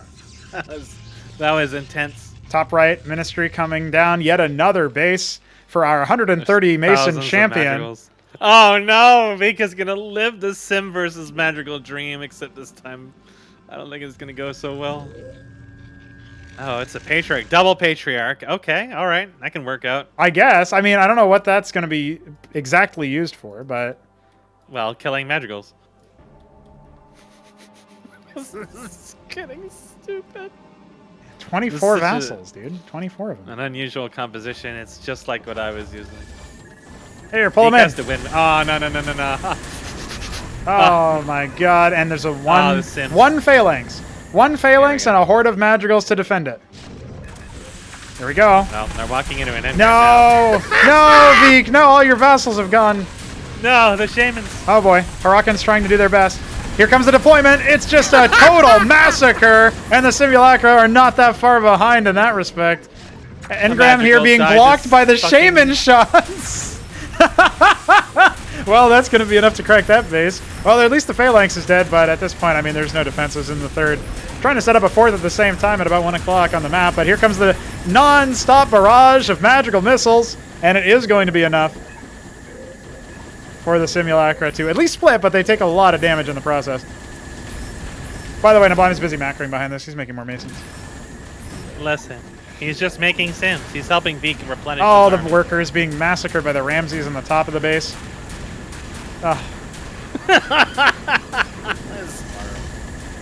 The magical output is just non-stop missiles. It's non-stop. They just keep on firing. The Patriarch will actually die.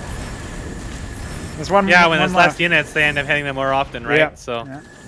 By the way, the Sundogs are coming. It's Jover. It is indeed Jover. Here come the There's Sundogs. finally an up Tecton out just in time for the Sundogs to kill it. Hey, he can empower like half of these lattices with the Sundogs. Oh no, Ahmed might get him first though.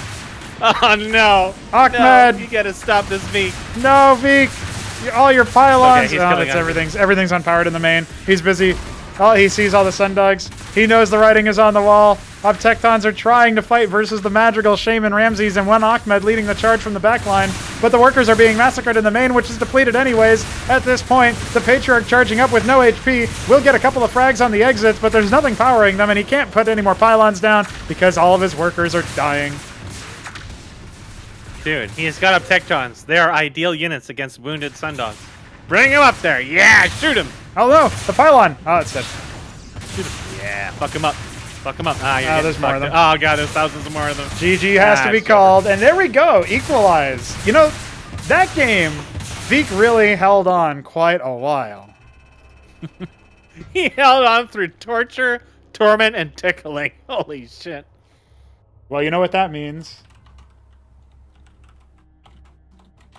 This is how Hupsaiya felt against Mystery Meat, by the way. When he lost his, was it the Arden Authority or the Argosy against Harakans over like 4 or 5 times in the same game? He said this is even worse because it's Ancestral Archives, which are even more expensive. I know, it's so expensive. Well, Veek will select his own map to try to make this another competitive set. Both of our players tied up 1-1. At least 2 more games here. We'll get into it. Well, the Ahmed first was, yeah. I didn't expect him just to cut workers for it, but no, it made sense in the context of what he said. He was like, "Oh, it's just my normal timing," and I was like, "Oh, okay, so he might rush it a little bit faster." No, he'll just cut everything for it. That's right. But he's not doing that in this game. No. He's honorable, kind of, I guess. Kind of. Dear. Yeah, there was just non-stop destruction of tech. Yeah. Nothing but destroyed tech. And it was really picturesque how in that ultimate moment, the Argosy warps in as the Harakans airlift, like parachute down from the church. It's just, somebody asked for tech destruction. And let me just clean this up for you. Yeah, it's something that kind of gets telegraphed, I think. Like, I think at this stage, if you're even loose, like, I'm only really loosely following anything that happens outside of it. Yeah. But since I played against Neblime, and I've seen Neblime play, and I've seen Mystery Meat play, and they've both been doing this, it's like, you kind of just expect that especially if you're Protoss, and you're building a tech structure, you know, he's probably going to drop it, because sometimes dropping the mineral line gets you cuckoed. Like, I've been able to repel an Ahmed drop off of his Trojans just with my workers. When he dropped them in the workers, I just decollided them and killed them. So he doesn't really do that. Yeah. He hasn't really done that at all in this, honestly. He's just going for the tech structures, because you can't really do that when it's a tech structure. And if your army is somewhere else, which usually it's going to be, then what do? You either got to commit heavily into defense, or you got to have something that helps defend it. The problem is, idols don't kill Ahmed very fast. So even if you're shooting at them, Ahmed can actually still oftentimes kill the structure before you kill Ahmed. So it's kind of like a bit of a positioning thing and also kind of a build thing. Well, Neblime is, I guess the practice against me paid off because I did proxy Arden Authority him once in this area, so he's checking it out. Proxy Arden Authority. Yeah, I got the Acantor out and everything and just killed all of his infantry. Shit. Was that like a super early Arden Authority? Must have been pretty early. I don't know. He just didn't scout, so I put the pylon in the bottom left because he was in the bottom spawn, and I added the Ardent, and because I saw he was trying to expand, and that gave me a lot of time. So I guess it was kind of early, but it worked out. Yeah, I tried to counter drop him. I had very terrible control of them, but I guess that was like the closest I had, which was I had 2 counter drops plus a bunch of zealots attacking him, and he was just kind of like scurrying everywhere trying to deal with it. But he had so many clerics I couldn't even kill his masons, and the clerics wouldn't die to the Acanors either. So it was a really, really slow, awful game. I like his mason over here in this third, very far out of the way as to not be scouted. also a prime opportunity to do something really stupid. I like how he's really checking. You Yeah. must have really put the fear of God into him. I don't know. I never used that spot, but he must think, what other spots could there be a I proxy? mean, it could be, right? I guess. Yeah, I think what he's worried about is that Veek is going to do some sort of revenge for his cheeky stockade opener. But now he's going to about the same area that I put my Ardent Authority. Will he put a Fulcrum here or something? Seems unlikely. Nah, he doesn't have the money for that.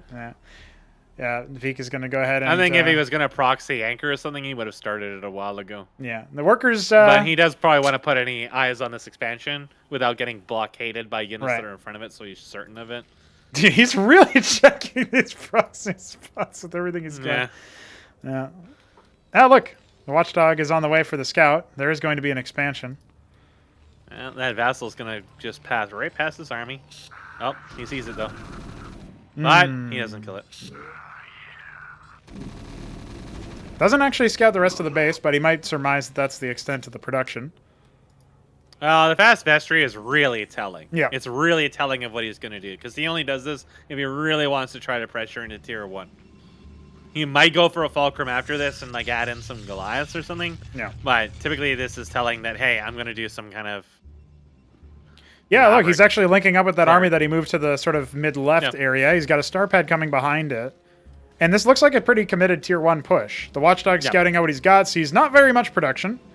And he also has the Mason in the background right here. He's spotted the Nexus, right? So he knows... It's very dangerous now. Yeah, he knows what's going on. It's like here. Draconus can't fight this. Yeah.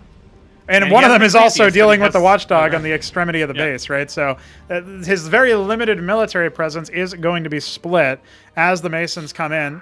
Stim is coming in. He's actually going to jump up to the ramp. This is actually really disastrous for Veek's low ground army as they get totally surrounded on the concave, not at all expecting this sort of situation. You know what? The Mason is in here for blocks as well. He's even just going to start an anchor. Maybe it makes Veek focus fire that one, but the Dracodon comes out of the gateway. In the meanwhile, another one victorious from killing the Watchdog. Needs to be victorious from killing everything else. There's an Ecclesiast in the fight, but what did it really account for? Not really all that much. Now, the Idol is here to help a lot as well, and some of the damage got separated. Yes, so. it was spread out quite a bit. So he ends up losing a lot of his infantry. He is going to pull Look at back. Veek's units. He's got like 3 units that are very heavily wounded. That could have been a very bad situation for Veek. Yeah. But neblime wanted to go up the ramp, but then he didn't commit to it. Yeah. He could have committed to it and went into the base and either sat on the workers or held the ramp and put himself in a better spot. But because he decided to chase, some of Veek's new units came out in the back and started separating him even more. Yeah. So he definitely had a little bit of a kerfluffle there that kind of cost him some momentum.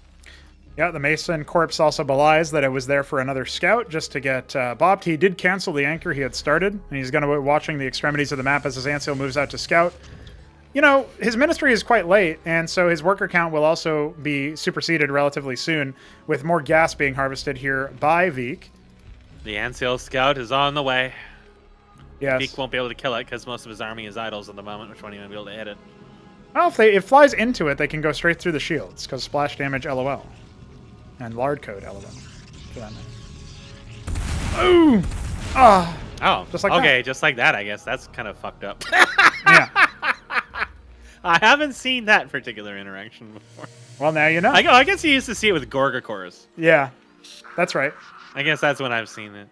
Yeah, I guess if you fly directly in the idols, then they can kill you. It's one of the few cases where splash is actually really useful. Here comes the Vassal moving into the natural area to spot the base. It is also being harvested for gas mostly at this point, but another Ancial has been started with a Trojan behind it and a lot of Hurricanes in the production queue. Yeah. As well as 4 of them off to the side here. I think he might just path the other ones in, see if he can get a beat on where the army is. But if he knows where the move out is happening, then he can kind of... He can drop. Yeah. And then path in. Oh, he's moving them in. No, they're just positioning. Yeah, it looks like he's confirming there's no third, right? And so he's got pretty good vision of everything. He had his Mason scout all the different bases that he could potentially be seeing. Looks like the Vassal did confirm that there was an expansion out.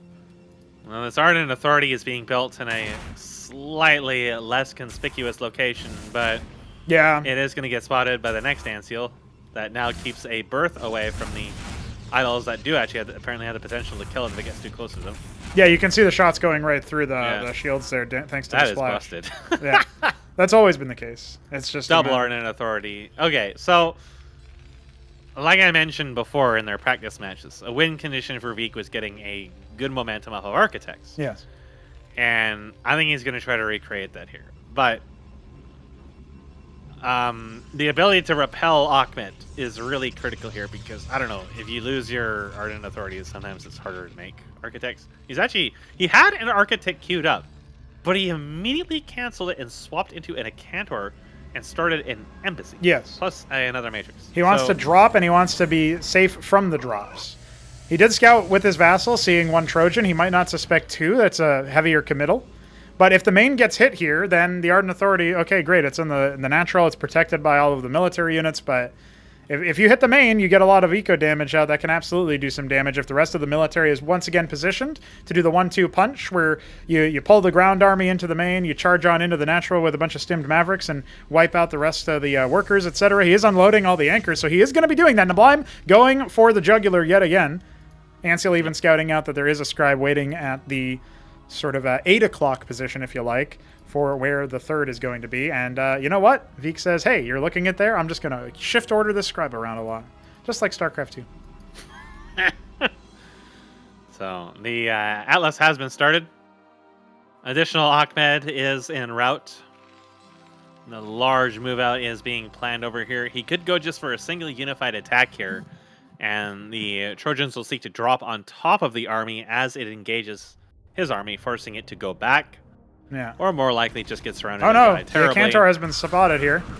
If he's not careful, he's going to lose it. It just flies directly over all of the stimmed Mavericks, and that is more than enough. Now, the Hurricanes can just drop directly on top of the Architect, remember. The stimmed Mavericks are coming out. Here comes the drop. It's a lot of Hurricanes. They don't surround the Architect, but they do get rid of all of the other rest units. Of his army, though. Yeah, and there it goes. The full surround is in, and they instantly scoop back up into those Trojans such that they can drop in the back. There is an Architect in the mineral line. If the Neblime isn't immediately aware of that, he could potentially end up losing a lot of units have to be pulled to save this Architect. No, it's too busy dealing damage to the one Huracan. One Ardent Authority has already fallen. There's not really any other units here. Here comes the drop attempt, not targeting down the Trojans. And some scribes are here killing. Yeah, that's true. And another Architect is out as well, but look at this. The Hurricans are already on top of it. He needs to keep this third Architect alive. Otherwise, he is in for a world of pain. In fact, the Ardent Authority already going to be going down. A lot of scribes have died as well. 20-worker lead for Neblime as he sets up his own base at the 2 o'clock position. He will be going up to 3 bases. And I just don't think... I mean, Veek has so much money, but nowhere to spend it. Both of his heavy tech structures have gone down. Yeah, see, that's the problem is he had defenses, but they weren't on top of his tech structures. Yeah. Like one engram, even a matrix or two beforehand could have saved him a lot of pain there, but... Now, the one silver lining here is that the embassy is there for an additional worker queue, so he can remake workers 3 at a time to deal with the fact that he is so far behind. But the ministry already just about to pop here. Sentinel's already coming up online as well. I really wouldn't be surprised if we see additional units come out pretty soon. We've got phalanxes coming. With enough number, they can actually deal with the Architects. They just need to get entrenched into a good position first, or perhaps be airlifted in. And we have Grand Libraries coming as well. I mean, I think he's just going to keep spamming Ahmed. Like, this works. And Veek is not really responding to it well enough or preparing well enough for it. These Grand Libraries are extremely vulnerable. He would at least want to build them a little bit closer to his ramp so that he has to fly through the center or past the NAT or past the main matrices to get into them. But since they're right out in the open, they can be nuked. That expansion is fucking destroyed. Yeah, he canceled it pretty quickly there. Now, he's got to be really careful because, again, the Trojans can just fly on over his other units. His Architect was postured very aggressively. That's basically a hero unit at this point. If he loses it, not necessarily game over, but he can't remake it, right? So he needs to rebuild his production if he wants to do that. All 3 Grand Libraries are so vulnerable. I feel like I am watching a disaster about to unfold. He could have lined them up down there in that corner, and they would have been a little more defensible. And a lot harder for Neblime to actually access. The NCL is going to come and scout that, and don't be surprised if you see these 4 Trojans just beeline straight for Veek's main base. Yeah, bottom right is actually going to be scouted out as it's being set up. That's going to be the attempted third now that the 9 o'clock position or 8 o'clock position has been taken care of. Yeah, here we go. 4 Trojans immediately on their way down. They've got a phalanx and a little bit of healing with the one cleric. Couple Mavericks as well, but it's mostly Hurricanes. In fact, he's actually going to peel He off. is turned away. No, Yeah. he wants the main. Yeah. The expansion doesn't matter. He can deal with it with a smaller force. He wants these very juicy grand libraries. They're making, that are very yeah, well look at that. They're exposed. making Atreus's and Cantavis, so... Here comes the Phalanx. It can deploy at pretty much any time. The Maverick Stim. Pylons can get shut down, and now both of the Grand Libraries making Cantavis are going to be unpowered. He has to pull the rest of his units, but they're kind of getting hitched on each other, and of course the Scribes that are being waypointed out. We love to see that. There's actually a Witness that was made. Base on the bottom right was canceled. And both of the Grand Libraries, 2 out of 3, are completely gone, right? So That's 900 minerals. and a lot more in terms of dead military units here and there, but it looks like he'll be able to riposte this attack relatively well with not very many military losses specifically. But he also gets, further contained down to the 2 bases, right? So Yep. not in an ideal spot as Neblime He has himself so takes much support. money, and this money should have gone into more units. But he can't because he has no structures to Yes. make them. Like, this is a snowball that's happening in both games now, and I feel like Veek is not trying to keep up with it. He keeps getting punked by this, and it's like, you don't want to spend 600, 800 resources on static defense, but if it stops you from losing all of your production, Yes. when the question is, should I build like 2 or 3 engrams here in a corner just to blow up these things as they drop on me? Like, what would you rather lose, the engrams or all the production and potentially your army on top of it? Like, Yeah, I think the there biggest has to be problem some too kind of adaptation is here. that he went for the embassy, which reduces a lot of his power as like the ability to get military out, since it's not a military production structure. He will be able to drop some Atreuses off at the 2 o'clock position over here, and some bio is streaming into The Btyb wants to 8 doom o'clock, drop this main, but this actually can be a little bit tougher because Well, forget about that. There's my Gorgons Matrix here is as kind well. of behind a bunch of stuff here. Yeah, there's a lot of stuff happening in the main right now, and none of it is good for Veek. Neblime, There's a lot of Gorgons. yeah, the Gorgons are here as well to finish things off. Obviously, the Hurricanes are going to completely eviscerate everything in the main. Not that it was producing much anyway at this point, as Grand Library indeed is unpowered. We still have that one Architect. We got some Positrons coming out to try to deal with Ahmed. I think the Hurricanes are just too damn strong. The Atreus drop never actually fomented. The Witness spotting the 4th base. It's going to signal to Veek that he is exceptionally far behind. And look at that, the Architect can't move. Thanks to the Gorgon, it will get popped. Neblime has had complete command in this game since the very beginning. This is just the motions of him slowly tickling Veek apart. Yeah, transferring a bunch of workers over to that 8 o'clock position. The problem is he's got no main. He's barely got any tech left. He's literally got nothing. He's got to rebuild his main nexus while his opponent is on 4 bases. And he does call GG just based on that alone. That tells you quite a lot about how this one has gone. Yep. And Neblime now threatens series point. Veek has to adapt to the drops. He has to either turtle up like 3 Crow does. Like, what? That was a 3 Crow game that I'm thinking of. Where 3 Crow played against Neblime, and Neblime's drops just got punked repeatedly. And they were actually super ineffectual. And it was in part because 3 Crow just really likes to build static defense. And the drops had a hard time really accessing him, right? So it's like, sometimes you just gotta do things you don't really feel like doing. Because you feel like, oh, I shouldn't have to build a bunch of static defense or something like that. But the alternative is kind of this, which is being telegraphed quite a lot. Like, the second match, okay. But the first match, the third match is like, you know he's going to do this because he keeps doing it. And he just keeps doing it. And, well, he keeps doing it. Yes. And Yeah. it keeps happening. And it's like, the Grand Libraries in particular should have been built near that ramp in a much more defensible location. And, like... Well, I also think they just came we have too to late. See some adaptation. For Yeah. them. What we need to Yeah, see is oh, yeah, by that what is point, the it was already reaction? too late. Yeah. What is the reaction to this? You know, when your opponent goes star pad, that's gas. They delay their tier 2. That's minerals that they aren't using to build other military units. You know, what can you do in that situation to punish it? If you go Ardent or you go some other tech pretty fast, well, the Acantor is not a bad idea. The Acantor drop, not a bad idea. But I think you need to somehow do some kind of pressure early on, right? Like when I go Gateway versus Terran, you do want to move your Gateway units across the map, especially versus Bio. And it will be another Stockade, so we know that it is going to be Bio. In fact, neblime has said before that he doesn't think that it's reasonable, or he doesn't think that you ever need to do anything other than go double Stockade versus any race. He thinks Stockade is the best all opening. the games he lost against Veek was him going Fulcrum. Yes. I saw. Yeah, so that would have only reinforced that, right? Right, it's backed up in that sense, at least as far as what he's thinking. So it's a very safe Gateway being put down here as the opener.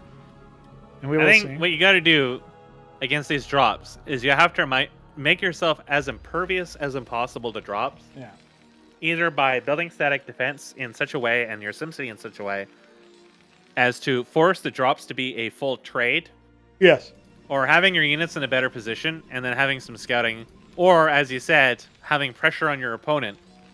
Yeah, where they don't feel like they can even leave the units out on a drop because then they'll actually get cracked open, right? Like that's really even the if your idea. attacks aren't able to kill them, at least if you're keeping the military count down, trading well, then that allows you to keep pressure on their side of the map as opposed to in your side of the map, and then you're not being molested all the time. So there's a few things you got to do about this, and there's been no real like the first game. Veek had defenses in all of his bases. There was no way to even magical drop them or tank dropping them would be hard. In these games, he doesn't want to do that anymore. But you kind of have to, at that point, when the drops gain momentum, you are just constantly trying to play catch up. And the second you lose your first 200, 300 gas tech structure, you kind of already just about lost the game at that point. There's chances for you to catch up, but it gets to be so much harder because by that point the Terran is already advancing on tier 2. The drops are just going to keep coming. Now you're really on the defensive. You can't let them do it again. If you're going to build static defense or something like that, that's cost on top of everything you just lost. You lose the momentum that the tech structure was giving to your army, particularly for Protoss. And then Zerg losing the tech structures it just hurts so much that you have to see it coming at this point. And when I look at Veek SimCity right now, I kind of feel like that he's being really conscious about that all in Ahmed. Yeah. In Nitro Valley, because he put that right in his mineral line so he could drill it.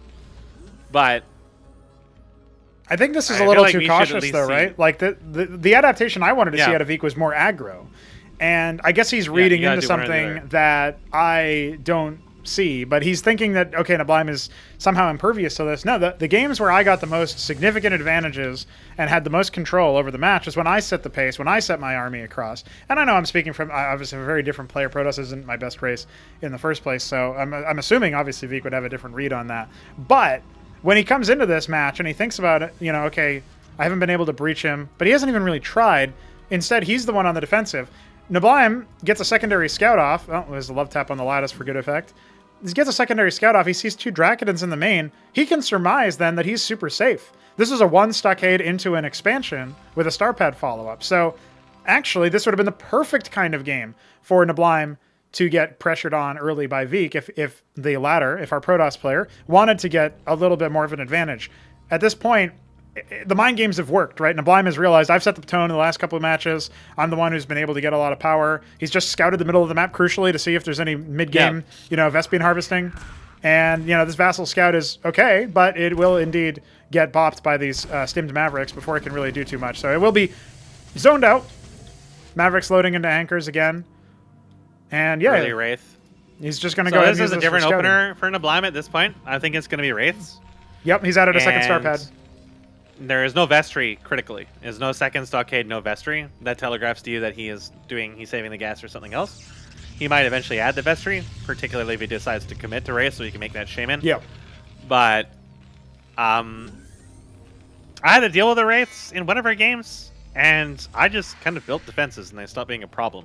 But people don't really like building defenses. He was able to get a reasonable amount of worker kills on them until I put Isles in an Atreus and then an engram in another place. And then at that point, though, you end up investing enough into it that it's your Wraiths have kind of done their job at that point. Yeah, they slow down your tempo. That stuff also helps you from the drops, right? Yeah. So it's not necessarily bad to do that. It kind of really depends on what you want to do in your more mid-game pressure, though. I also if you really wanted to go for early encounters or something, you can't do both of that. No, you need two different structures, right? Or I mean, I guess you can go heavy positron, but you still need something to reveal the wraiths. You need some sort of advanced positioning. Your positrons aren't going to be able to keep up with the wraiths, obviously, especially flying over different terrain. Now, Derelict is a little bit easier to defend with harass because you can come in from the south, sure, below the natural, but you can't really target the main without flying over the natural or flying over some other spot where it's pretty easy to put some, pylon in the side, anti-drop spot or something. Now, there are going to be 4 of them moving over to the top left, and there are 3 star pads. The 3-pad Wraith is a patented build, and he does have a couple shamans being deployed out here. So there will indeed be pretty heavy focus on that. But there's also 12 vassals and plenty of lattices to pump them out. So this is actually a really good situation. You can also make idols if he needs to. Yeah, this is a really good situation for Veek. Veek isn't necessarily in a super bad position here. If he really capitalizes on this, if you spotted that, if you hear it, you hear it. That's how I picked it up the first time, is I heard it and I was like, oh, he's going wraiths this time. Yeah, he definitely saw something on the If he went minimap. wraiths every game, I would be completely screwed no matter what I did. But Veek is in a position where he can definitely respond to this. And when you see is the mass vassals, you now see Cyprians coming. Mm-hmm. He might actually opt out of using the wraiths too much until he puts pressure somewhere else to pull the vassals away, or until the vassals. Well, yeah, he wants to wait until they show kind of what's themselves, happening right? now, Yeah, right? he's got 17 vassals right now for Veek. Now, you could see lodestones added for these Cyprians to garrison, because by themselves, just out in the open, they can get picked up. Yeah, they'll die. So, now Vassal is going to get bopped here, scouting out the anchor position. There's no static defense coming over here, so the Wraiths can decide to raid the natural. Looks like they will indeed do that. They're at that magic number where they actually overkill the Scribes by 1 shot, so they're already getting 4 for their trouble. Could have gotten a couple more shots on the way out there, but extra high latency and all that. They will indeed fall away. Look at this. You can't really Trojan, move out of the mineral line. The Trojan also went in for the drop the Shamans over.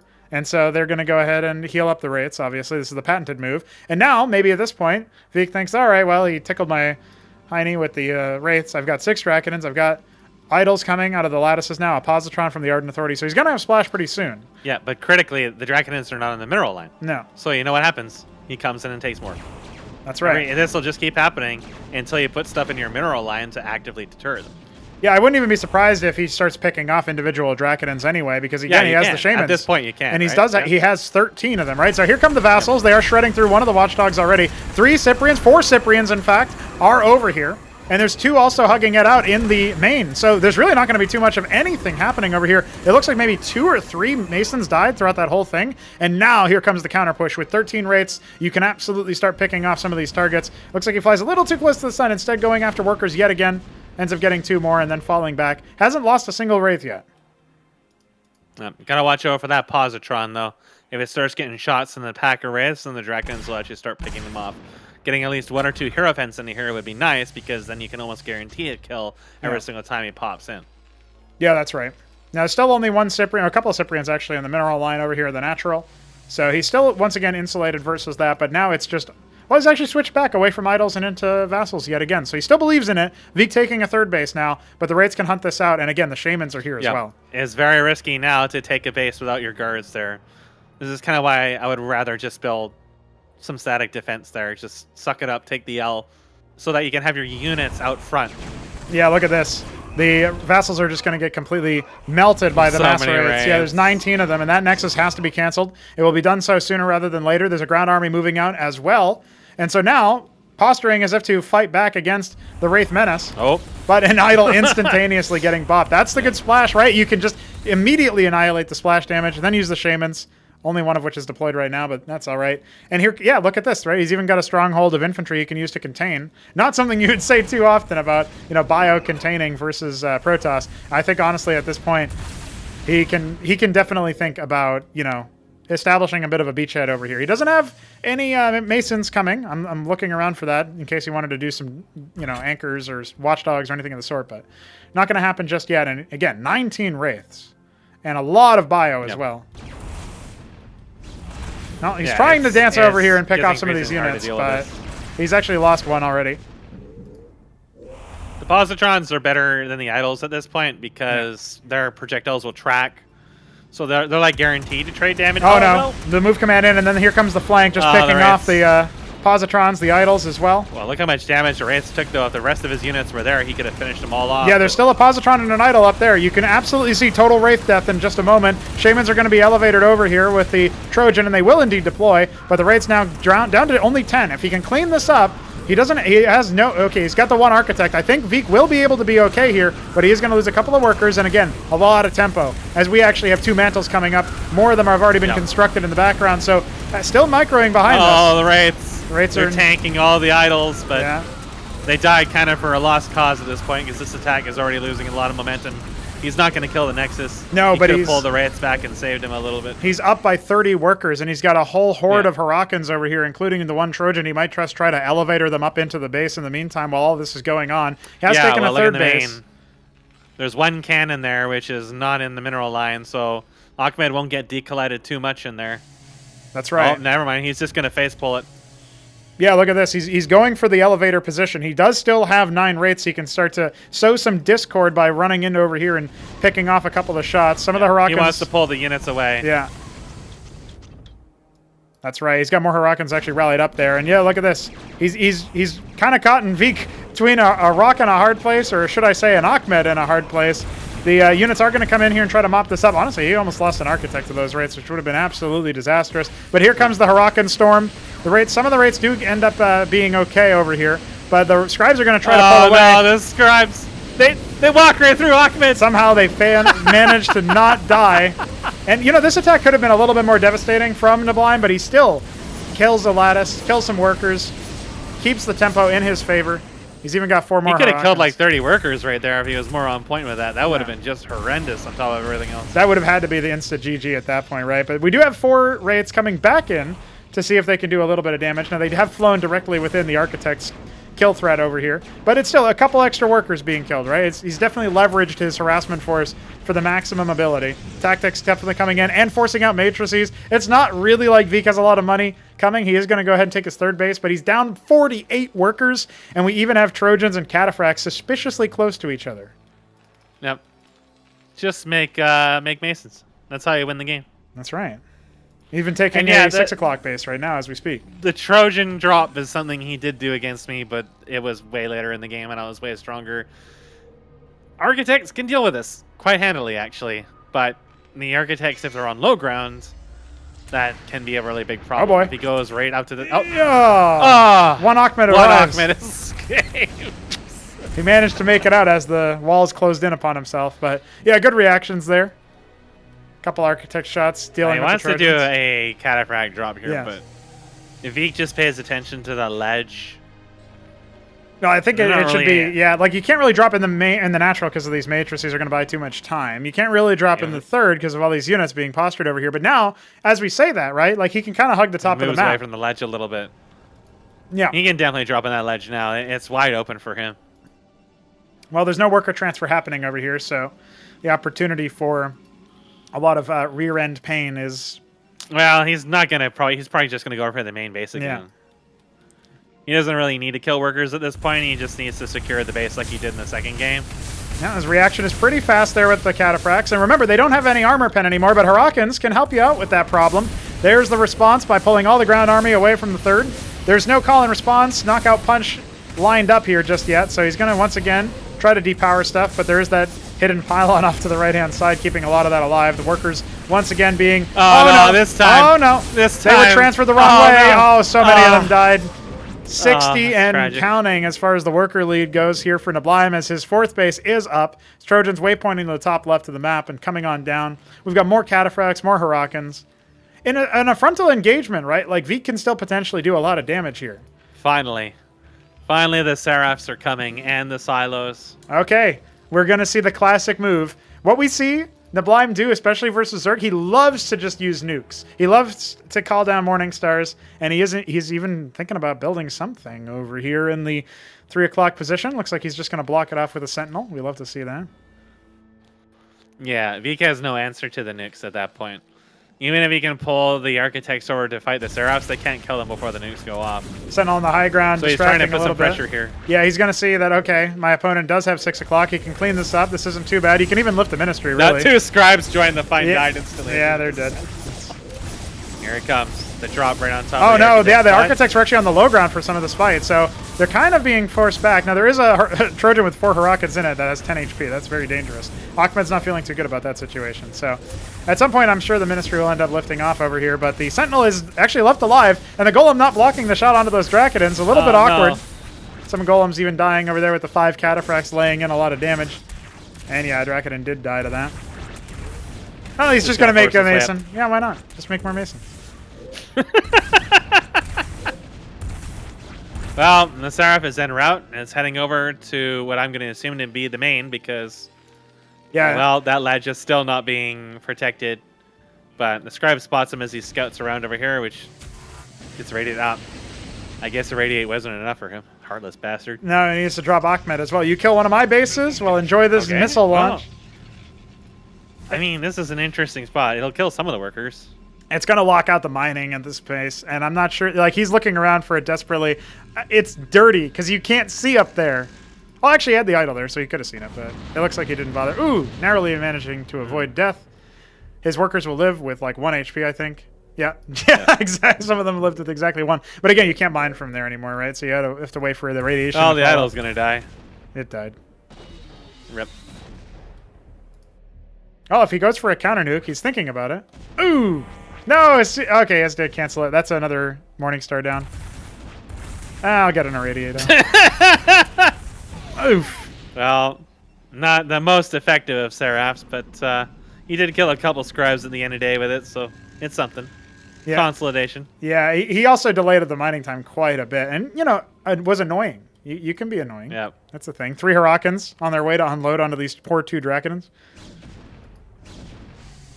Can 3 Ahmeds beat? Yeah, they can. Yeah. Holy fuck. This is stupid. Don't worry, here's a Scribe to help. This shouldn't happen.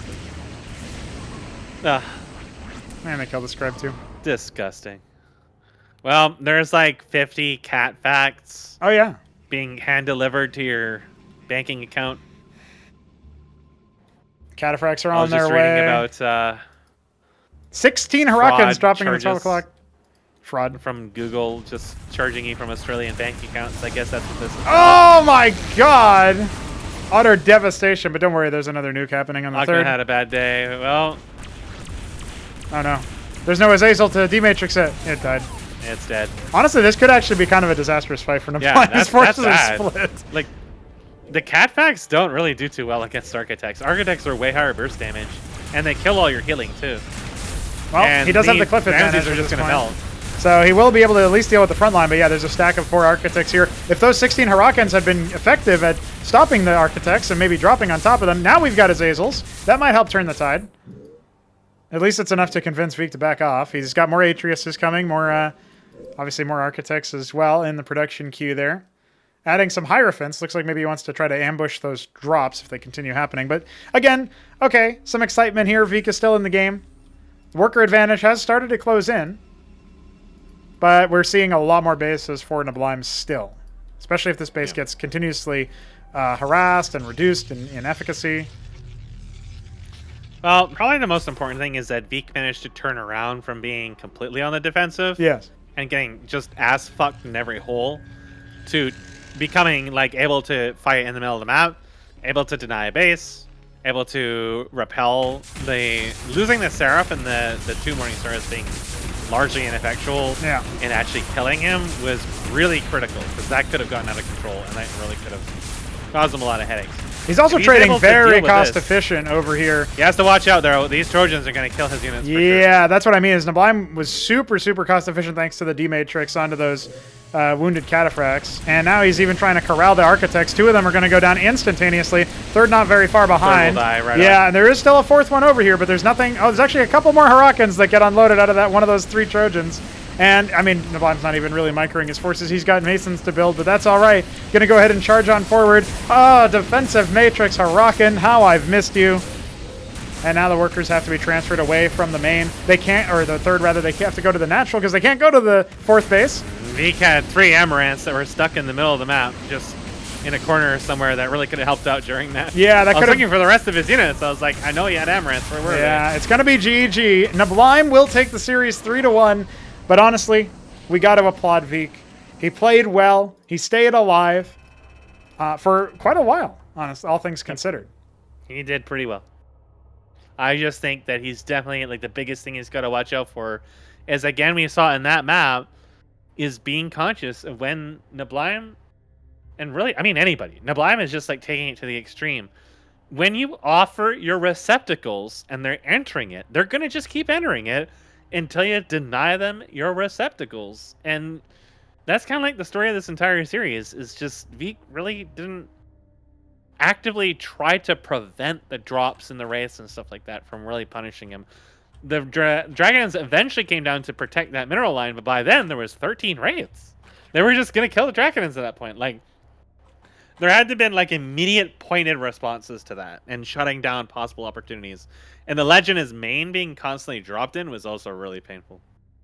That's right. We'll see if we can interview Mr. Neblime, the winner of the set. See if we can get him in here.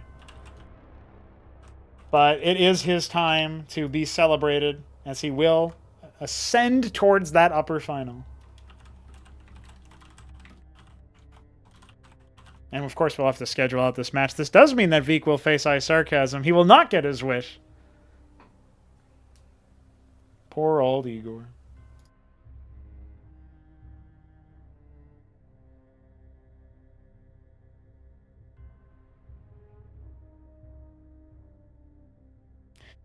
The main thing that I would like to say at this point is make sure you make your iQueries, because the Cantors definitely could have helped out. But the one time that there was an attempt at doing that on Impetus, it was kind of countered pretty fast, right? I think a lot of it came down to aggression. He was never really put off in that sense. And speaking of him, it's Neblime. What's going on, dude? Congratulations. You've won the set. Thank you. Thank you. You've managed to cast iSarCasm down to the... Veek down to meet iSarCasm yet again. He will not get his wish. Yeah, cast him back to it. Like Igor was saying in chat, though, you're not going to shuffle that. It's going to be the same. It's always been the same. Oh, I didn't realize. Yeah, well, we've never swapped it out like that. Usually what happens is there isn't a rematch until like the lower final or Elimination 3 or something. But the way that this one worked out is that we had an upset from Hupsaiya and an upset from, well, like on paper an upset. I mean, Veek and iSarCasm were seated very close to each other, right? But everybody pretty much expected iSarCasm to do pretty well in that set. I was very surprised to hear of the Hamster Hupsaiya result, actually. Yeah. And I haven't watched the full cast, I watched some of it. Right. Yeah, so a 5-game set, though, and Hupsaiya able to make it work. So, yeah, it's some pretty strong showings from Protoss players. But the way that it's always gone is that way. I mean, we could investigate theoretically doing like a bracket reset or reseeding after each match or something, but I kind of feel like that would lead to more problems than it would resolve, actually, because when you consider it, some people would just end up accusing of like, oh, the reseeding is biased. Now I get a harder matchup than I thought I would or something. So we have distinct sides of the bracket. It's always been like that for Ascension. Again, we can always have a conversation about formats later, but I'm not going to change the rules by the seat of my pants per se, right? So we're going to stick to what we got. But yeah, that does, of course, mean that you move on to the winners final, the upper final. And that, I mean, first of all, I got to talk to you about this set, obviously. It was 3-1. Your plan was to tire him out on Infinite Velocity 2. It didn't really go your way as far as the match result, but did you think that it was successful enough? I mean, he was talking about his heart was pounding. He needed a 5-minute break before he could play the next matches. You know, talk to me through how you felt like that match went for you. Yeah, well, I did think when he typed that his heart was pounding, that's definitely a good thing for me, you know, because it's going to be hard for him to go in. It doesn't feel good to lose, but I have to say I was like quite calm after losing that. I'm like, oh, that sucks. But, you know, I was still sort of, you know, steady going into the next game. And I know how it feels when you play like a really big, long game sometimes. So I think it's definitely my advantage if that's what he said. But yeah, the game itself, I did go through the stream real quick after that one, and I noticed he had more workers than me. What am I doing? I can't believe it. Yeah, he did. He had the worker lead for, like, I think the majority of that game, or at least, like, maybe it was like 60%. Yeah, parts of it anyway. Yeah. Yeah, but I shouldn't have gone for Phobos, I think. I was playing some other games where Phobos kind of just have been really strong and entered the game immediately, but Vic was in a much better position compared to my opponents in those games, I think. So you got to invest in more, maybe Penumbras or Magnetas, or something I've actually never used, but I really should, is the Ion or Aeon, whatever you say it. Probably would have been good there. But yeah, it's really hard to get in on the stack of Solarians, especially with the cloaking. Like, you can't really approach that. But Magnetar is actually kind of a decent, no matter what. As long as you have enough, they don't get sniped. You never But made yeah, Seraphs. well, the Seraphs are just going to get picked off, though. They're not really going to achieve No, much. but they pick off, but you drop Irradiate into the stewards. Yeah, but And then you they start just killing fly the stewards away. wholesale with it, right? Sure, but every time you do that, you're losing Seraphs, and then he just flies away, and the stewards are free. That's how Yeah, that's when going to he starts flying away, that's when you can engage. I don't know, man. Because You you've gotta killed play a game like and over try that. 90% of his damage at that point. Look, Because now Seraphs in the Solarians have a army short would been range, good, right? But I don't think you can really advance forward with them. You're just throwing away gas at the end of the day, and it's too easy for him. Well, I mean, you're retreat. going to throw away gas anyways by just trying to approach him. Because he's Yeah, I mean, that's gonna true. he'd do like Whatever I was bursts, doing did not right? work out for sure. Yeah. Maybe I'll try. I don't know. I Seraphs kind of next time. expected to see it because you always build Seraphs. Well, Seraphs usually I'm trying to think how that game around that went, point. right? So I have to tell you now that the series is over. I was completely terrified of Panoptus the whole time because when we played practice games and he went Panoptus, I like scouted it and I like turtled up super hard, but I still died. So every game I was like, good lord, don't let him put down a Stargate, right? So especially that Infinite Velocity game, because obviously it's really good for air units. Yes. So you saw I was pretty diligent with the I thought that was because Ansel. of our game where I went Vassals. And I was able to get not really a Oh. lot of damage on you, but able to cause you a little bit of headaches. I figured you I saw don't the remember double lattice and was the like, particular I don't one. want to deal with that shit again. The thing is, that Vassals aren't so bad, but he did abuse the lack of anti-air at some points, for sure. Yeah. Well, I want to talk about the last game because something very interesting happened there. But Sure. one game at a time. Sure, So yeah. my thoughts was, okay, it's Infinite Velocity. I want to just drag this out because, I'd rather make 300 Masons than win the game. And I wanted to make sure he didn't open Stargate. So I was pretty happy that he went Ancestral because it's not easy to attack in, especially that natural Infinite Velocity. Once you're at tier 2 and you saw the sort of formation of the Sentinels on both sides, it's just a waste of units to go in there.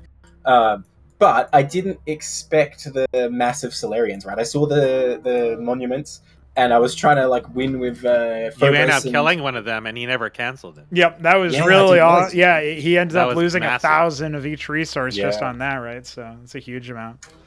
But yeah, I kind of got too many different things at tier 3, I think. I just didn't have a good plan for tier 3, because let's be honest, I don't play many tier 3 games. Not many games go that far. Yeah. So I've still got to look at the compositions. But yeah, No, it's that's really all I have to say cool. about that game. Yeah.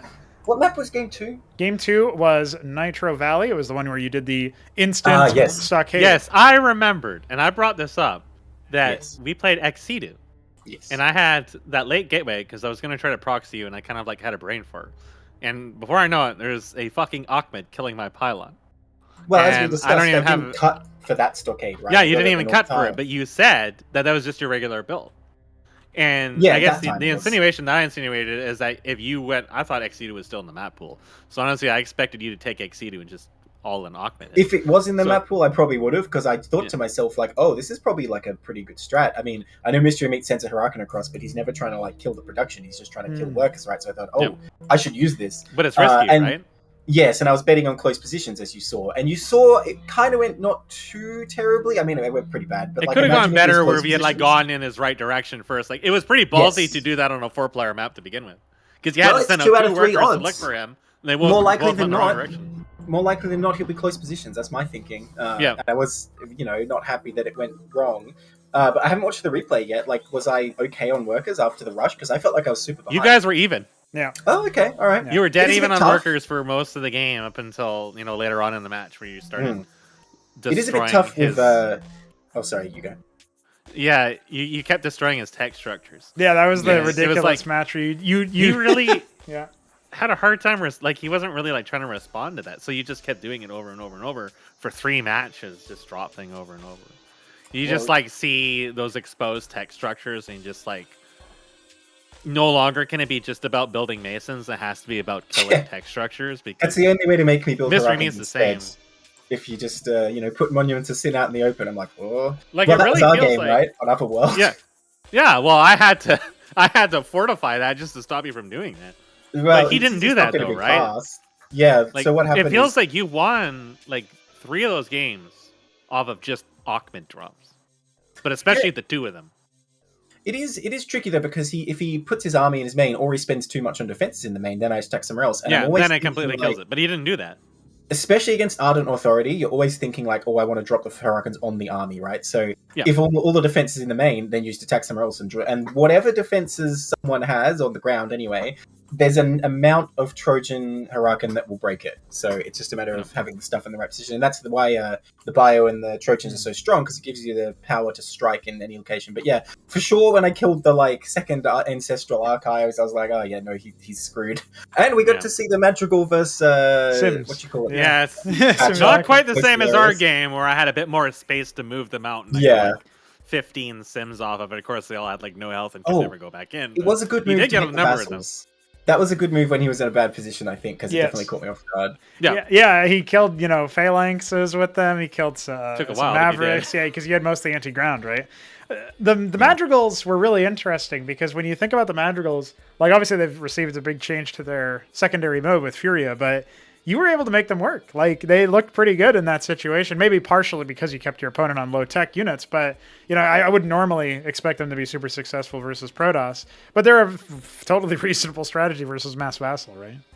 Well, it actually turns out they're surprisingly good against Protoss. The problem is you can't ever use them alone, basically. They always need support. Yeah. But Protoss usually wants something running in close. I mean, obviously they're not going to deal with Obtectons for you. That's a problem. But, or Architects, right, as well. Yeah, of course.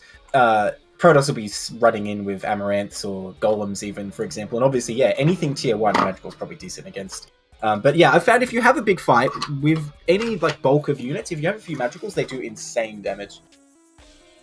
Even just their base attack does good line damage. Against the Solarians, for example. I had some success just using their main attack and just shooting the Solarians, and it hits all the stewards along the way, right? Is that the projectile's too slow, and they won't get their targets a lot of the time. That's the problem I have with it. And it's going to take too long for them to do good damage. That said, obviously, you can't use Fury against Solarians either. Look, I just don't think it's the unit for Solarians, that's for sure. Yeah, it's not ideal, but if you have them, it can lend some AoE to helping with the Now that Fury is nerfed, why can't it hit stewards, Pronogo? Come on. Because there's some obscure bug that stops that from happening. Because Blizzard, probably. Blame Blizzard. Yeah. We'll definitely. That's yet another thing that we're going to be resolving. One of the other things that I want to resolve that's been a long-standing issue: Lakizilisks on high ground fire the spines, but the spines don't travel the extra distance from any cliff advantage or range advantage. There's two things like that. It's just so annoying to fix. Same as Brood War, where Lurker spines just don't acknowledge cliffs exist, Well, just whatever. Yeah. Well, the problem is the unit thinks, oh, I can attack that because I've got extra range, but then the spines are so they miss. Nah. They just don't hit they don't extend the spines themselves because they're programmed in such a weird way where it's super special handling for the one unit, right? So we've got to basically figure out what's stopping that, because I think DF fixed the default Lurker in his project using cliff advantage, but we can't just easily port that over and have it work for our return version, right? Where the Lakizilisk has the return attack. So there's little things like that we can definitely fix up during the break that had just been it probably would have taken a whole day to fix that, and we just never really had the whole day to fix it, so to spend on it. So we'll have plenty of extra whole days for stuff like that. And so, yeah, but looking at this set, I mean, obviously we move on to the next match. One of the things I wanted to ask you before we go to Impetus, really surprised that Viek didn't punish pick Sideshow. That was left up, and I thought for sure he would do that, knowing that you don't like that map. But I guess maybe he doesn't. We'll have to ask him about that. So you must have been happy about no Sideshow, but at the same time, coming into Impetus, that's a map where, in theory, he should have an advantage being the map maker. What did you think about this? Yeah, well, I've actually kind of thought Impetus has been pretty good for Terran, because it's easy to move around with Bio a lot in the middle of the map, and you probably saw the random hit squad I put off to the side. Yes. The idea behind that is if he comes into the natural Dracodons, and my main army's coming down the ramp, the other one sweeps him from behind and tries to kill some stuff. Because all the Dracodons have to do versus Bio is keep their distance, so if you have something behind, you can do good damage, especially if a Hurricane getting hits. But yeah, I found Bio is quite effective on Impetus. It's a pretty long rush distance, which is a bit awkward, but that said, the natural is pretty easy to attack, but I definitely overextended with that attack. I was not expecting his army to be behind the minerals, so I was looking around whoa, there's nothing here. There's a Dracodon, where's his army? And I'm oh crap, there's a bunch of idols and stuff. Yeah, your Watchdog scout moved to the side, moved into the main, And you didn't spot his nexus, or maybe you did and you knew it was warping in or whatever in the night. I knew he was expanding. Yeah. Just But you based didn't on what spot he the had. army that was right to the right of it, right? And so it's like, oh wait, Yeah. he's actually got units. And then we speculated you were trying to like maybe surround them. You didn't commit to going up the ramp, which we thought was. Well, when I gonna be the saw move. them, I just like was like, oh, I'll attack, but like obviously the army was just too strong. The better call would be to retreat. Right. Yeah. So. Yeah, it was cool to see the back and forth though, and obviously that was a match where it was just like the constant drops. You deny his third multiple times at the 8 o'clock position, then you move into the bottom right. You split off one of your 4 Trojans to deny that one, and then hit the main. And I mean, as soon as you wipe the main, it's really over. But I think it was kind of the writing. Well, was I on the think wall it was before over that. when I killed the Ardent Authorities. Yeah. It's just a matter of time Yeah. after that. Grand libraries are fine and all, but you can't do much about architects. Architects give a lot of threats, I think. Yeah, Whereas I'm happy just making like, what did I even make that game? I had you had some Gorgons the towards the tail tanks, end. didn't I? Yeah. Yeah, the Gorgons and ended the some game, but I had the some phalanxes, phalanx. right? Yeah, so like phalanx plus bio is totally fine against anything that comes out of the Grand Library. So you're kind of a lot of pressure is taken off then. Yeah, I mean, part of it is because the Cantavis, if you're going to start to use that, which he was making 2 Cantavises using the back Grand Libraries, and you depowered it before they could make a single one.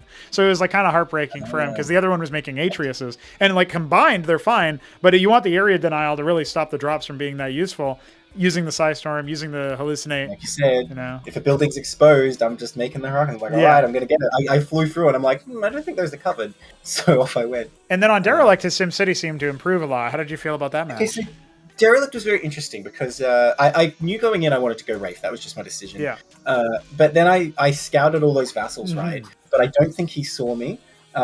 He saw and I something guess on the mini-map, but it- he didn't clock what it was, yeah. Yeah. So I flew away, and I thought to myself, like, okay, well, he's compelled to like not reveal them, even though they can destroy the Wraiths. Like, he has enough to kill the Wraiths. Yeah. I thought he's not going to show them because he wants to come and counter. So that's why I was harassing so much. Yeah. And I think that's how it went down. That he was thinking like, oh, I could use these vassals to defend pretty effectively, but that would ruin the surprise. And then, as you saw, I mean, vassals are an okay unit, but a few Cyprians is all you need, and they get destroyed. I was pretty wasteful that game though. I didn't think I was actually going to take it for a bit there, but the fight in the middle went my way, luckily. Yeah, when he started getting that big number of architects, and I think you had like 2 Trojans full of Achmeds that ended up getting, the way of the dodo. Well, And that was over at 12 o'clock at that time. But yeah. no matter what you have on the ground, there's an amount of Trojans and Trojans and Hurricanes that can kill it. And it was a good moment when like we had that fight in the middle, Yeah. and the architect's still there, and he saw the Trojans just instantly started trying to run. Yeah. That felt good. Yeah. Well, because as soon as you see those, you can't start to outrun really Achmed. panic. Yeah, you know what's in them. I do feel like if there was some way for the Protoss to like, I don't know what exactly it will be, but there has to be some kind of adaptation where as long as they know where the Trojan is by scouting it out with either like Vassal, Witness, something like that, if they can position their unit such a way to riposte that or to like instantly swat down the Trojans. Draconians can kill them pretty quick. You just got to focus fire. But that's the thing. If you engage, everything but the architects is going to go forward unless you have like a group your whole positioning or something. Yeah. And that's when the Trojans sweep in.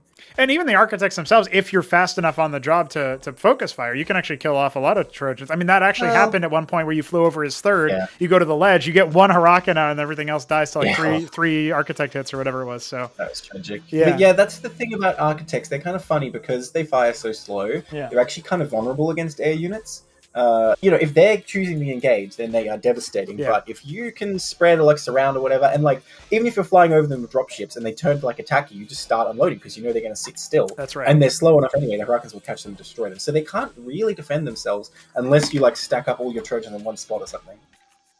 Yeah, fair enough. Well, it was an exciting set. I think game 1 especially was really awesome. And thank you for delivering on that. Even though you didn't get the worker advantage towards the end, I still think it was a good game and full of many Masons made. So there is that. Plus, obviously, all the other stuff. Now, I guess the other question is, I mean, looking over to the other side of the bracket, we're looking to pit you up against the winner of Hupsaiya versus Shambler.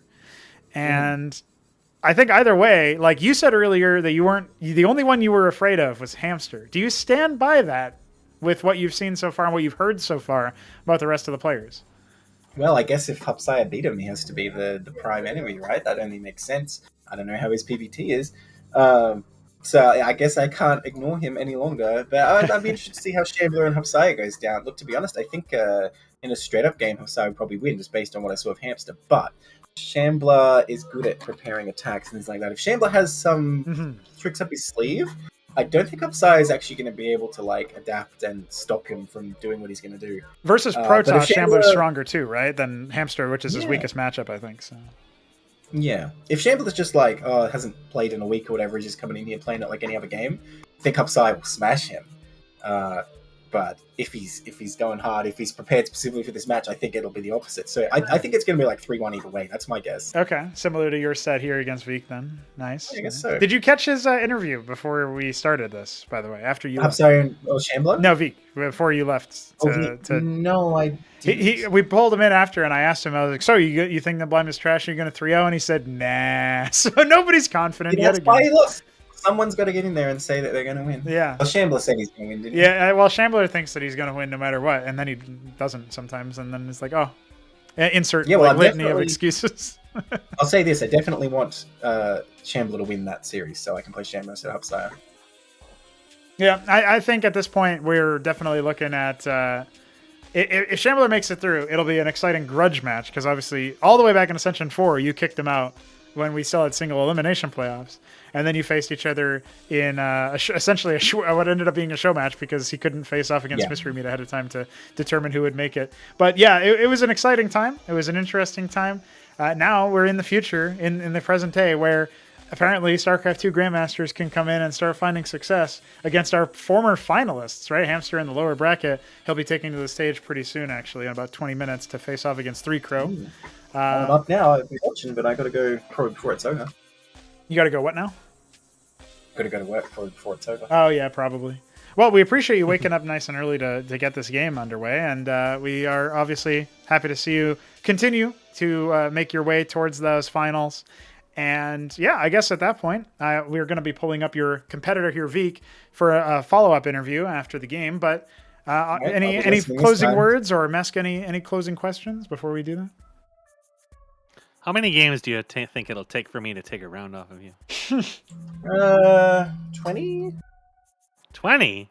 Yeah, Holy 20. shit, you are an optimistic man. Holy How many did we play yesterday and I won all of them? like 5, 6? Yeah. Something like that. And then we played Go. some before that. Well, I guess Mesk Neblime Grud match is going to happen now. No, what he was saying, I think, is that he thinks you're being too nice to say that it's going to be only 20 games. I think that's what he's saying. I think it's more like, I think it would take me like 200, 300 games to take a round. We had like one good game yesterday that was quite close, I thought. I don't remember though. Like one or two. That was the actually. Otherworld one, right? Maybe. I'm not sure. Oh, the That Otherworld was the one with the Acantors and the the one was Zealots. okay, yeah. I remember that one pretty well, actually. That was dramatic. There was a lot of like... I'm going to let Veek get in. The last thing I'll say is I was saying to Mesk, like, other units can't compare to Hurakan. They just have to cry and run away. That's how it's going to go this Ascension. You think so? This is the Ahmed Ascension. Okay. Interesting. It is. Interesting. Yeah, it definitely feels like it. GG's. Weed. And let's bring in... I was going to say that... Okay. I mean, you can bring him in. I can mention it to him, I guess. There we go. Let's see the Veekener himself. Sir, Hi. you are here. Hi. You are obviously down into the lower bracket. And despite some grumblings from multiple parties about the bracket not being reset or swapped in between, we are going to see your rematch against iSarCasm at some point. Probably tomorrow if you guys have the availability. We'll see. We'll figure that out later. But I want to talk to you first and foremost about the Neblime set. How did you feel after the heart-pounding first map on Infinite Velocity 2? How was it? I feel like that was the only moment I was actually stressed, which is interesting. Maybe. Oh, okay. Yeah. Because the lighter game, I felt pretty cool. I just like saw him like deny me stuff, and I just like kept being stubborn and trying to retake them. Yeah. It's just I didn't know exactly what to do against Hurakans because they do win in actual combat if he just drops them upon me, right? Yeah. But I also didn't want to place too many like defensive structures, although I still did. I feel like if I placed more than I did, I would have lost to a frontal push eventually, and I guess I did anyways. So, yeah, the Nitro Valley game was interesting, but the first one was pretty cool. I was able to out macro him, which is nice. Yeah. You get to show your strength there as a macro player. You've always said to me that you like the longer games, and nobody else seems to agree, and they always want to end it fast. Well, you got what you wanted, and you ended up taking it, so that's really exciting. Yeah, that was pretty cool. The later games, yeah, the Nitro Valley one, I felt like I held the cheese well, but then he, like, I stabilized on 2 bases, but then he, like, denied me the Templar Archives, I think. Ancestral Archives, yeah. Yeah, And like then, twice in a row. Yeah, so that felt really bad, painful. But, And then I the mean, Argosy as well, yeah. yeah, so... I'm not sure. I'll have to figure out something against the Ackman thing. But I felt like I was doing better the next games. And, yeah, if I placed this target in the last one, I feel like I maybe would have done it. It did take him a little bit of extra effort to get it over the line, right? So, like, you were one even was starting to come back closer. in before, like, the extra drops hit with the Hurricanes on top of your Architects. Which, I mean, I know that doesn't narrow it down because that happened all the time. I thought I would be able to attack his middle now because I had stabilized a bit, but then he destroyed everything but Architects, and then the Trojans came. Yeah. I was pretty. Like, that was the point I knew I'm just done, and I will die.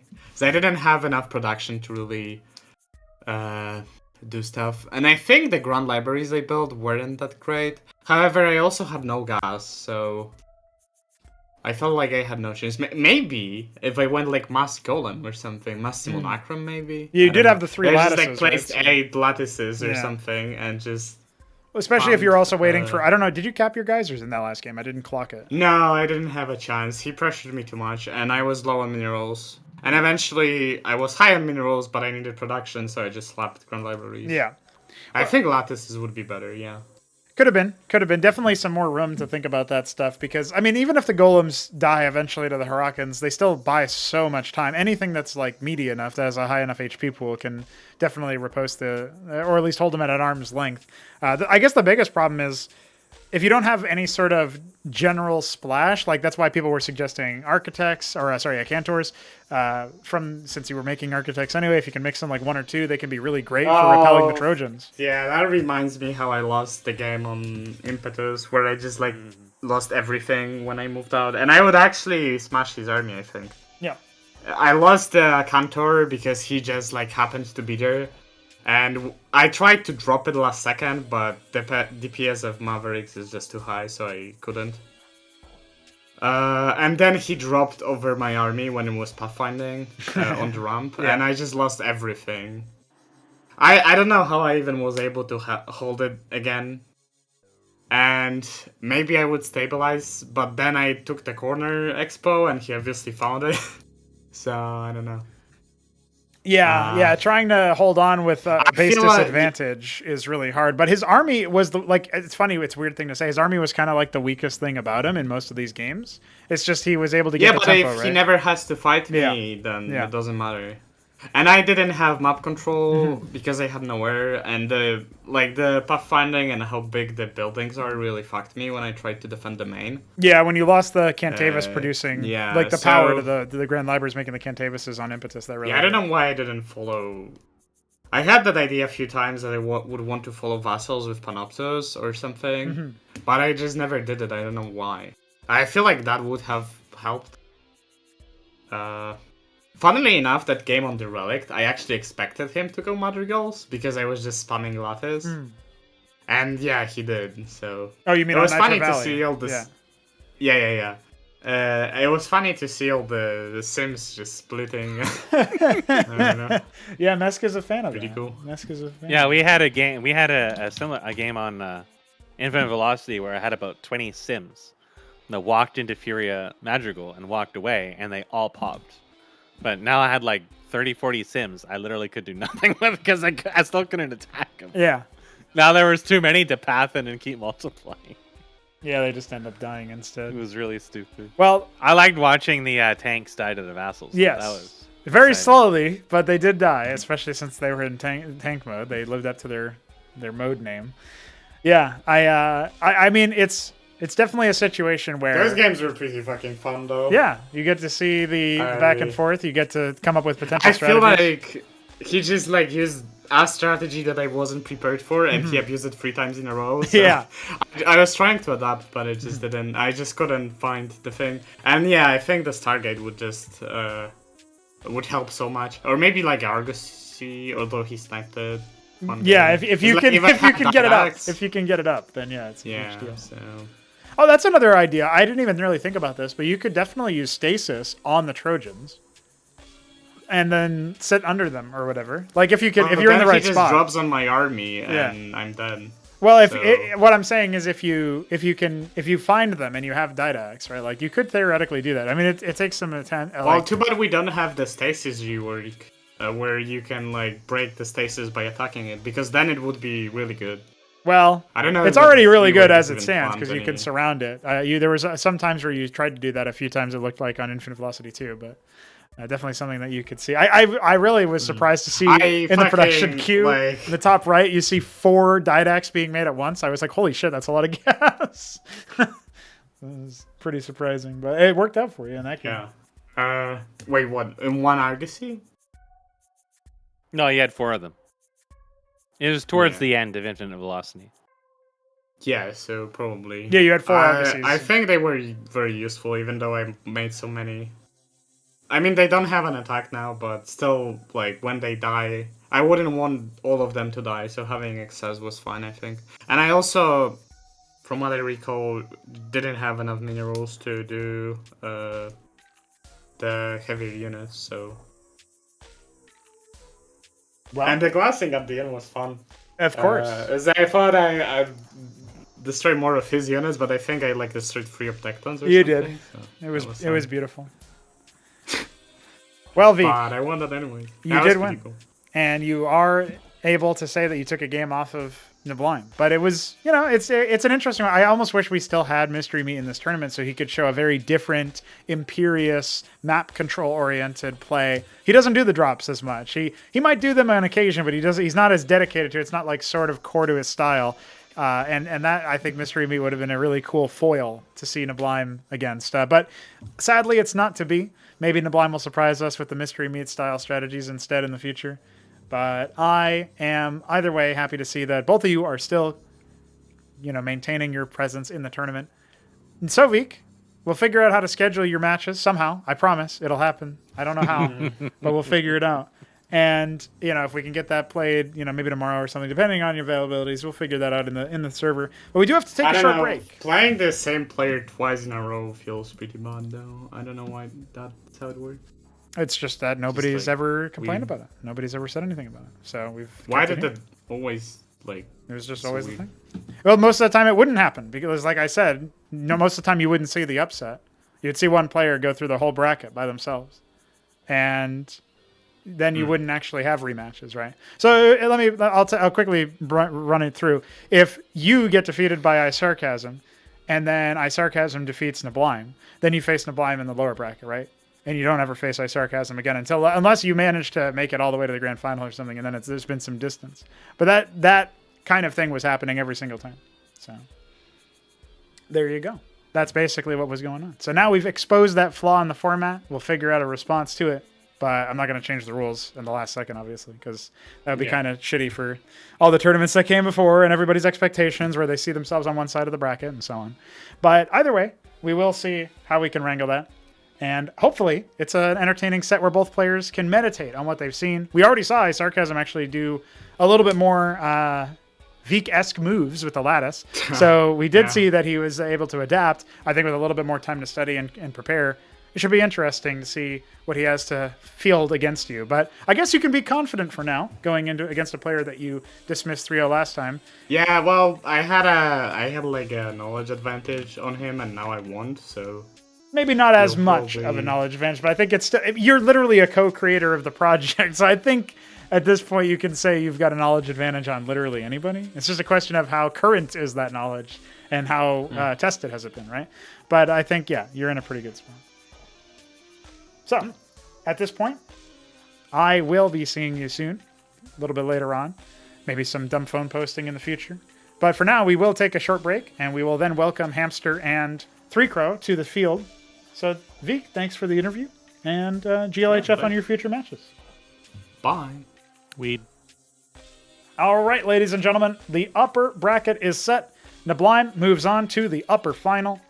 And, of course, on the lower side, we obviously have Veek facing off against iSarCasm on 2A. We will also be casting our eyes to 1B, Hamster versus 3 Crow. It's the last remaining veteran player who has been around the block for a while representing the Class 2s. His cheesiness must get the better of him. It must happen.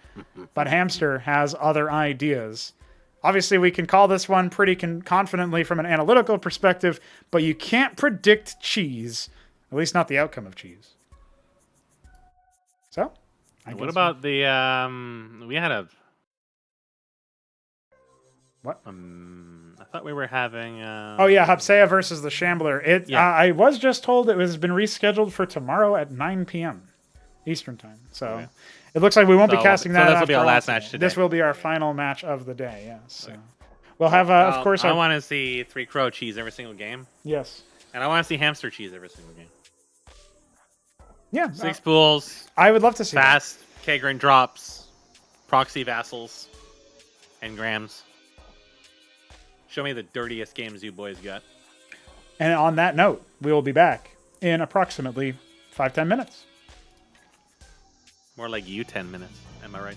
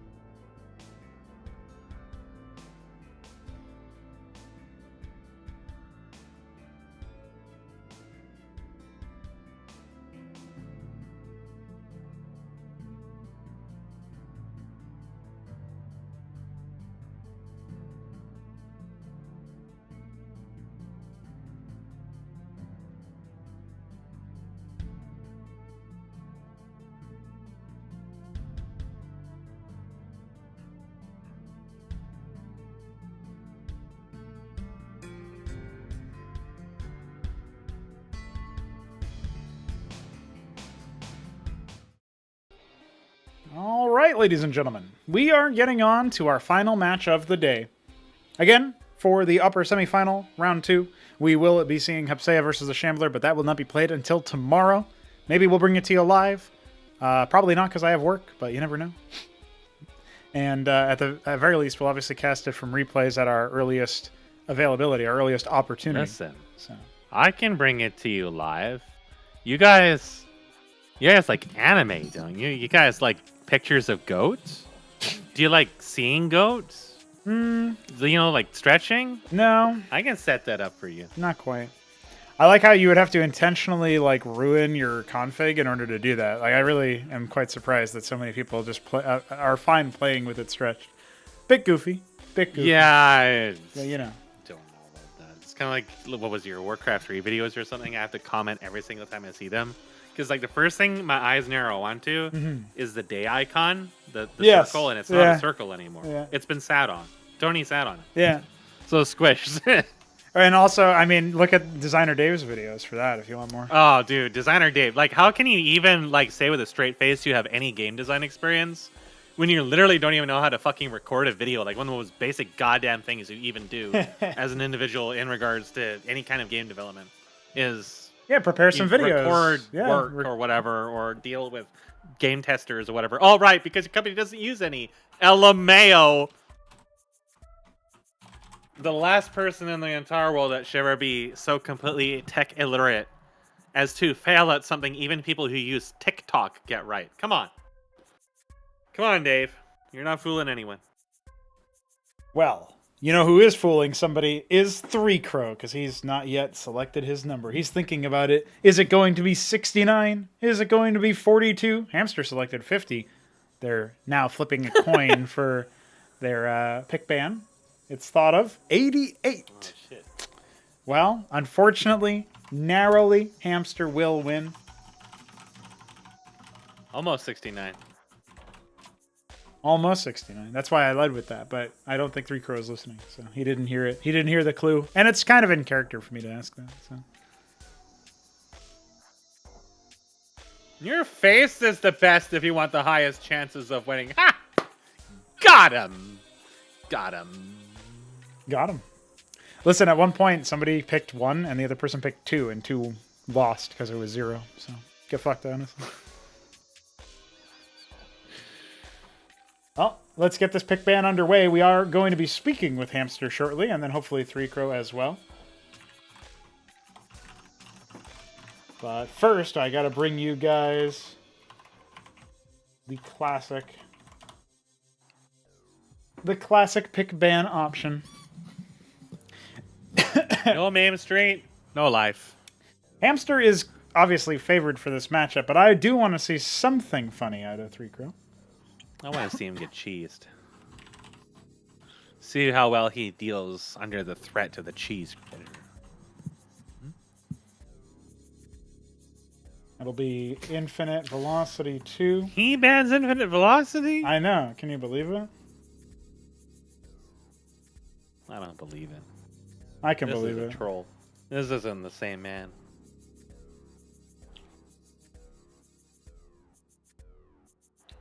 I'm very interested to see how his AI tournament thing turns out. Yeah, for those who don't know, 3Crow is actually preparing a tournament between AI players and personalities, and I am improving the AI such that it won't be totally silly and goofy. I mean, it will be goofy, but maybe not. How is that going? Yeah, pretty good so far. I cracked the code for why sometimes the AI would just ignore my edicts to not build defenses until later, and then just start building defenses earlier.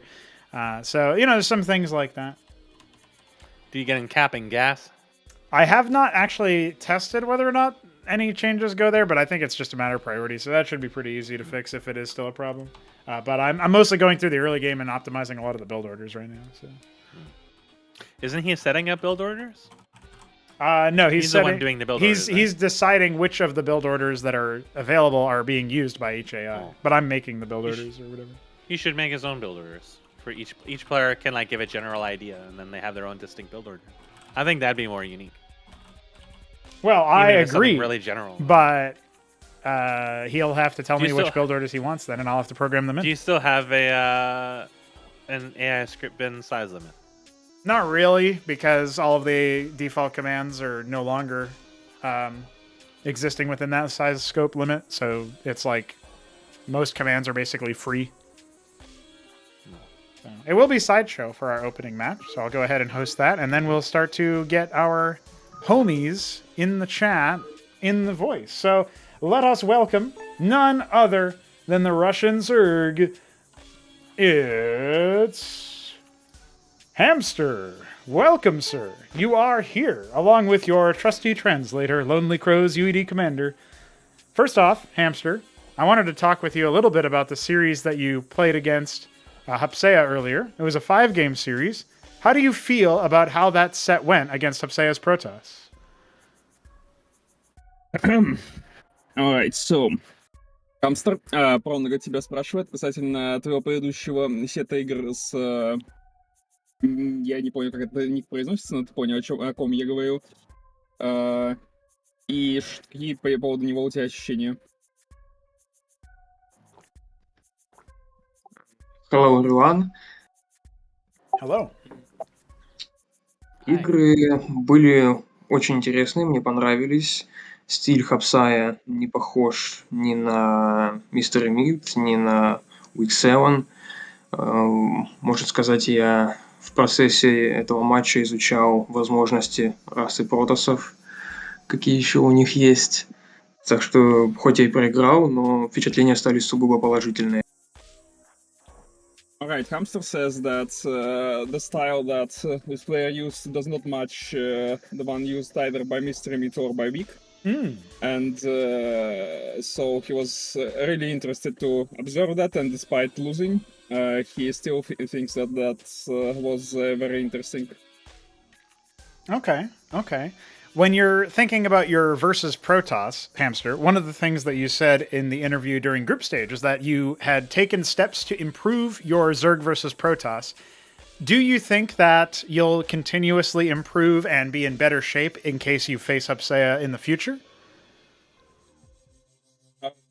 Пронго спрашивает касательно того, поскольку ты раньше говорил, что будешь улучшать свой геймплей против протоссов, он интересуется, сможешь ли ты его дальше улучшать, если ты будешь снова встречаться с этим игроком в будущем.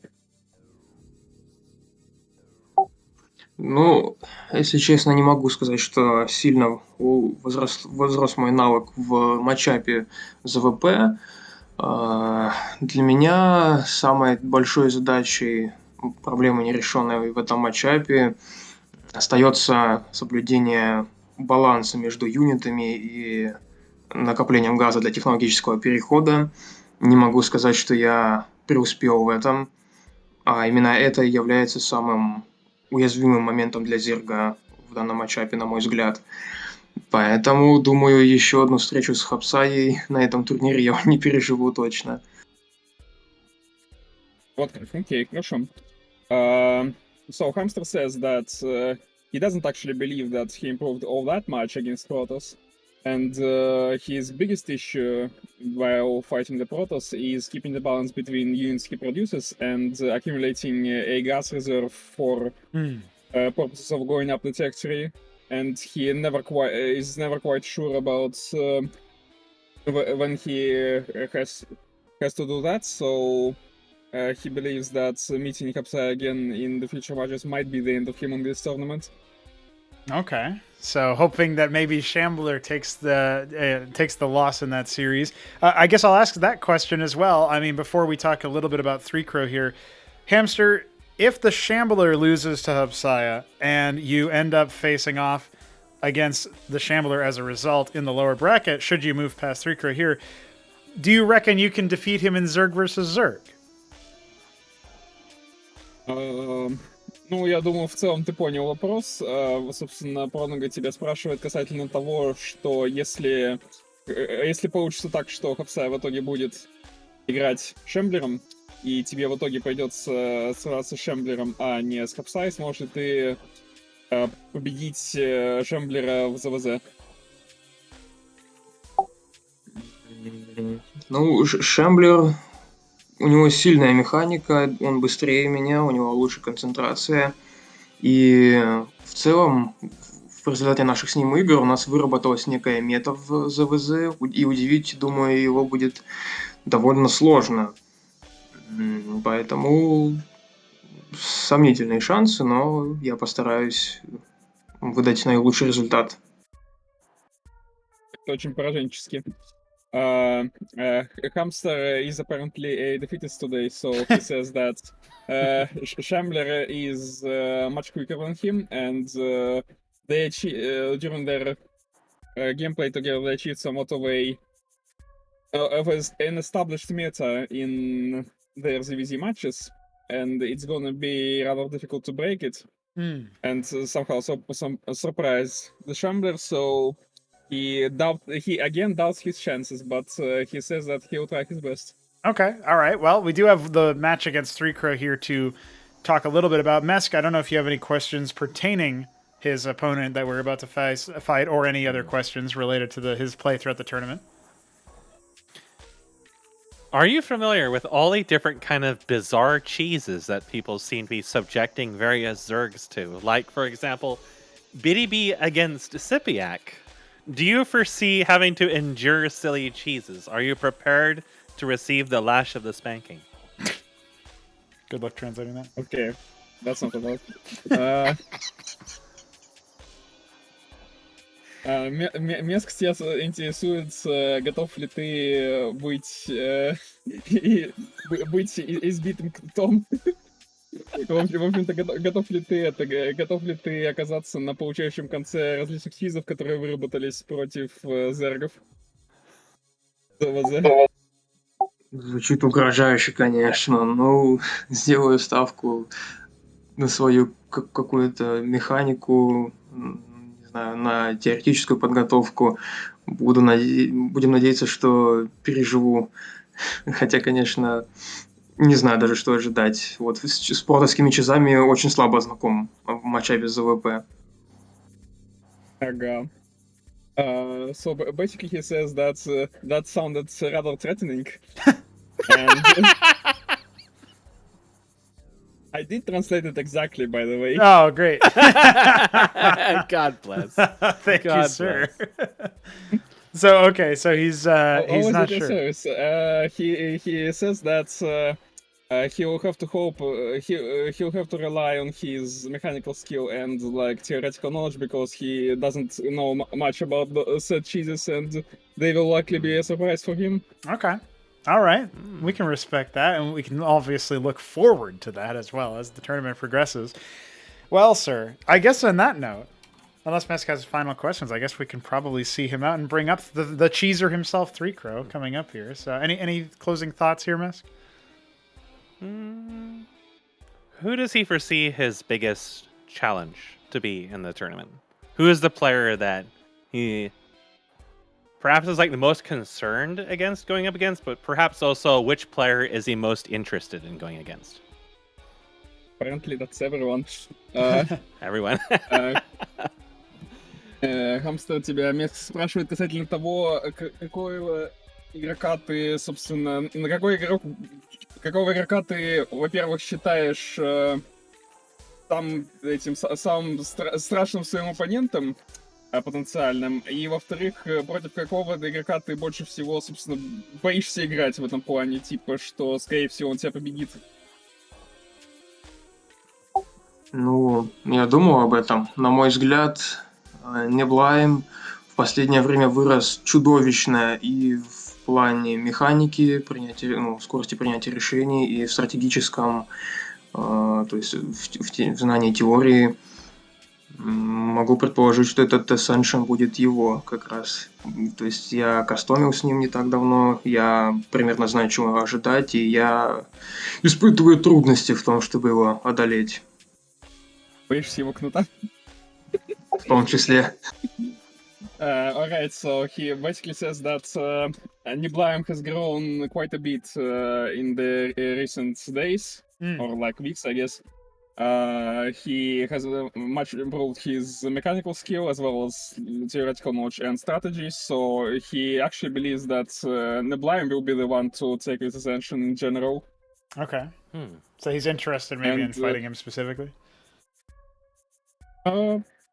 И спрашиваю, он интересуется, тебе интересно ли конкретно с ним сыграть будет? Есть ли в этом интерес у тебя? Ну, почему нет? Всегда неплохо, попробуй показать интересную игру. В целом, хоть он и более чем достойный оппонент, катки с ним нередко получаются довольно конкурентные и насыщенные на разного рода события, повороты. Hamster says that it would be pretty great because games against neblime always turn out to be rather interesting with unexpected turns and twists, as he said. So, and like we established before, he is interested primarily in a good game rather than a victory. Right, okay. If you recall. Yes, yeah. Interesting. Well, there you go. We get to grill the hamster a little bit on some of the questions that we've all had, and we do appreciate the live translation supported by UED Commander, so thank you both, gentlemen. And all I have to say now is GLHF in the match against 3 Crow. Goodbye. Thank you. Thank you. Thank you. All right, we'll bring in his competitor now. I can't really say the Crow him 3. Like, that doesn't work. It's not like Yeah, the you Veek can. him 7th, you know? The Crow 3 self. The Crow 3 self. Let's get him in here. It's I mean, you've heard of Twin other Spirits. than 3 Crow. What's up, dude? 3. It's 3. Caw. Big caw. What's going on, dude? You're good. you're How are you? facing off against none other than Hamster here. You went from one Zerg menace to the other. How do you feel about that? Yeah, I went from a drenched keyboard to a sweaty hamster wheel, so it's all right. I brought my tube and floaties, Okay. and we're gonna see if we can ride this one out. There it is. Now I know you've already managed. It sounds like you're in good spirits, which is always nice, because you had said earlier that you were very hell bent on trying to make it into getting a free invite to the next tournament. Right? It's not free; it requires you to get the 6th place. So you need to at least win this match versus Hamster. As favored or not as one of the players is here in this matchup, the one thing that we did ask Hamster about and got an answer courtesy of UD Commander's translation was that he was not really sure what to expect regarding the cheese. So maybe you'll be surprising us, but in the game against the Shambler, you were a little bit more closed in. Can you tell us a little bit about your mindset coming into this match? Well, I think I've gotten psyched into expecting specific kind of gameplay from Shambler, and that's why I ended up turtling so hard. Right. Because if you're playing against Shambler, you are more than likely going to have 4 Vorva cores and 2 Zethra cores killing your workers at 2 minutes. There it is. So Well, you're trying to like preempt that, and then he ends up doing a little bit of a different strategy, right? So yeah, but that's the flexibility that Zerg has against Protoss, though, right? Because you're like, okay, I psyched out my opponent, so now I'm going to expand for free, or my opponent's going to try to aggress me, so I have to like get a good surround on them and knock out their early force. You have a lot of different ways to stabilize from early aggression from Protoss. Right. So looking ahead at Hamster, I don't know if you guys have played that many games together against each other, and even if you have, maybe it was with you as random or something instead of as Protoss. So how would you like evaluate Hamster as a player? I think he's got the mechanical skill. I mean, he's made it this far in the tournament. I think he's got the chops to go up against players like Shambler, no problem. Okay. So then do you reckon your victory, if your path to a victory here potentially would have to come through maybe putting him off balance and abusing the fact that versus Protoss might be his weakest matchup here? I think this is going to have to be an opportunity for me to do a knowledge check, and to just really try to keep my own skills sharp and try to get some kind of advantage somewhere in the match. Okay. Have you ever had a chance to look at what Hupsaiya did to him in the quarterfinals and how Hupsaiya narrowly eked out a victory, 3-2? I didn't get to extensively watch the Hupsaiya games. I know that he made some good use of hallucination, and that he made some good use of charlatans, and that seemed to help. Okay. And I know he was also pulling some fast Grand Library antics, which Atreus are good against Zerg. Right. So, if he can get it off operational, if it doesn't trigger like a Shambler-esque all-in when he sees the fast Grand Library, then yeah, in theory you can maybe get that up. Now, you've selected Sideshow as your first map. What's the deal with that? What's your thinking behind that? Well, I mean, the special bus needs somewhere to park, right? Okay. Unfortunately, even if it was still the old Sideshow with the old resource layouts, where you can place the pylon and do that silly warden rush that mystery meat taught everybody.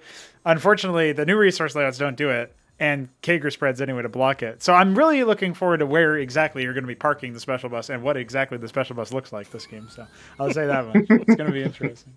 Will you be taking hints from Btyb? He has some interesting parking zones. He was parking his beehives all over the place. Yeah, including in different spots for in very strange positions. Actually, in fact, earlier today, we suspect you might have a better selection of parking in the future. Well, sir, I'm very excited to see this set unfold. And I guess the only question is, will we are you going to throw your favorite unit at us at any point in this? Are you going to attempt to do that, or is it going to remain just a thing of that weird thing that's on your page on your video and not actually be deployed in the game? Because earlier today, neblime built Madrigals, for example. That's his favorite unit. Are you going to carry that torch through? Hey, it has to appear somewhere, and if this is going to be my last opportunity to show it off, it's got to show. All right. Well, it could be. Or you could maybe secure yourself that invite berths against everybody's idea of what could possibly happen here. You could theoretically do an upset, a Hupsaiya, as it were. But we'll have to see what happens in the games. The lobby's up. You're already in it. I'm going to ping Hamster to get in here as well. And I think that's probably all we have time for here as we get our underway to do the last match of the day. So thank you, sir, for the speeches and for the threes and for the whatever else. Buses, parking, all that good stuff. Great figures of speech. And I wish you good luck. I wish you lots of fun going into the set. Thanks for having me on, and let's get to it. Let's get to it. GLHF. GLHF.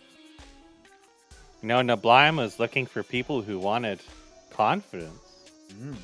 He doesn't need to look. He's got it right here.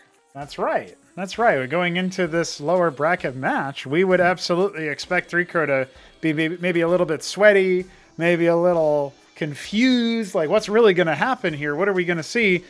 The Shambler match, it was just, I was psyched out, and maybe he would be more defeatist. No, he seems to be at peace with whatever's going to happen here. And he has a couple of ideas for tricks up his sleeve. Well, it could be in part because Shambler is very well established. So you just kind of know what you're going up against.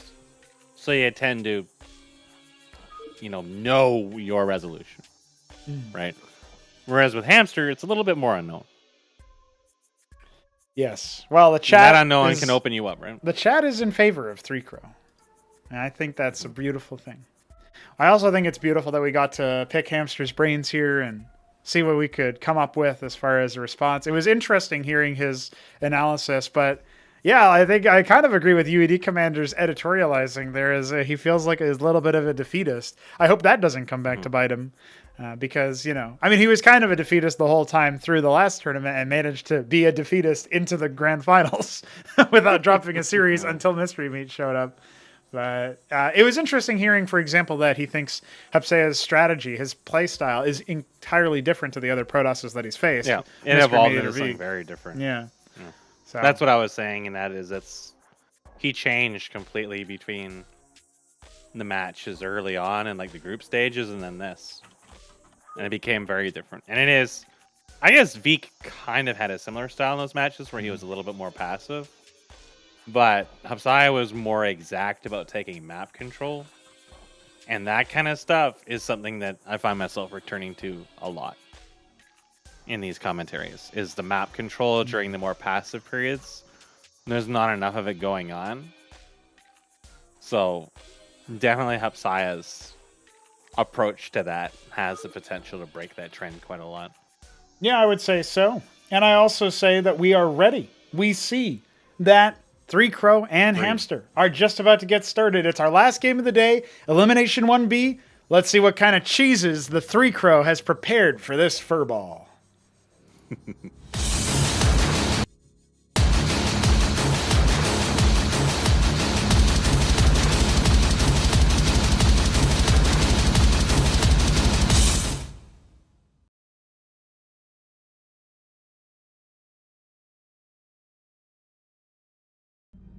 And we are in. Ladies and gentlemen, it's the top left, Three Crow, Protoss. Bottom right, Hamster, Zerg.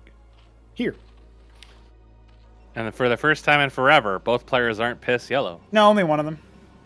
Listen, yellow's a good color. There always has to be one, right? Like, there always has to be a lick king. So there always has to be a piss king. I can get behind that. I like that super early scout off of Hamster. That's telling you that. Yeah. There's kind of a super early scout here from Three Crow as well. There's a pylon scout, so it's kind of meta. At least that's what Veek does, right? So, yeah. Man, I didn't even build my pylon this early. Like, it's just going to sit there. Yeah.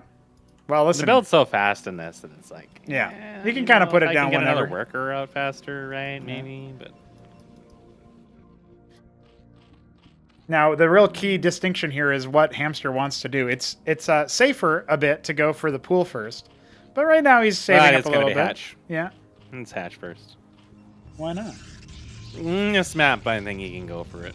It will be an opening lattice here as Three Crow figures out what his opponent is doing and promptly moves over to the expansion to maybe leave a breadcrumb in the form of another pylon. But no, he was just confirming that there was no attempt at taking an early 3 base. That would be very, very, very surprising. And The tickling. Oh, almost boxed him in there. Oh, pisses on the Nexus for good measure. Goes after one. What a violent individual. Double lattice. Meanwhile, inside of Hamster's space, there's also tickling going on. Yeah, why not? Get some tickling going here. This is goofy.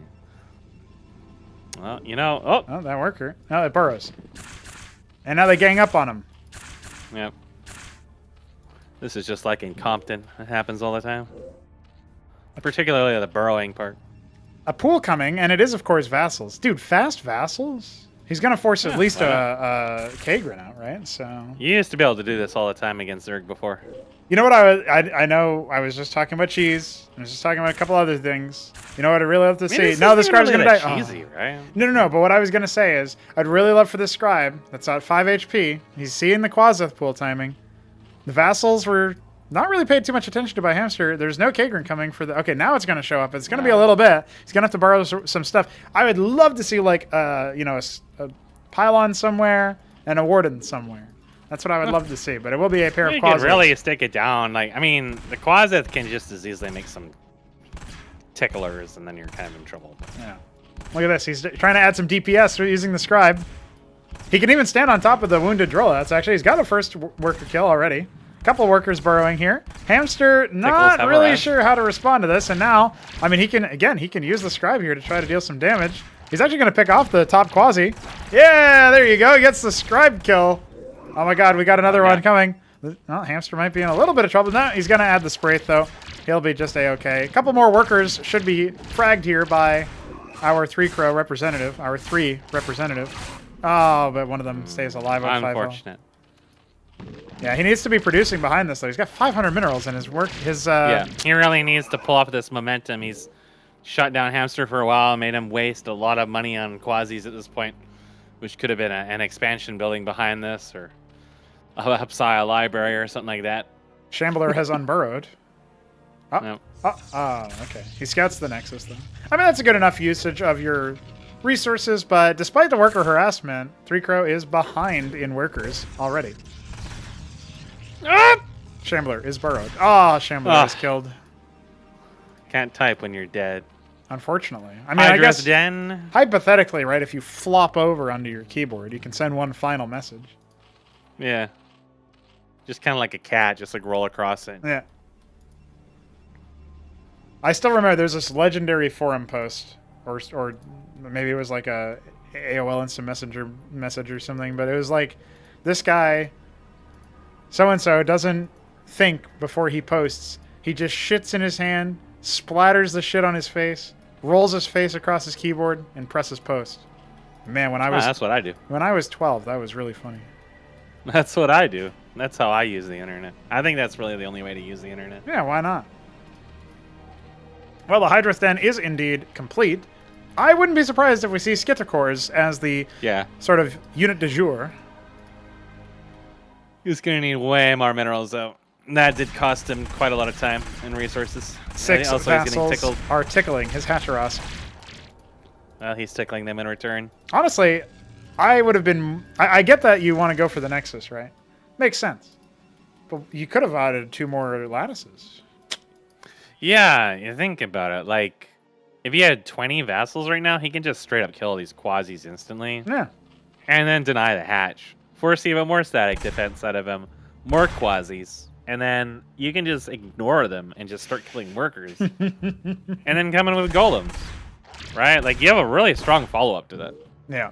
Well, there are Skittercores on the way, so committing to it. He's going to try to fight it. The Quasi's on Burrow. One of the skits does go down. Actually, no vassals have died yet, so if Hamster engages in this situation a little bit too early, yeah, you can definitely tell that the knowledge checking is going 3 Crow's way. But the mechanics, it's going to be more than enough here, I think, for Hamster to be all right. However, he does end up sniping the Skittercores, and there are no more workers in production. Yeah, skits don't do much damage. No, you really need the 3 or 4 of them to lay into it, right? And he's attacking before he has enough skits. He's got 2 more coming. That hatch will at least super worried about this hatch, but it has 3 armor. Like, it's gonna take them a while to kill it. Well, here come the skits trying to attempt yet another attack, but it's only 2 of them once again. Yeah. So again, they will be warded off. I think maybe Hamster is realizing, wait a second, I'll be all right. It's going to take a while. Now, normally I would say this is going to make 3 Crow be very, very far ahead, but the problem is he's not really been spending much of his money. He's still even on workers, right? Yeah. Well, now the vassals got split up on their damage, so he turned them around. He's got 10 of them. Has like 5 this is still the most that he's had so far, but they're clumping up, and they will need to fall away. Now you can see, especially with some of them already low from previous damage. And it's a Circuit, actually, because he's fearing a ground-oriented response, but there's not a single ground unit besides Scribes, dude. That should have almost certainly been a Spraith, as a matter of fact. He's going to try to commit to killing the K-Grip, but that was a bit of a mistake. 4 vassals remain, 2 more on the way. He's added a 3rd lattice. Honestly, I would be really quite happy for 3 Crow if he just kept building vassals. Why not, dude? Commit to him. I mean, if you can just keep killing the skits, you make him feel like he keeps needing to make more. Yeah. And if you can manage to trade at a point where you're not losing too many vassals per skith, you delay his tier 2, any hydras that he might make, any other gas expenditure. He has to start mining more gas. All the minerals that would be going into workers is going into skiths. Like, you can really waste a lot of his time doing that. But unfortunately, I think that the chance for that is gone now. And the worker count is very, very, very rapidly going the way of Hamster. You know, I've caught so many times people attack their structure once with like one unit, and then they've like fall away. It happens a lot in this Ascension in particular. Yes, and although Btyb with his Matrix, yeah, it was for a long time. He set the pace. He is the meta statement, the trend setter. So there's these people they're just all posers. They are, and about to be 5 scribes in their death pose because we do have 6 skits. A 7th on the way. Yeah, they're about to T-pose back to hell. Even then, it's taking quite a while for the skits to actually hit the deck, right? But here comes all the vassals. They pick off one immediately. There's 16 of them. Hamster is fucking terrified, and they move just slightly faster, so they can tickle them on their way. Now the problem here is that, like, again, where's the money being spent here, right? He's not remaxing. He's not making more workers. He kills a random Zeth. It's just trying to pass on by, just instantly fucking erased. Well, the gas that he had mined so far has been put into a single Cantavis. Yeah. Honestly, not a bad shot if he ends up casting Hallucinate on this, but okay. They're naturally already spread out over here, and he trades 1 skits for 2 vassals. He's going to try to clump them up again, and the reaction is very lackadaisical here for 3 Crow, who is just, as he's killing Sketchicores with vassals, he's like, let me just happily macro and put my workers to work. But again, he needs to spend that money. Now, 3rd base coming down here, I think maybe at this point Hamster feels like he's stabilized versus the cheese. This isn't even really cheese at the moment. This is just like sass. Yeah. Maybe, you know, I feel like Hamster might be thinking he needs like tier 2 to deal with this. Well, if He's it was a starting to bank hardcore it up. commitment, I would agree, actually. Yeah. It isn't really, though. No. The Grand Library is not really doing too much because 3 Crow is actually really hurting for money at the moment. Yep. As he added an embassy. 20 worker deficit already, and it's not even 10 minutes into the game, so that really tells a story. Oh, God. Reaction is They're 18 coming. vassals. Oh, We need to get that Cantavis in the action, though. The vassal count is Coming. falling. Skepticors are coming. also... Oh, yeah. There you go. Yeah. Right on him. There you go. He ends up surviving. He's got 6 vassals. He'll hunt down that Skepticor. But let's be honest, we're about to see tier 2 start, and the vassals have no kill threat. Listen, you say that, but it took me until tier 3 to deal with mass vassals in many cases. It's beautiful. Iral Iris in the Enos spot. Well, I say that, but that's the natural. Enos obviously famous to put it in the third, his first game. Yeah. And then GG'd when he was winning. That's a real offensive GG. It's offensive to me as the viewer. Yeah. I mean, think about it. Vassals can kill Impetus. Vassals can kill Vithrilisks. It takes a while, but they can. Vassals can probably even kill Toss Girls at a very inefficient rate, but they probably can because they're not really that durable. And they can kill Bactylisks. And they can kill Kagralisks. Like, the only thing I'd be really worried about is Convalisks. Because you might kill the Convalisks, but there's going to be so many Rillorokors afterwards that they can just stay moving to your base. And then you're stuck killing like 50 Rillorokors per Convalisk because you just have so many vassals stacked on each other. Well, here we go. We are going to see a Storm Drop. It looks like 3 Crow is thinking about hitting the main as opposed to the third, but he will scout that out. His Hacharosk is being tickled at 6 o'clock. There's the unload. Where's the cast? He's really taking his sweet time here. Unleash.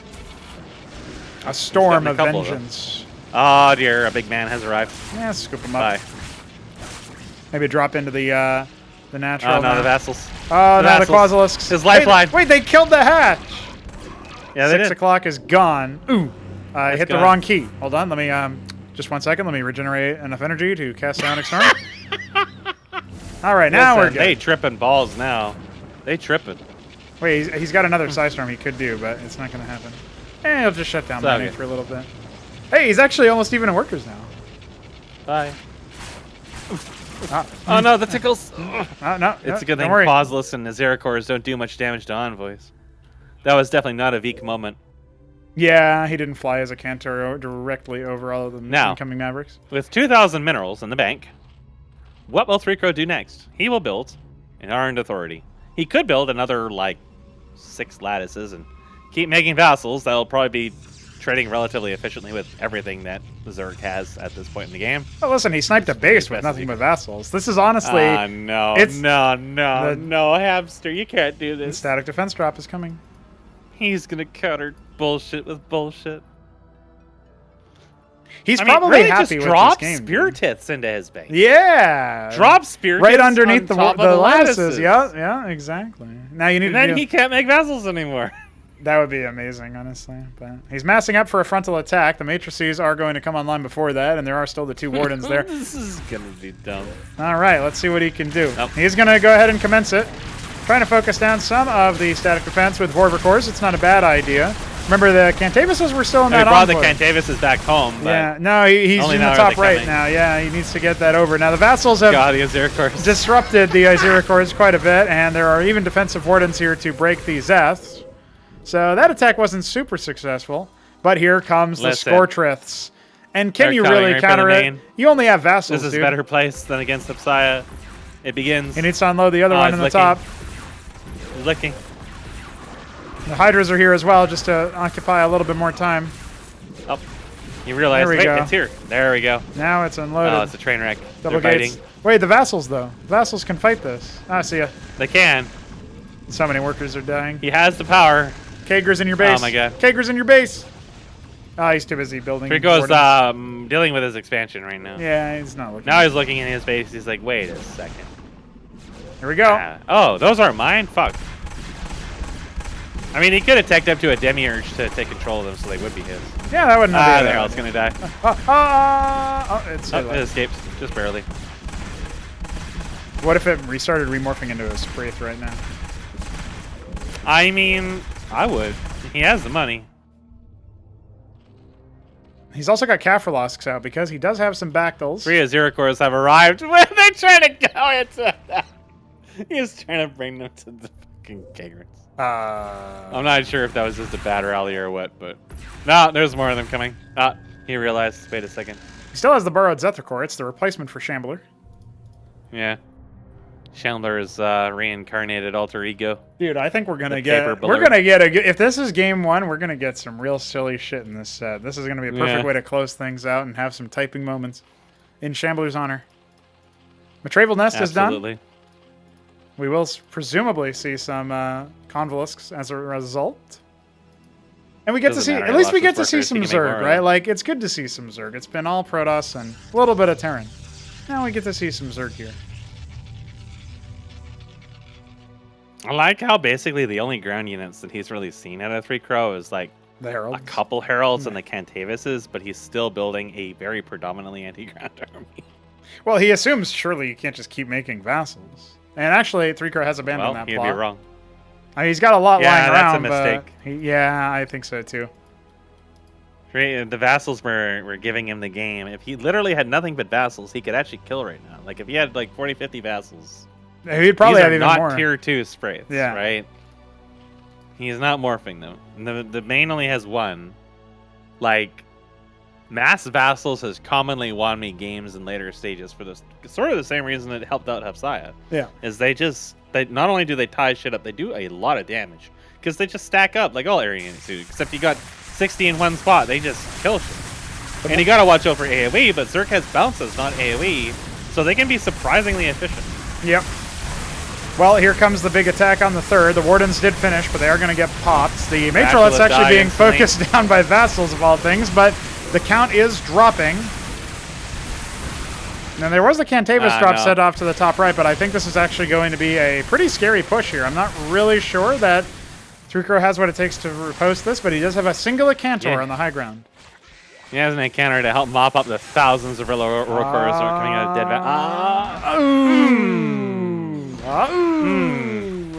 They really want his balls, but they can't get it. They're all getting the balls. Terribly. The balls are being offered. Envoy really wants in, but Hamster doesn't want to let him in. Yeah, it's very low. He's very possessive about his wheel. Here comes the remainder. Yeah, the Vilgalet's trying to spawn enough things to absorb. They're actually absorbing the Acantor, and it dies. The Acantor died to Bactylis. Here comes some more static defense for you. I heard you like that. He really does. I mean, in a way, Hamster's helping 3 Crow out. Putting more static defense in his base for him. It's very nice, honestly. Oh no, the Acantor is dying to How often do you see a static defense drop killing an Acantor? Yeah. Almost. Hey, give me some more of these corpses. I need some more. God. The Vassals are going to be spawning real Orcors. It's just as I forethought. Oh my god. They're spewing out to attack the Acantor. Alright, one of the static defense structures has been dealt with.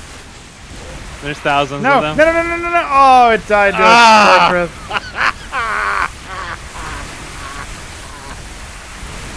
Oh, 3 Crow. You have been absorbed.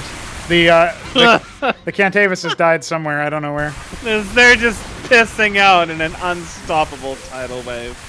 And that will be molesting the Acantor. That was silly. That was silly. That was a good opportunity there.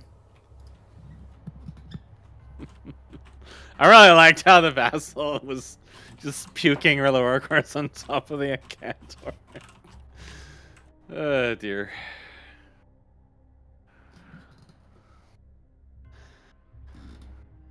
What do you mean Dead Infested finally a Z win? This is finally a Z game. They've won 100% of the games that they've played today.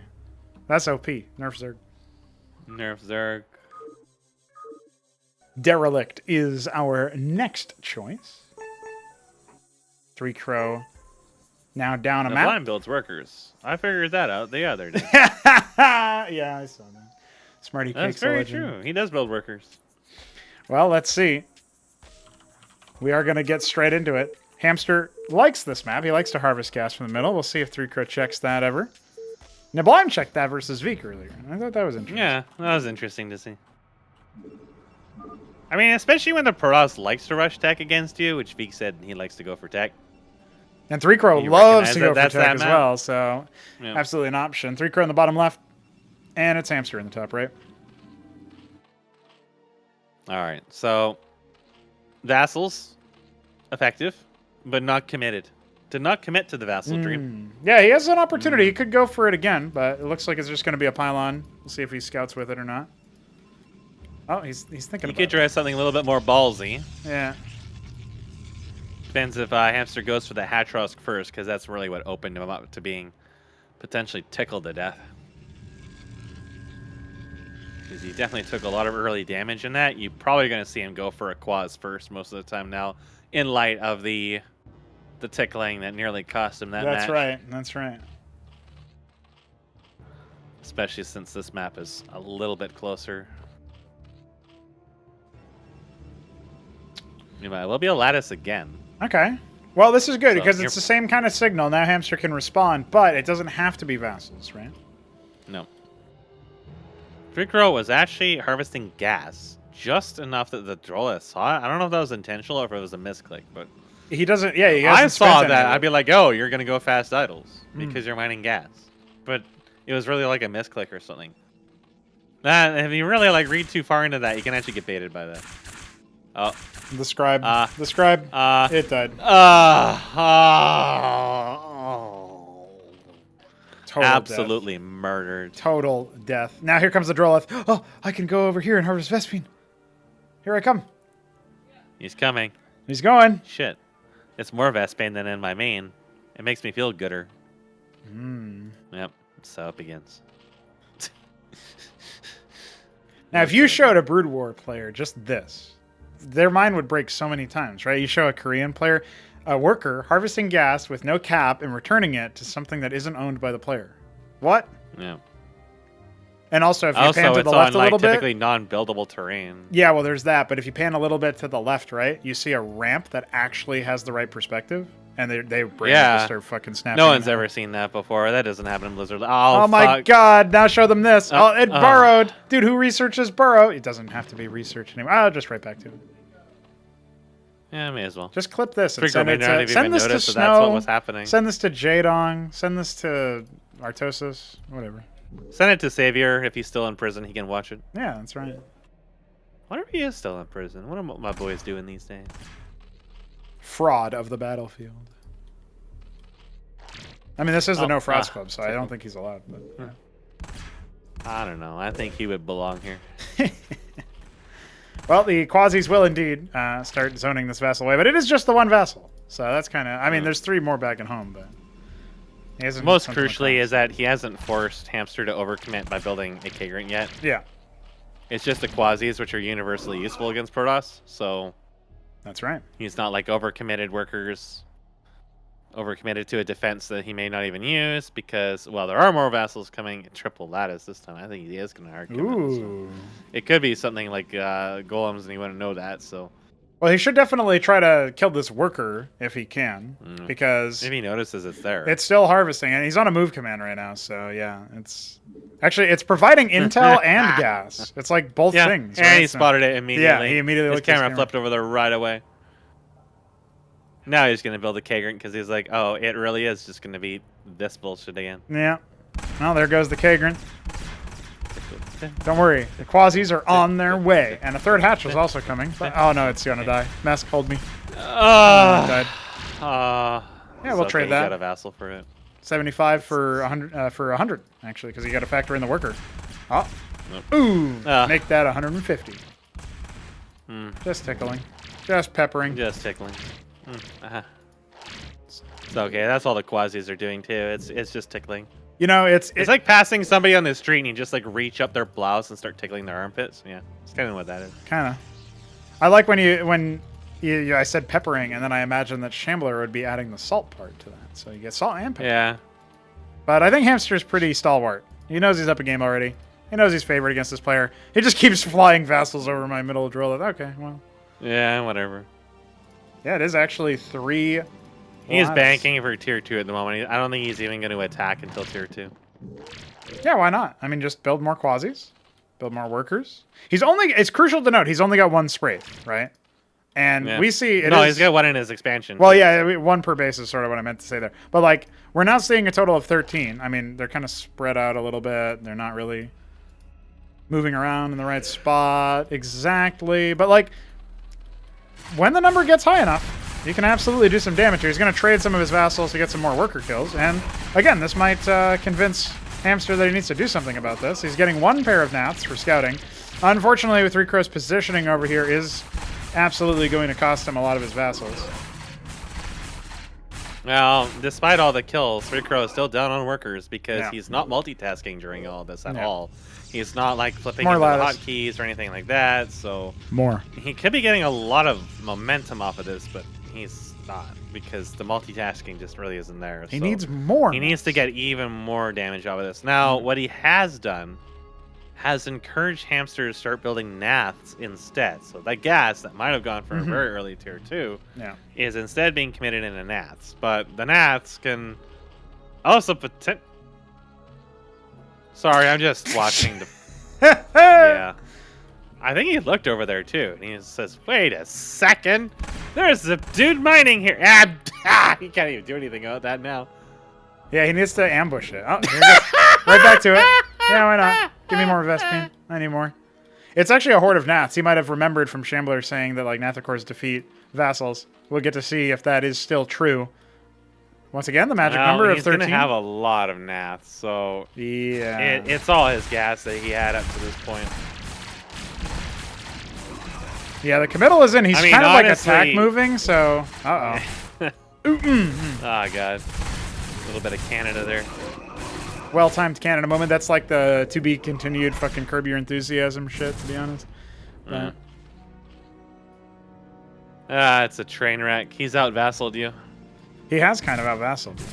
He really needs like a lot more kill that worker. to deal with this now. Never mind. Nah, he can't. He can't stop. Dude, shit. He is fucking dead. Like there's so many of them coming. He needs idols, but he has no gas to deal with this now. He has no gas. He's harvesting some gas, but he's not making any. It's 20 versus 12, by the way. Oh. Dude, that's a lot of fucking Nathacors. Holy moly. I agree, though. You do need way more lattices than this.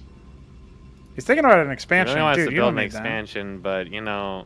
You just need... That is not vassals? Yeah, you just need vassals. I don't know. Does it really help you at this point? No, just distance mine if you're oversaturated. Also, if he finds that it's just going to like die instantly. Yeah. No kidding. There is 24 gnats over there. That is disgusting. He's banking up again. Yeah, he's out vassaling. The gnats are just like a speed bump to his tier 2 at the moment. He needs to stop. Quasis were not spotted. He needs to stop this Droleth. He's gonna spot him again. He can't stop this. Oh, burrow. He never even. They're just. This is fucking insanity. Well, the Nathacors are returning, the Quasilisks are tickling, and the Natural is under attack. With only 20 vassals, I'm sure he can deal with this Kagrant. He's burrowing the workers so he can bring him back into the middle and continue to harvest from his free 4th base. No, he's not attack moving. It's back to it's back to normal. It's tickling. Well, only some of the gnats are actually chasing, so he could just turn and fight and kill this and then continue moving. But yeah, he's going to cancel his natural. He's adding more vassals. He's getting tickled. Stargate. They're biting. They're biting. Well, there's 25 of them, so these quasis are dead meat. Only 24 vassals. 24 versus 24. How badly did Nathacors beat vassals? That's the question. I think the vassals are going to win this fight. I think the Nathacors are dead, Mask. He's got under 12 left, by the way. Exactly 12. No, 13. Yeah, they're wearing south a little bit. He's got more back at home. He might need to spend some more. I mean, he's got to watch out. He's pretty close to tier 2, but the vassal count is growing. Adding more lattices. This is, oddly reminiscent of a game that I remember playing with you recently, in fact. You're going to have to be more specific because I do this a lot. Yeah, there was, I think I had like 2 or 3 Valkyries. Oh, yeah. And they approached the vassals and they just died instantly. Yeah. All right, here comes the I needed push. multiple vote. Oh my god. Oh no, but hey, that Warden is still alive. It's only now starting to take HP damage. More vassals rallying over, distracting the Quasilisks. Dude, all the Naths died. And the Warden stayed alive. Naths are countered by vassals. You heard it here first. Shambler was wrong. He led this man astray, but don't worry. Tier 2 is on the way. Is it an Enos? It is an Enos. That is not Enos, but what I'll tell you what it is? It is vassal bait. It is vassal bait. There's even an Aurora. It's going to be vassal Aurora. Oh no, they're on attack move. Oh no. Oh no. Oh, he actually killed one. He can't even do anything about this. I mean, he really should just destroy the treasury. You can do that. Yeah. It's destructible. You don't have to let him harvest gas from it. You can destroy it. You can force him to be in his own bloody lawn. Well, he's going to try to position his one Aurora over, and it is going to deal some splash damage. He needs to fall away from that Sprite, though, and all these Quasilisks are tickling, and they do indeed successfully riposte the Vassal Menace. By the way, you can kill the treasury. Nah. You can kill it. You don't have to let him have it. Don't let him take your dignity as well as your vassals. Honestly, Mesk, I'm looking at this, and the resources are going to start depleting from Three Crows main. He does need to take an expansion. No, he doesn't. I mean, you're right. He can take every expansion. Just take all of them. More Spraiths? Dude, what if we see... Okay, it's a Mutat Spire. I was going to say, if we see a lot of Spraiths being made, I really want to see the static defense drop, and the Avaleths are on the way. Yeah, I really want to see him I want to see him just drop the Spear Tits on right above the lattices, out of range of the Warden. And then all the Vassals and Auroras that come out, they just get bopped. And then you had to defeat him spiritually by forcing him to make something other than Vassals. Oh my god. I guess the Scribes could kill it, but if you stick a single Scorch Earth in there, then it's all Joper. Yeah. I can't believe he still held on to the middle of the map the whole time. He does need more lattices. Dude. One of the workers is just kind of like AFK over here. Just watching. Contemplating. Spam this lattice to help Three Crow win this. I almost rhymes.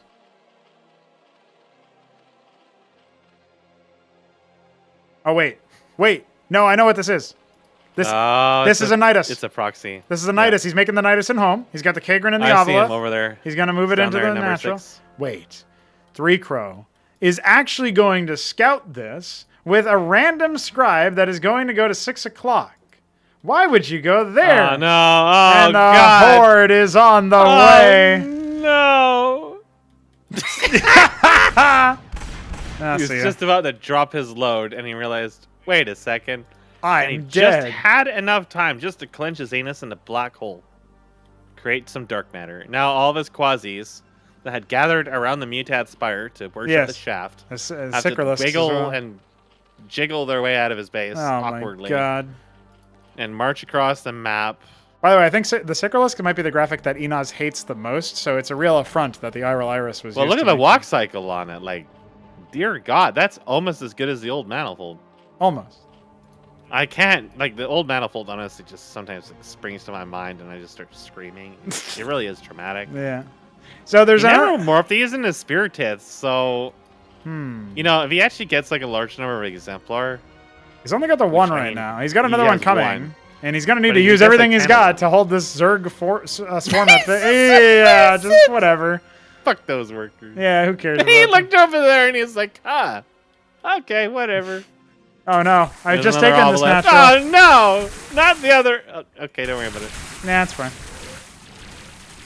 I was going to say, it would be Hamster's luck that his other Ovalith just happens to get spotted and die instantly too. Meanwhile, like, Three Crows being overwhelmed by Wiggles. Yeah, Wiggles various sizes and shapes. Remember, the Sikralisks do splash. No, the Ovalith. Yeah, it's fine. The vassals died instantly. The lone Exemplar is going to get tickled. Okay, zoned away. Here comes the reinforcements. But if they splash up... This will go well. If they stack up, the splash thing is Bundle gonna up, hurt. bundle up, boys! Bundle up in a one big stack. Here we go. Oh my god! Yeah, but the Synchrolists are dying to vassals. Yeah. Oh no! Oh no! Oh, the vassals are dead. Yeah, but look, Tricro may have lost the fight, but he won the war. His Exemplar is still alive. Yeah, not only that, but And they have his too base much is still armor. alive. So. Oh my god, it's happening. Meanwhile, a horde of Mutalisks approach. Don't worry about that. He yeah. can make more vassals. He can deal with it. Okay, he barely held. Oh, only 6 mutas. That's not too bad. No, that's 4 of them. 22 coming. He is going to die to 6 mutas. There's the other of them. Didn't even get to see the actual number of mutas that were coming. Would you look at that? Hamster now finds himself 1 game away, and 3Crow back against the wall. Every single time we leave the match, I jump into Neblime's game and just say you and leave. Kind of like how I would do to Shambler, because he would usually have matches if I do that too as well. Yeah, Shambler would usually be, or 3Crow himself was up a lot. I really wanted to see more vassals, though. Well, you may get your wish, because we still have another game. That's right, and it'll be on Impetus. This is where the reverse sweep happens. This time, vassals will work. All right, let's see if 3Crow's got it in him. Wants to avoid the 0-3 clean sweep, and at least take a game off of Hamster. You know, the strategy has served him pretty well so far. But nonetheless, Hamster will be in the bottom, and 3Crow will be in the top. He is blessed with the only name in the top of the screen. You know what that means? That means he must win this. I like how on the other maps, it's totally fine. It's just no names, which is better than only one of them having names. And then on Impetus, for some reason, it's always only one player having names. So go figure. Why? I don't know why every fucking map is so jank. It's a fairly fast Quaza this time around. I was going to say, actually, like, fast Kabbalist can work in these knowledge check matchups. Because you just don't really see them that much. Well, not only and that, they are pretty strong. But if you ended up going, like, the problem is if this is the game where 3Crow goes for a tech switch or some sort of like late riser, it's obviously just like a build order win, right? He's got pool coming. If he goes like 3 pairs of Quasi, you just die, lose all your workers and die. But we'll see. It might be Gateway this time around. He's holding it. He's also holding his worker. He's not going to produce additional workers. So I guess it will be Lattice again. This is going to be Naths. Oh, that's interesting. Yeah, he's not a lot of them, but some one pair of Naths, and yeah, what do you do against that, right? And look, 3Crow did not scout whether or not there was gas being mined. He might have seen it out of the corner of his eye there, but that's kind of interesting. I think this has a lot less potential for damage than it's only 2 Naths, right? Yeah, than like 2 pairs of Quasi or 3 pairs of Zeths.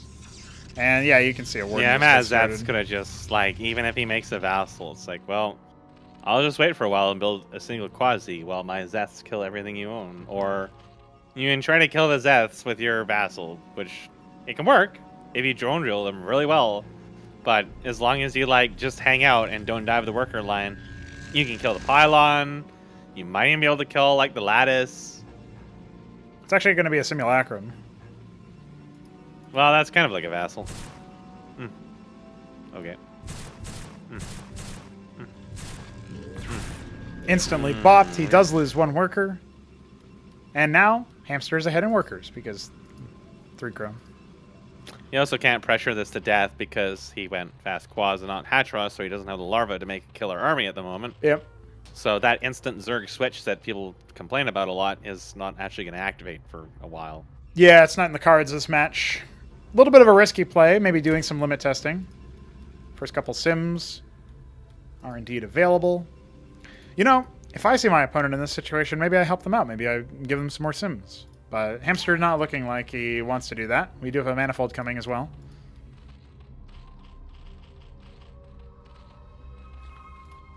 It takes a lot of sims to kill Goliath Cleric. Like a lot of sims. And even when you win, you still feel a little disgusted because the Goliaths live for so long that they can't kill you, but you can't kill them. And it's really just like slapping a child to death with a newspaper. They do eventually die, but at what cost? There's more gnats coming.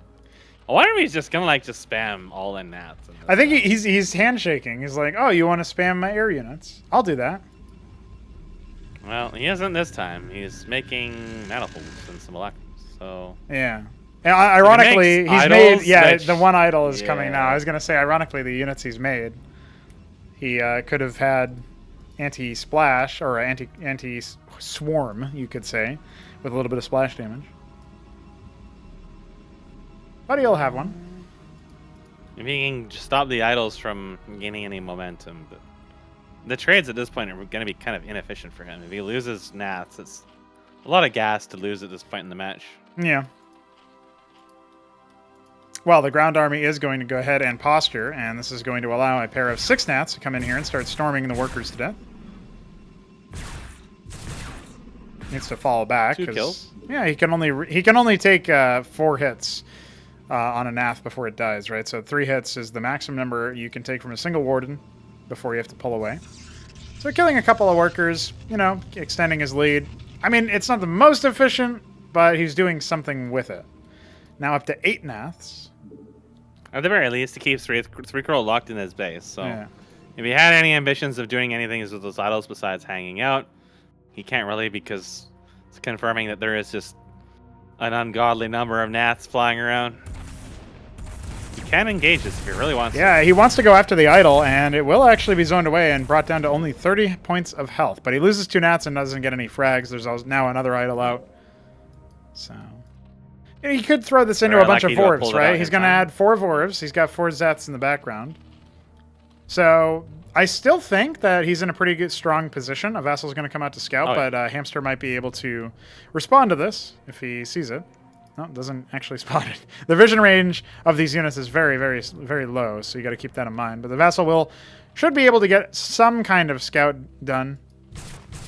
Maybe not. Just see some Zeths. That's about it. Yeah, this is a... he had actually burrowed a bunch of his shit over there so that it wouldn't get spotted. Good play. Heads up play. So I think that this is a game-ending army that Hamster has here. 3 Crow can probably hold this if he can really like manage to block off the ramp and really throttle them so they can't put as much damage on him. But yeah, if the Nats engage his idols and kill them, then it's just pretty much over at that point.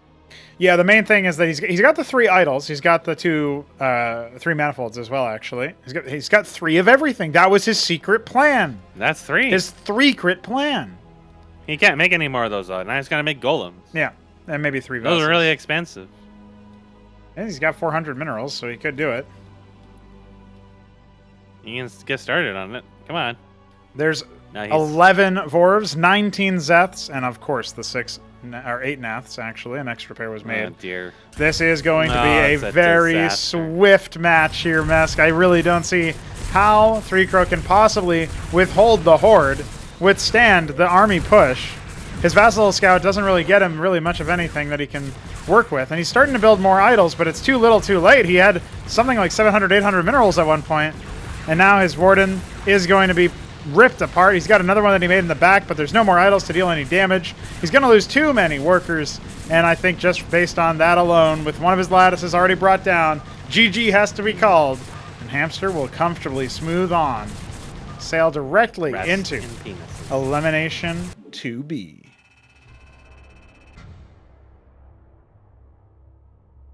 Well,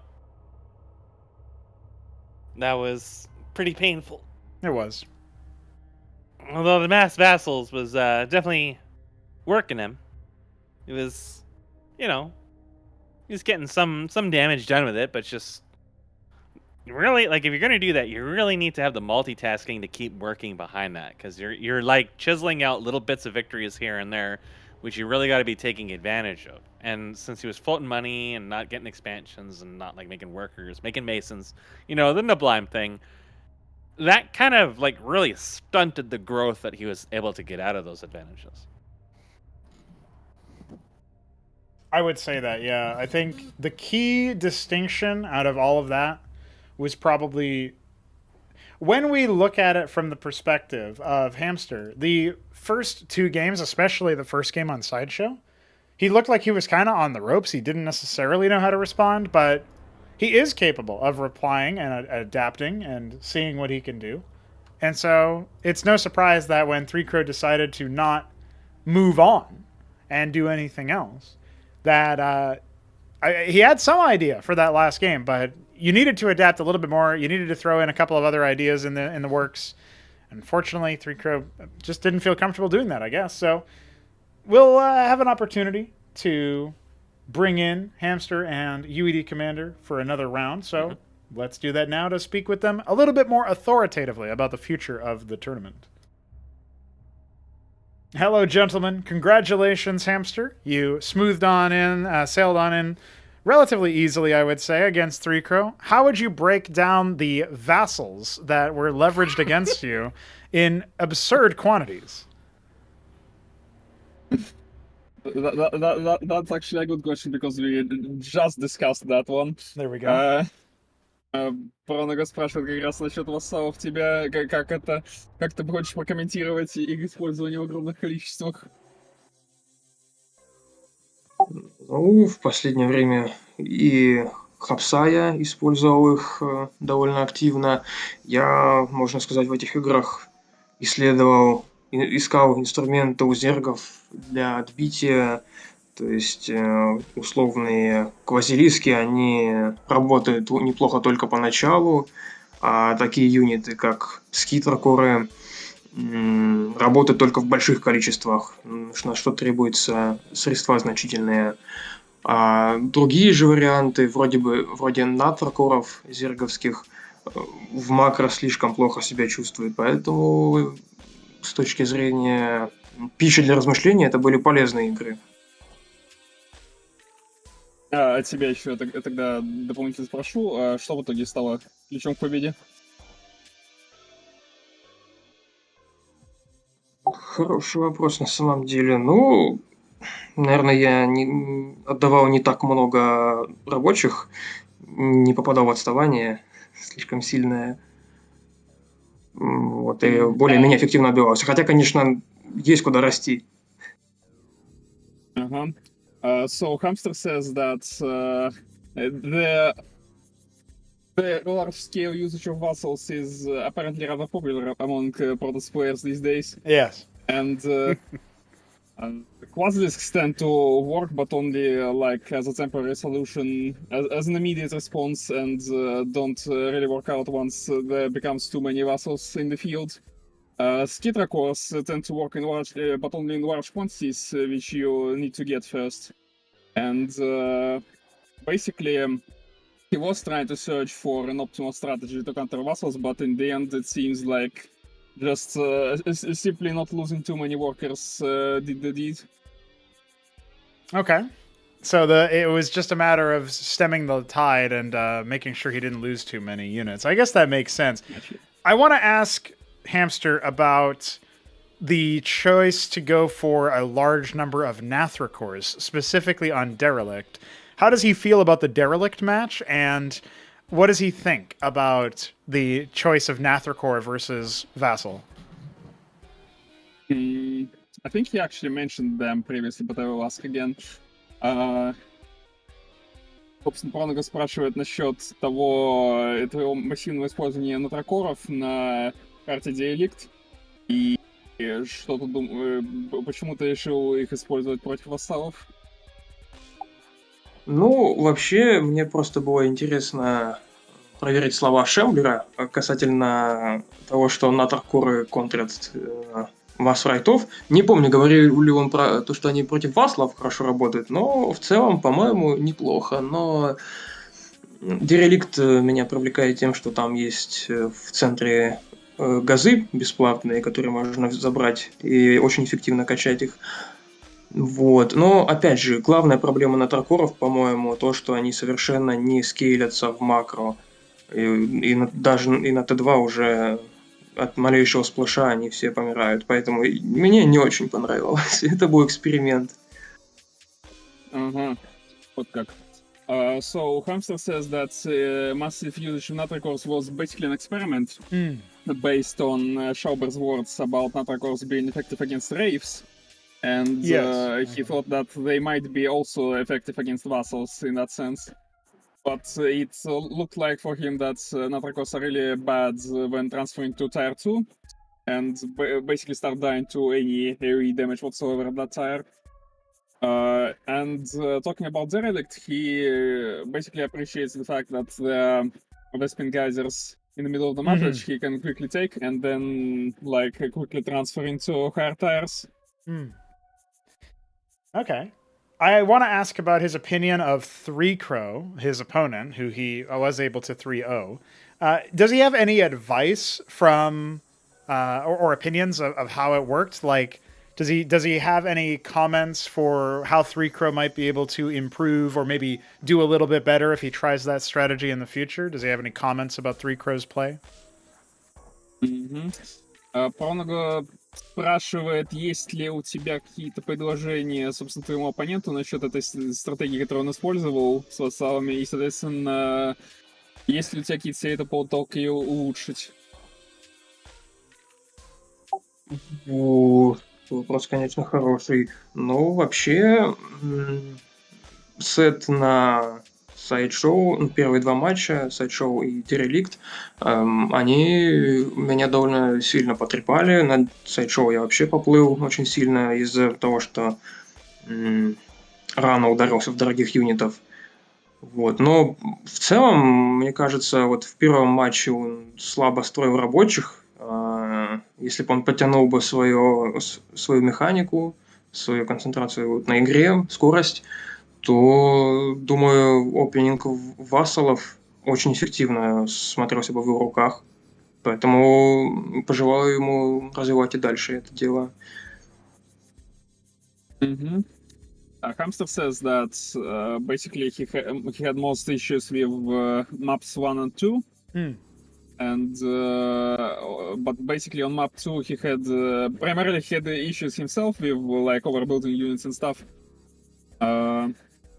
But he can provide an advice about the first game they had, in which 3Crow had significant issues with concentrating on the macro game and in particular with his work account that was apparently too low for comfort. So if he could improve on that and maintaining his economy while actively acting on the front line, then the vassal opening would be really strong for him. Okay. That's good information. Hopefully 3Crow is able to metabolize that. Do you have any questions or comments here for our Furball Mesk? So you were dropping Scorchwraith colonies on him at several points in the games. Had you considered dropping his Spiritith colonies on top of his lattices just to put an end to the endless stream of vassals?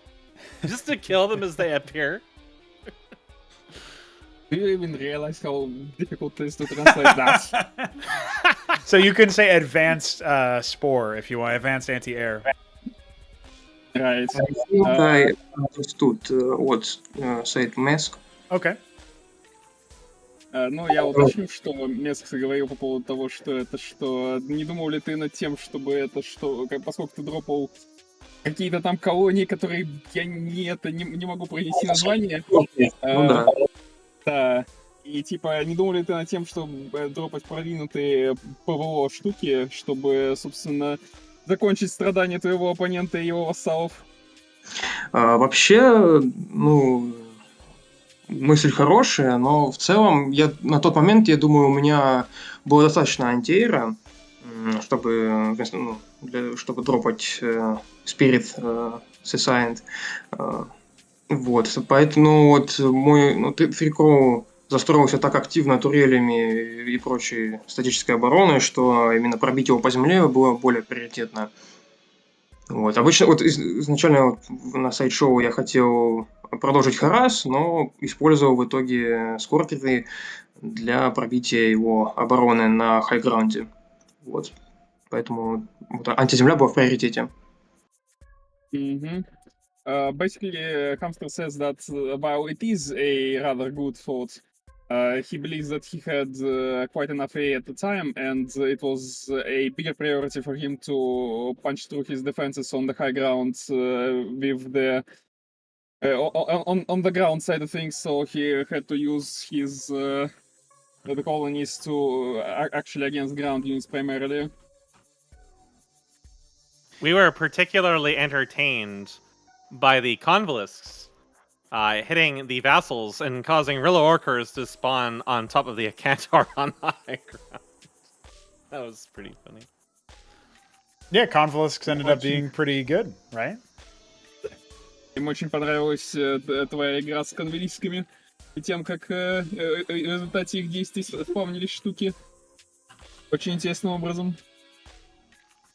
Ну, по-моему, это очень сильный юнит, и на самом деле у меня некоторые сомнения насчет того, что у протоссов, ну, или я просто не знаю, какие у протоссов инструменты есть против спауна на брудлингами, как там рерокеры, вот, по крайней мере, законтрить. Вот в матче с Hupsaiya это было очень полезное решение по итогу.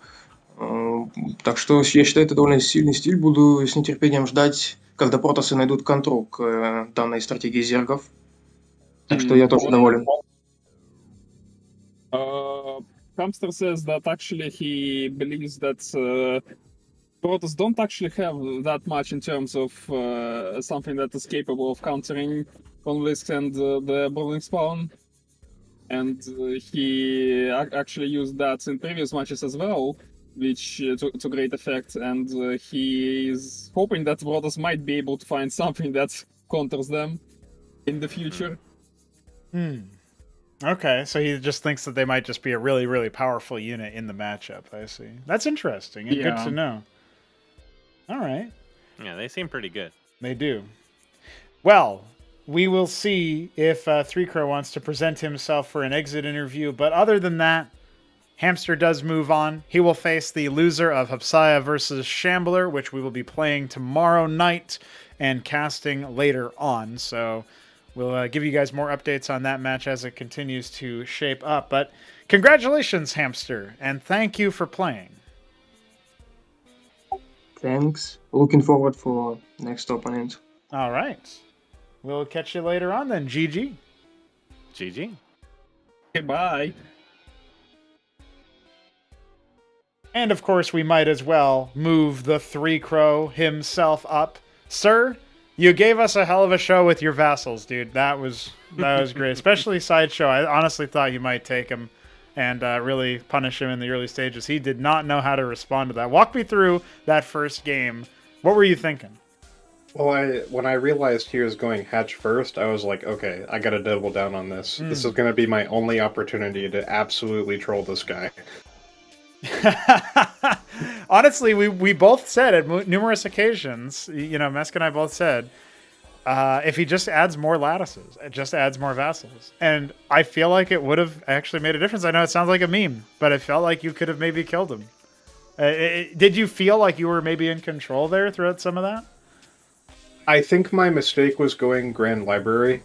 I wanted to get something to augment my tech, but I was kind of slipping on my macro skills. I didn't have a lot of gas, but I was floating a lot of money, so I was like, screw it, I'll go Grand Library. And the Cantavises did all right with the storms, but I needed to get that third up and keep it up, and I needed to get some other kind of tech with my vassals, which in that third game I actually wanted to get an Argosy and do something with Magisters, but my I didn't play it right. Yeah, we were hoping to see that at some point. I was really surprised that he went in on Derelict for the Nath spam. You delayed his tech massively by doing that. So, but also there were a couple of occasions where you flew over the middle of the map and saw his worker. Maybe sometimes you didn't see his worker. It stayed alive for a long time before you were able to actually start punishing some of them, and then they just started burrowing. Did you ever think for 1 second to kill the treasury, or were you just looking for the tempo to try to deal with the rest of his stuff? I was really more concerned about taking out as many of his workers as I could before he was able to get enough sprays up to stop me from harassing him.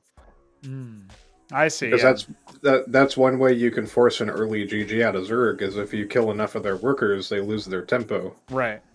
Yeah, because they have to spend all the next couple larva cycles trying to catch back up. And yeah, I gotta say, picking Hamster's brains before and after that match is quite interesting as well, because Mesk even got to ask him some choice questions, one of which being if he considered dropping spear tiths underneath the lattices. I would have loved to see a reaction to that, but how did you feel about the static defense drops nonetheless? He did get the Scortriths in. He is a man after my own heart. I love to see static defense dropped in my base. That's what I hope. Like, that's what I wanted to pioneer. Mm-hmm. I'm really glad people are doing it. Yes, yeah, even if you have to be on the receiving end. I mean, it would be kind of epic if, a year from now or whatever, we're seeing, like, the Koreans solve the meta, and they just figure out that actually dropping the static defense is a legit and viable option, and it becomes, like, a meta thing that you do, similar to dropping Harakens, right? Like, it's a that's why you need your mid to late game drops. Like, it's fun to do in a Cantor at first. The real meat is when you drop, like, 3 architects and 3 matrices. Yeah, I need to see something like that. Obviously, I have to allow some kind of advanced transport to come into play for Protoss. That's what needs to happen at some point. Maybe that's, I was thinking about where to shuffle certain things. So if we add a tier 3 robotic structure, we could maybe put the Clarion somewhere there instead of the tier 4 one on the synthetic Psionic. It's kind of like weird that it's placed there. Maybe we can move some other stuff. Well, that could be a perfect opportunity to add in like an advanced transport as well. You never know. So there's options. There's things to consider. But definitely for Protoss in general, I feel like they have their own shenanigans that they can do. Instead of dropping heavy static defense, they can just recall their entire ground army into your base. So it really depends on what you want to do, right? It's different strokes for different folks, and it's definitely nice to see that the static defense drops are there. You did spot on Derelict his Ovolith coming in. Did you suspect what it had in there? Do you have a guess? He had dropped me with static defense in the previous game, I'm pretty sure. Mm-hmm. And so, like, I kind of expected it to be that, but on the other hand, I was like, well, maybe he switched it up. Like, maybe he went Sorkaz and he's going to do a Lachesilus drop. Well, I can reveal to you that it was a Kagrant because he wanted to place his Nidus exit inside your base. Ooh, that would have been good. Yeah, it's a cool strategy. I've seen him do it versus Neblime before, but didn't end up coming to fruition. You ended up reacting too fast. You shut it down. But yeah, some entertaining games for sure, and I feel like maybe on Impetus, there could have been a chance that you pressured him or did something a little bit different. In fact, Mesk was suggesting maybe, like, if you go for a super fast Kabbalist, maybe that's like an opportunity for a knowledge check. Did you have any other strategies in place? You said you were going to do Argosy for Magisters. Was there anything else that you were thinking about in that last game that just didn't come to fruition? Yeah, I wanted to go for... Well, obviously I wanted to go for Magisters, but I also wanted to see how he would deal with a double Didact Cloak. Ah, right, yeah. I guess Zerg might have a bit of a better time with Ovolets and Irolets, a little bit easier to grab. But yeah, you're right. Like, that's an interesting thing. I don't think he's ever had to deal with that. Because it's easy if you have your, like, Vithrilisks and everything ready to go, but if you come in cloaked and you can snipe a bunch of stuff before you can get countered, and, obviously you have Stasis, too, to shut down his defenses. Yeah, it's an interesting one. I know that Mesk was talking a little bit about this too, so maybe he has more pertinent questions, but obviously your plans related to competition and such are not over just because the tournament has ended for you. You are planning on doing some AI stuff, a tournament series called Conquest, or at least I don't know if it's going to be a series, but you're planning at least one of them. Maybe you can share a few words about what are the reasons why you decided to go for that? It felt, not that this is a bad thing per se, I love to see the initiative, but it kind of felt like out of the blue, sort of apropos of what exactly? So can you tell us a little bit about, share some more details about it, maybe explain it to people who are new to it, and maybe why you're deciding to do it now? Well, I think one of the things that's special about Cosmonarchy is that you actually took the time to develop an AI that will try to beat you by playing the game, right? That's cool. You don't really see that anywhere else. A lot of AI out there, cheats, map hacks, Brood War map hacks too, but you see where I'm going with this. Yeah. So I thought it'd be cool to celebrate that and to kind of bring it to people's attention by hosting this tournament to see which AI is the best AI of them all, right? and then also give people the opportunity to participate by like submitting themselves to be an AI and like giving me their unit preferences. I see a lot of people really wanted to have Anticathons and Demiurges as their unit preferences. And, Yeah, it might take a while for that to come into fruition, but Yeah, and I anticipate some long cast as the AI tries to figure out how to kill itself. Yes. Yeah, that's the other thing I was thinking is like it might take a little bit before you get through all of these, especially since you made the decision there to truncate it a little bit as a result. So yeah, that'll be interesting though. Mask, do you have any thoughts on this? Any questions or comments about the whole AI thing? I'm definitely interested to see, because I haven't really paid extensive attention to CMBW's AI that much, other than the stuff that I commented or tested or whatever, which isn't really extensive. So I'm definitely interested to see what your improvements have done and what the AI tournament is going to bring out.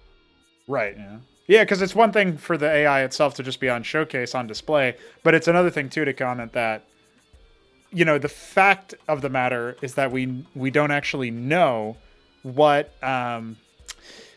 the end result is going to be after all the changes that kick in, thanks to Three Crows Bounty, but also just general interest in AI being improved. We have players like Dead Infested who are trying to macro against them for practice, but also, they try these challenge runs where they build the one unit, they mass the one unit. It's well, eventually maybe they get too good for that to actually be a thing, right? So absolutely something that you got to watch out for. And then, one thing I'm also a little bit conscious of is I could make it so that they really use their economic multiplier or super heavy in the early game and just all in you with a ridiculous number of units.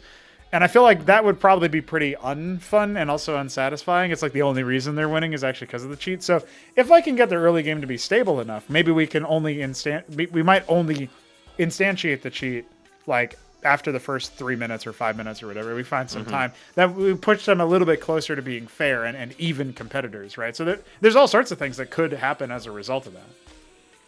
No. Yeah, I'm just I worked with AI for a very long time with StarCraft. Ever since 1998, I worked with AI in this game. So I'm very interested to see the general, pacing of how it changes and evolves. Yeah, I think that's fair. Also, I'm fighting Btyb right now, so I'm ever so distracting. He wanted to test out his map, so I'm helping him out. He's helping him out, dude. Yeah. He's a man. I might lose. You have to give him some grandfatherly guidance. Yeah, but yeah, definitely the AI stuff is. I mean, apart just from having worked with AI myself, is you don't get to see AI stuff very much. Yeah, like you were saying, it just isn't something you really see. So it's definitely something I am invested into on part of my own, and also just stuff I like to see done because no one does it. That, and I think with having the AI in tip-top shape will not only inspire more people to play co-op, but I think it could also inspire our community map makers to make more campaign and scenario content. Yeah, that's true, because then they can actually have the consistent sort of throughput there. And I don't know how many people are coming in that are brand new. I've been speculating for a while. How do we get more people in the door? The tournaments are a great advertisement for the project because you get to see people really taking it seriously and trying their hardest to play and defeat each other and leveraging all of the different things that you can make out of it. But then there's the side that's a little bit more on the casual side, insofar as they might not be too interested in jumping straight into a tournament. Maybe they want to build themselves up to that point. Maybe they want to, play against AI and such. And well, if the AI is more of a competitor for them, then that can be an opportunity for them to practice up and learn, especially if the AI is doing build orders that are actually meta, that are something that we're developing, right? So it's kind of an ever-growing thing where I will need to continuously maintain and update the AI so that they can do build orders. I mean, a silly example is the instant Quaseth, where they literally don't build it. They build one worker or something, and then they build straight into it's essentially a 7 pool. That's a build that people have come up with and so finessed, and we've decided, okay, it's better to do 7 pool than 6 pool. It's just much better for your economy. You can actually transition out of it, etc. So that's the kind of thing that you would look at and you would think, oh damn, if the AI is doing that, then I can actually copy that, right? So that's another thing where it's like then you can maybe have this. I'm blanking on the term for it, but it's almost like a funnel where you have all of these people come in and they're like new to the project and they play against the AI and they get their ass beat and they practice a bunch of things. And then they're like, all right, now I'm ready. Now I can do things. And then, they can actually start playing in. We've talked for a long time, we've talked about how campaigns can prepare you for multiplayer and how the way that they do that is not by being 1v1 maps or 2v2 maps or whatever. You can still be all these non-standard interesting scenarios and stuff, all these co-op things that allow you to test your team play and whatnot. But they can also still give you a lot of education about interactions between units and how different quantities of units will fare in different ways and what good control looks like. And the AI is always going to be limited, but it's cool to see improvements there. And so, yeah, I'm really happy that you're making this initiative and putting that on a pedestal, a little bit of a spotlight on the AI. And hopefully I can fashion it up so that when the spotlight is on, you don't see too many flaws, right? So that would be the ideal scenario anyway. Yeah, I agree. I'm looking forward to it. I think it will be exciting once we're able to kick things off. When you get a chance, you should take a look at the spreadsheet because I went ahead and seeded the first 72 players and filled out their brackets. And I have the remaining brackets ready to be filled out when their time comes. Oh, interesting. Yeah, I think I have an old version of it or something, so I'll have to refresh that to see what it says. But I did see earlier that the seed you said was the top seed is anime campaign protagonist. So yeah, I chuckled when I saw that because when I read that name when I was like adding it to the list, I was like, man, it'd be really funny if that was like the first player in the tournament, and then there you have it. There he is. It's destiny. Surely, I'll have to make sure to update that build in particular, whatever one he's got. Let me read that. Yeah, you never know, man. You never know what could happen. So, well, we'll see if anime strikes again. But, it's Templar and Demiurge. Dude, that could be a pretty based unit. That could be a good one. Just starts taking control of it. And that's kind of an anime thing, right? Like, you think of all of, like, the dramatic zooms and whatnot. And, like, when like, the anime swordsman, like, charges through and it, like, cuts and it's like dramatic slow-mo and then somebody like gets sliced in half. It's like that. Yeah, well, it's but it's like you instead of being sliced in half, you turn to help him, right? Because it's a demiurge. So I like to imagine there'd be a really like fast action sequence where he just uses the Galactic Weaver to like one auto like 30 fucking Mavericks or something. Yeah. And then they just do this epic like he leans back and does the demiurge yes noise as there's a huge shockwave, and then they all just mind control at the same time. Right. That what I'm hearing is actually that demiurges need multi-target. That's what I'm hearing out of this. So. Yes, I absolutely agree. Yeah, I guess there could be like an enhancement unit for Protoss specifically that gives multi-target. That could be kind of neat because then it's like, oh shit, now I can actually proc demiurge. It's on multiple things. So. You finally have a reason to drop a matrix on the opponent's army, like Ahmed. I like this. Well, especially if it's against Harakans, right? Because then Ahmed turns to you. But all right, well, listen, 3Crow, this has been a lovely experience. You're the homie, you know that. And I am sorry to see you go out of the tournament, but you went out with a bang and a vassal. And you also have some pretty cool AI stuff cooking up as well to look forward to, for all of us to look forward to. And I'm very happy about that. So appreciate your involvement in the project, and we hope to see you. Even though you do have to go down to the gauntlet now, we hope to see you in that gauntlet when we pick things back up. So time willing and availability willing, I'd love to see you vassal some newcomers as well, and just tilt them. Just tilt them, make them type. But I appreciate you having me on. I enjoyed my time in the tournament. And I have this warning for everyone in the gauntlet. I hope you're ready to wear some sweaty gloves. There it is. Otherwise, you will type. You will type, and you will never stop typing Protoss, Imba, Nerf, Toss, or whatever race you decide to play. GG's, dude, and we'll see you around. Bye. GG. Well, Mr. Mesk, that does leave us at the end of the broadcast. It's been a pretty long day, actually, despite only having 4 games. I thought we would have the 5th one to cast, but I'm getting annihilated. Holy shit. Btyb Zerg is actually hard for me to deal with when I have no idea how to play this game. There it is. So since you are on the back foot, you are on your way out, and you are obviously getting bopped by Btyb Bop. I'll just mention that we know that the complexion of the tournament is shaping up. We will be casting that match ahead of time just to make sure that we know the result of the upper semifinal round 2. But that means that we know who will face Hamster in the lower bracket, and we can get those matches played up as well. So as it stands right now, we have 9 more matches to play in the tournament, and we will update you guys as they get played. We hope you guys have enjoyed, despite the fact that, of course, as some people had mentioned, apparently the audio was too loud on the hype video. Dude, it's supposed to get you hyped, so who cares about your ears? But I care about your ears, so I'll fix it. Don't worry. And I think I did fix it, so you guys can leave feedback on that later. But that is going to do it for us, I think. The upper bracket is on your screen. We had the lower bracket on earlier. Any final words as you get annihilated, Mess? Nerf Zerk? There it is. Makes sense. They did win all 3 games that they played today, so in the Yeah, they did. OP.